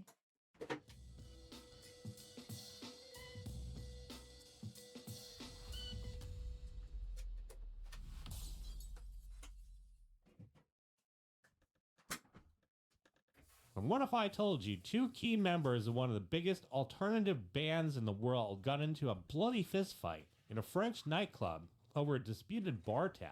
The bassist punched the singer right in the face. Singer walked out, caught a flight back home. 2 weeks later, the rest of the band showed up on stage in Belgium, completely smashed, swapped instruments, started screaming insults in the microphone until the crowd almost rioted. Here's how The Cure turned Boys Don't Cry into Boys Don't Pay. Wow, By that's May The of Cure. 1982, The Cure was not having a good time. Darn it, I can't say the title of this thing without getting smacked down by YouTube. So I'm going to pronounce it in a really weird way, but you'll know what the word is. They were on the Cornography tour across Europe, supporting their fourth album. Again, Cornography. Sorry, folks, gotta try to be creative here. It is Guitar Meets Science on YouTube, after all. The album was dark, depressing, loud. The band was drinking heavy amounts of alcohol every single day, taking whatever drugs they could get their hands on, barely sleeping. They wore thick, smeared lipstick across their faces and messily teased hair. Looked like walking corpses, acting like it too. Robert Smith was 23 years old, exhausted, pissed off, and losing his mind. Beside him was the bass player Simon Gallup, drummer Lol Tolhurst. Try saying that 10 times fast. The three of them had been trapped in buses, venues, cheap hotel rooms for months. The tension between Robert and Simon was getting worse every single night. Simon was drinking a whole hell of a lot, acted tough around the road crew. Robert, meanwhile, was tired of the constant ego trips and noise. On May 27, 1982, the band played a show at a venue, the Hall Tivoli in Strasbourg, France. Show itself went fine, but as soon as they walked off the stage, the band and the crew headed straight for a local nightclub to keep the drinking going. Everybody was wasted out of their mind. It was late into the night when Simon decided he wanted to leave the club, go back to the hotel. So he walks up to the exit, but a young bartender blocks his way. Bartender was just a kid, at least relatively, handed Simon a bar receipt and told him he had to pay for his drinks before he could leave. Fair enough. Bill was for 142 French francs. Simon looked at the paper, scoffed, and threw it back at the kid. Simon claimed that the drinks were supposed to be charged to the band's master running tab, which Robert Smith was supposedly handling. Told the kid that Robert was the one who was supposed to pay. The bartender was nervous, didn't speak great English, kept insisting that Simon had to pay right then and there. And Simon starts screaming at the bartender, raising his voice, getting in the kid's face. Poor bartender was nearly in tears. Meanwhile, Robert Smith is upstairs in the club drinking with somebody else when a crew member ran up the stairs and told him there's a massive scene happening right at the front door. So Robert walked down the stairs to see what the hell was going on. You got Simon standing over the young bartender, yelling at the top of his lungs, surrounded by a group of roadies who were cheering him on. Robert walked right up to Simon, looked at the bartender, looked at Simon, told him to stop acting like an idiot. Robert said if the kid wanted the money, Simon should just pay the bill and sort it out in the morning instead of terrorizing a young worker. Simon turns around, face bright red, looks at Robert, screamed that he was tired of Robert acting like he owned everything and controlled the money, kept going on about how Robert thought he was better than everybody else. Robert started to tell him to shut his mouth. Before he could even finish his sentence, Simon gave a nice right hook straight to Robert's face. Punch landed square in his jaw. Robert stumbled back, shocked, lunged forward. Two of them dropped to the sticky floor of the nightclub, rolling around, punching, kicking, ripping at each other's clothes. Road crew didn't even try to stop it right away. They just stood in a circle watching the singer and bass player beat the hell out of each other over the bar bill. So eventually, a couple security guards jump in, pull him apart. Robert stood up, wiping blood from his mouth. Shirt was torn, lipstick smeared across his cheek. Hair was a ruined mess. Looks at Simon, who's breathing heavily and glaring back at him. That's it. I'm done. Robert walked out of the club. Didn't even go back to his own hotel room to pack properly. Just went to the tour manager's hotel room, knocked on the door, grabbed his passport and suitcase, went to the airport, got a one-way ticket back to London. By the morning, Robert was sitting in his own place in England, refusing to answer the phone. And the tour was supposed to keep going, but the main guy sitting across the English Channel sipping tea and refusing to speak to anybody. Things were about to get a whole hell of a lot messier. So the management, the record company are panicking. Got several dates left on the European tour. Promoters were threatening to sue if the band didn't show up. Calls were placed back and forth between London and France for days. Robert eventually agreed to come back and finish the remaining handful of shows just to fulfill the legal contracts. But he made one thing crystal clear to management. Not a single freaking word that he was going to speak to Simon. Wouldn't even look at him. Wouldn't ride in the same car as him. Wouldn't sit at the same table. So when Robert rejoined the tour, the atmosphere backstage, of course, was ice cold. They traveled in separate vehicles, separate dressing rooms, walked on the stage, played the set without ever looking at each other, walked off, went straight to their own rooms. It was a mess. By June 11, 1982, they reached the final date of the tour at a venue in Brussels, and everybody knew this was the end. Tension had been building up for 2 weeks. By the time they arrived there, all three band members and support crew were totally hammered on vodka and beer. Joining them on tour was a guy named Gary Biddles. Gary was a close friend of Simon, worked as a roadie for the band. Gary hated the way Robert treated people, and he was also fiercely loyal to Simon. As the night went on backstage in Brussels, Gary and Simon kept downing drinks and talking about how much they could not stand Robert and Lol as well. And when it came time for the encore, the band goes back out on stage. A crowd of Belgian fans was cheering, expecting to hear their favorite hits, but Robert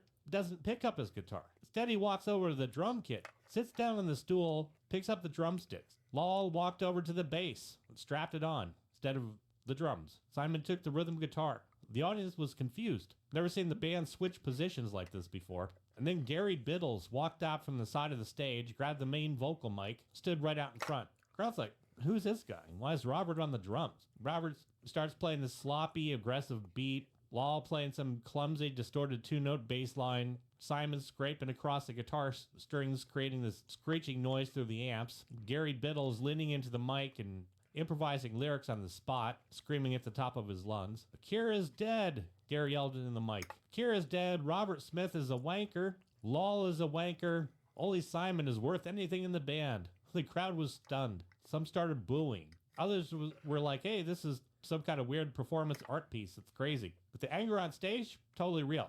Gary kept screaming insults, calling Robert a fake, Lol an idiot. Robert's still back there just pounding on the drums. Lol with his messy bass line, trying to ignore the guy screaming insults about 5 feet away. Gary Biddles turns around again, looks right at Robert, points his finger and shouted directly at him. And that was the limit. Robert stood up from the drum stool, lifted his arms, hurled the drumsticks straight at Gary's head. Sticks flew through the air, barely missing his face, clattering against the stage floor. Robert didn't say a word. Turned around, walked off the back of the stage, headed straight into the dressing room, grabbed his jacket, and split from the venue. Law threw the bass on the floor, yeah, fuck The Cure. A loud feedback-drenched thud through the PA system. Walked off. The Cure was never going to last. It was so good.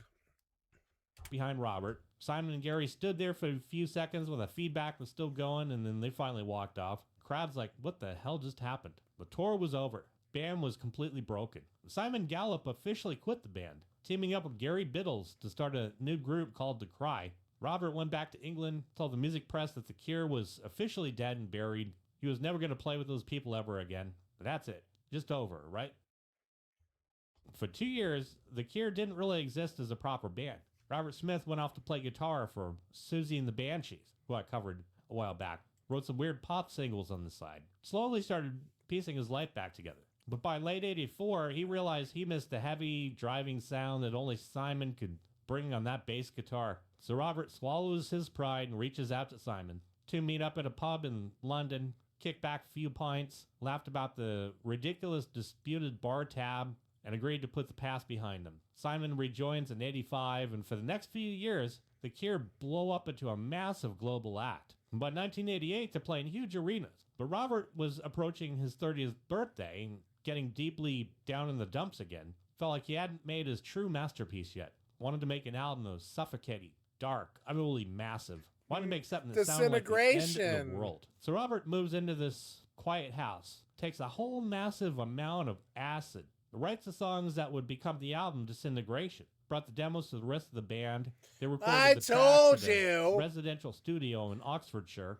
And when the album was finished in early 89, Robert was like, yep, there we go. That's what I'm talking about. Felt like it was the greatest thing he had ever created. Took the master tapes, flew to New York to play the record for the top execs at Elektra Records. The execs gather in this posh top floor skyscraper in Manhattan. Robert's there. The music's playing through the studio monitors, track after track played out. Slow, dismal, 7-minute long songs filled with creeping keyboards, heavy bass lines, lyrics about They rain, loved death, it. weeping. When the music stopped, the room was dead quiet. The execs didn't applaud or smile. They looked at each other with horror and confusion. Head of the label looks at Robert, ticked off, told Robert that his record was a complete disaster. He said after the success of their lighter hit songs, Disintegration? just like heaven, the fans were expecting a fun, upbeat pop rock record. Can't do this, the exec said. You're deliberately trying to ruin your career. Willfully obscure and gloomy, and nobody in America is ever going to buy this. So the label sends a letter to Robert's management demanding that the album be delayed, saying the songs are unplayable on I bought Disintegration. American radio. Teenagers would turn off the station the second that they heard his 6-minute instrumental intro. Robert was ticked off. Told That's the execs true. they didn't understand the fans at all. Said he didn't care about radio hits. The album was staying exactly as it was. If they didn't want to release it, they could drop the band from the label right then and there. Elektra, they relented. Went ahead and released the album in May of '89, fully expecting it to flop hard and destroy the band's career. Instead, however, the exact opposite happened. Disintegration did everything but disintegrate. Friggin' blew up. Entered the charts at number 3 in the UK, shot straight to the top 12 in the US. Kids across North Disintegration America is a and great Europe album. going crazy for it. That single, Love Song, shot right up the Billboard charts all the way to number 2. Here they are. I like Love Song, but I think Spider-Man was the best song. Or toe-to-toe with Paul Abdul, Janet Jackson. And the label execs who called it a commercial faceplant were forced to eat their words as the album sold over 3 million copies worldwide. Cure went from playing theaters to selling out massive sports stadiums across the globe, filling a 50,000-seat stadium with teens wearing black eyeliner. The Cure was fucking oversized coats. badass. Robert proved the record company totally wrong. But while the band was reaching the peak of its fame, that internal war was brewing inside the studio, and it was about to get really frickin' ugly.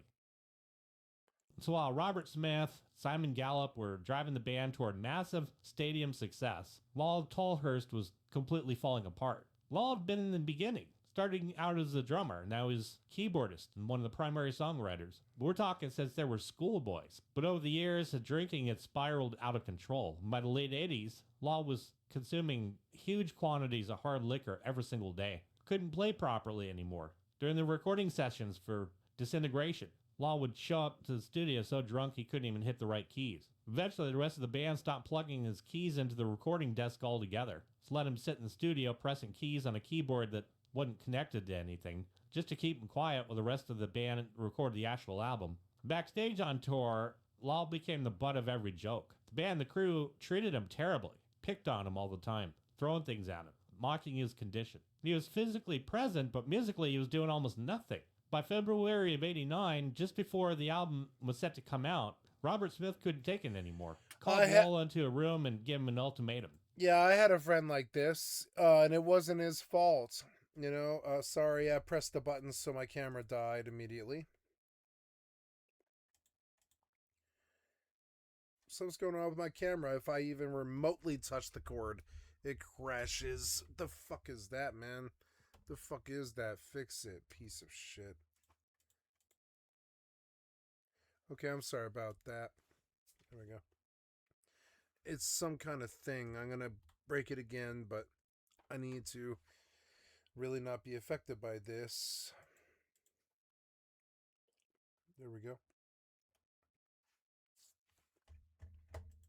Either hit rehab or get the hell out. Yeah, our backup guitarist, he was raped by his parents when he was like 5.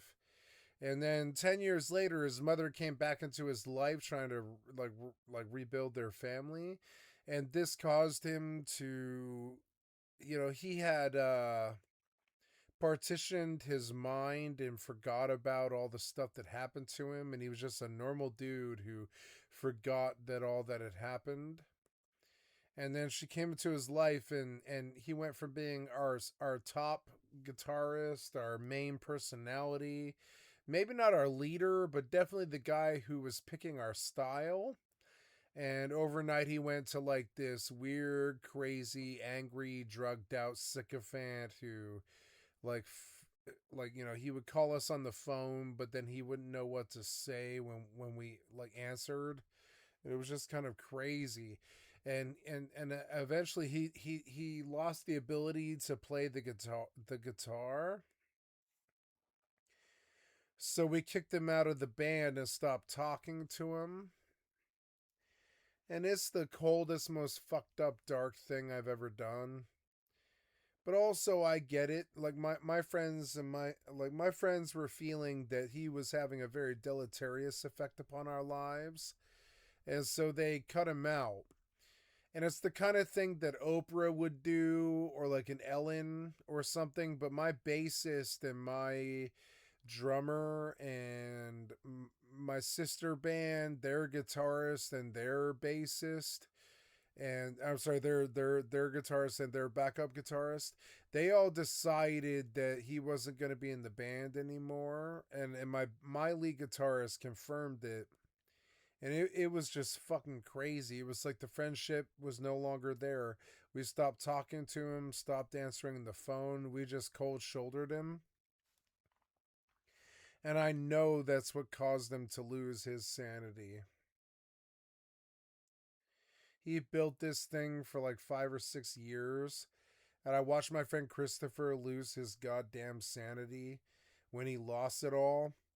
And then I went on and I tried to repeat what I saw with him like 2 or 3 times. I lost my sanity 3 times. Out of the band. And Lal was like, no, I don't have a problem. And so Robert fired him by letter. Lal, who had been there since day one, was kicked out of The Cure right on the eve of their biggest success. And of course, Lal was heartbroken, bitter, angry, watched from the sidelines as the band he co-founded started playing massive stadiums and selling millions of records, making millions of dollars without him. So in 91, Lal decided... I didn't realize that, they talked about this in Hedwig and the Angry Inch. And it was actually, like how they lampooned this was kind of like Tommy Gnosis was in love with Hedwig and the Angry Inch, which was like Robert Smith. But then Lal was like actually the main artistic thing behind the band. And then Robert Smith stole his vibe and took it to the live and to the stadiums and stuff. And eventually they kicked Tommy Gnosis out of the band.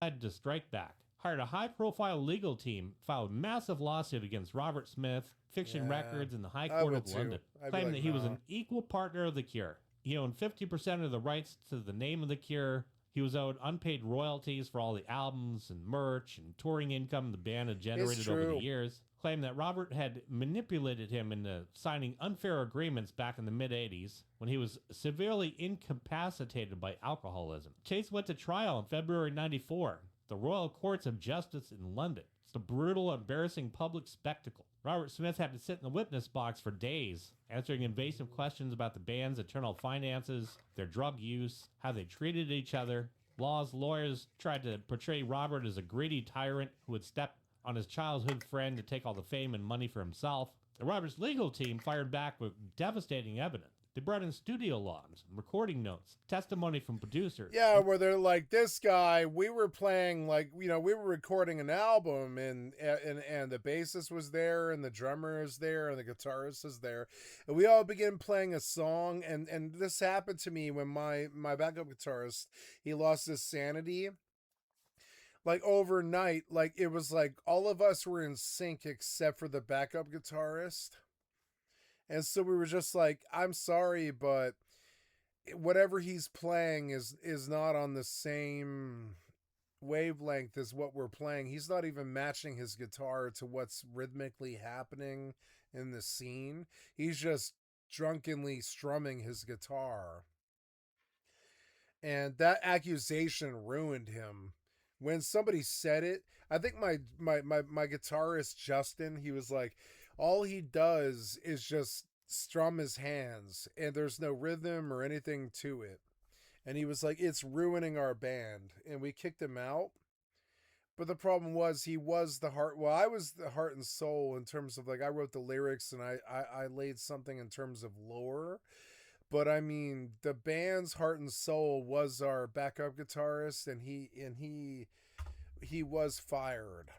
Engineers. Of course, the other band member proved that for years, Lol had contributed virtually nothing to the actual writing or recording of the songs. Showed during the sessions for Disintegration, Lol was incapable of playing his parts. His contributions to the group's massive hit records were essentially zero. The trial just drags on, costing hundreds and thousands of legal fees. Now, September 16th, 94, High Court Judge Mr. Justice Chadwick rose to deliver his final judgment. Courtroom was packed with journalists, lawyers, music industry figures. Judge didn't hold back. Completely dismantled Lol's case piece by piece, called Lol's claims entirely unconvincing, said that he was an unreliable witness, his memory of events was distorted by severe drinking problems at the time, and so he ruled in favor of Robert Smith and Fiction Records on every single count. And to make matters worse for Lol, the judge ordered him to pay the legal costs. We're talking astronomical. More than £1 million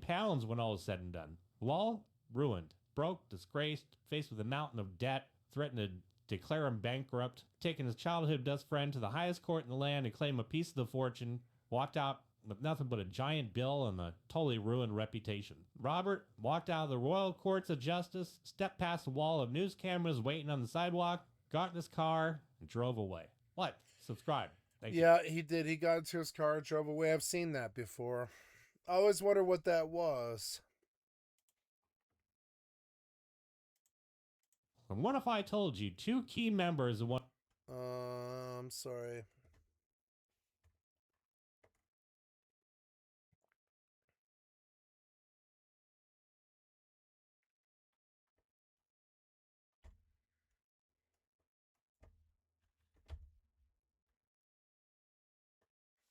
It's weird because something is causing my mouse to not act right. There we go.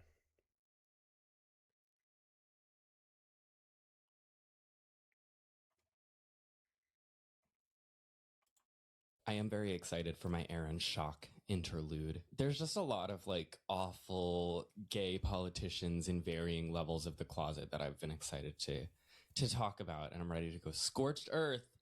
Yeah. Oh, there's the siren. For a second, I thought that was your cat. I was like, wow, the cat is also ready to go scorched earth. They don't want us to make this episode. Big Closet is scared. Hello, hello. I'm Matt Bernstein, and welcome to A Bit Fruity. Oh, I said that in the wrong order. Wait. Hello, hello, and welcome back to... I'm Matt Bernstein. I've liked and subbed to your channel before, but here we are. I'm going to like and sub. A Bit Fruity. I'm Matt Bernstein, and welcome back to the show. I'm so happy you're here. I knew that sounded weird. On June 4th... This guy, he stuck out to me because he talked about Jerry Seinfeld along with the lady from... I forget the name of the podcast, but yeah, and they exposed Jerry Seinfeld to me, which I really didn't know. 2015, Taylor Snyder traveled to Washington, D.C. Taylor was a 24-year-old transgender sex worker going by the name Allison, and when she traveled, she worked. So she put up a personal ad on Eros, a website for escorts, notifying potential DC-based clients of her availability. 3 days later, on June 7th, she received a text from a Google Voice number. Hello, Allison. Are you available to Toady? Today, but it's spelled Toady. Interested in an appointment for this afternoon, if possible. Yes, of course. I'll be in DuPont Circle closer to noon. I'm flying in from Atlanta and land in around 10 a.m. Do you have a specific time in mind? When is the soonest you'll be available? Would 1:30-2 work with you, just so I can check it and freshen up? Sorry, I realized I should do the accent. That works. Donation? I request $400 minimum for my time. Does that work with you? It does. Are you more of a top or a bottom? I am a bottom. I am 100% versatile, but please refrain from speaking explicit over the phone until we get acquainted. Yeah, what the fuck is that? Please. Okay, sorry. 2 p.m. should work fine. Do you think you'd be able to send me a photo of yourself? I can send one back, smiley face. No, I am very discreet. No pictures, but I am legit. I can give a reference if you'd like. It's not necessary. I don't like dealing with other advertisers. Thank you, though. Washington Hilton, 1919 Connecticut Avenue Northwest, Washington, D.C. 20009. That is where I'm staying. Very close to where I'm at. Perfect. So should I expect you at 2? Could you at least describe what you look like? Older white male, salt and pepper hair, stocky build. No problem with me, winky face. Okay, give me a call around 1:45-ish if you can just let me know you're here. When you arrive, call me and I'll tell you my details. Sounds good to me. See you soon, beautiful. Yeah, that is a prostitute discussion. It's funny. Taylor and her client met at the hotel she was staying at, the Hilton in DuPont Circle. They had sex, he paid her $400, and nothing about it seemed out of the ordinary. Older white men in suits do this sort of thing all the time, after all. Really? But a month or so later, Taylor traveled up from D.C. to New York City. She was sitting at a bar with her girlfriend when she looked up at one of the TVs. And there, on national news, was her client. He was running for president on the Republican Party line. His name was Lindsey Graham. Dun, dun, dun. All right. Oh, Lindsey Graham and the gay prostitute. So, Lindsey Graham just died. While we've all been waiting with bated breath to learn the state of Mitch McConnell, who has not been seen in 38 days as of this recording, Lindsey's What happened to Mitch McConnell? Kind of came out of nowhere. I got up to pee around 4 a.m. on July 12th, tapped my phone when getting back into bed, not a good habit, I know, and bam, breaking news. Lindsey Graham, senator from South Carolina, dies at 71. Huh. Lindsey Graham will be remembered for a lot of things, none of them good. His support for the invasion of Iraq, his support for a permanent U.S. presence in Afghanistan, his support for the occupation of Palestine, his opposition to every human and civil rights initiative in his lifetime, and of course, his pronunciation of Israel. Israel. Israel is not the bad guy. Israel. They're the good guy.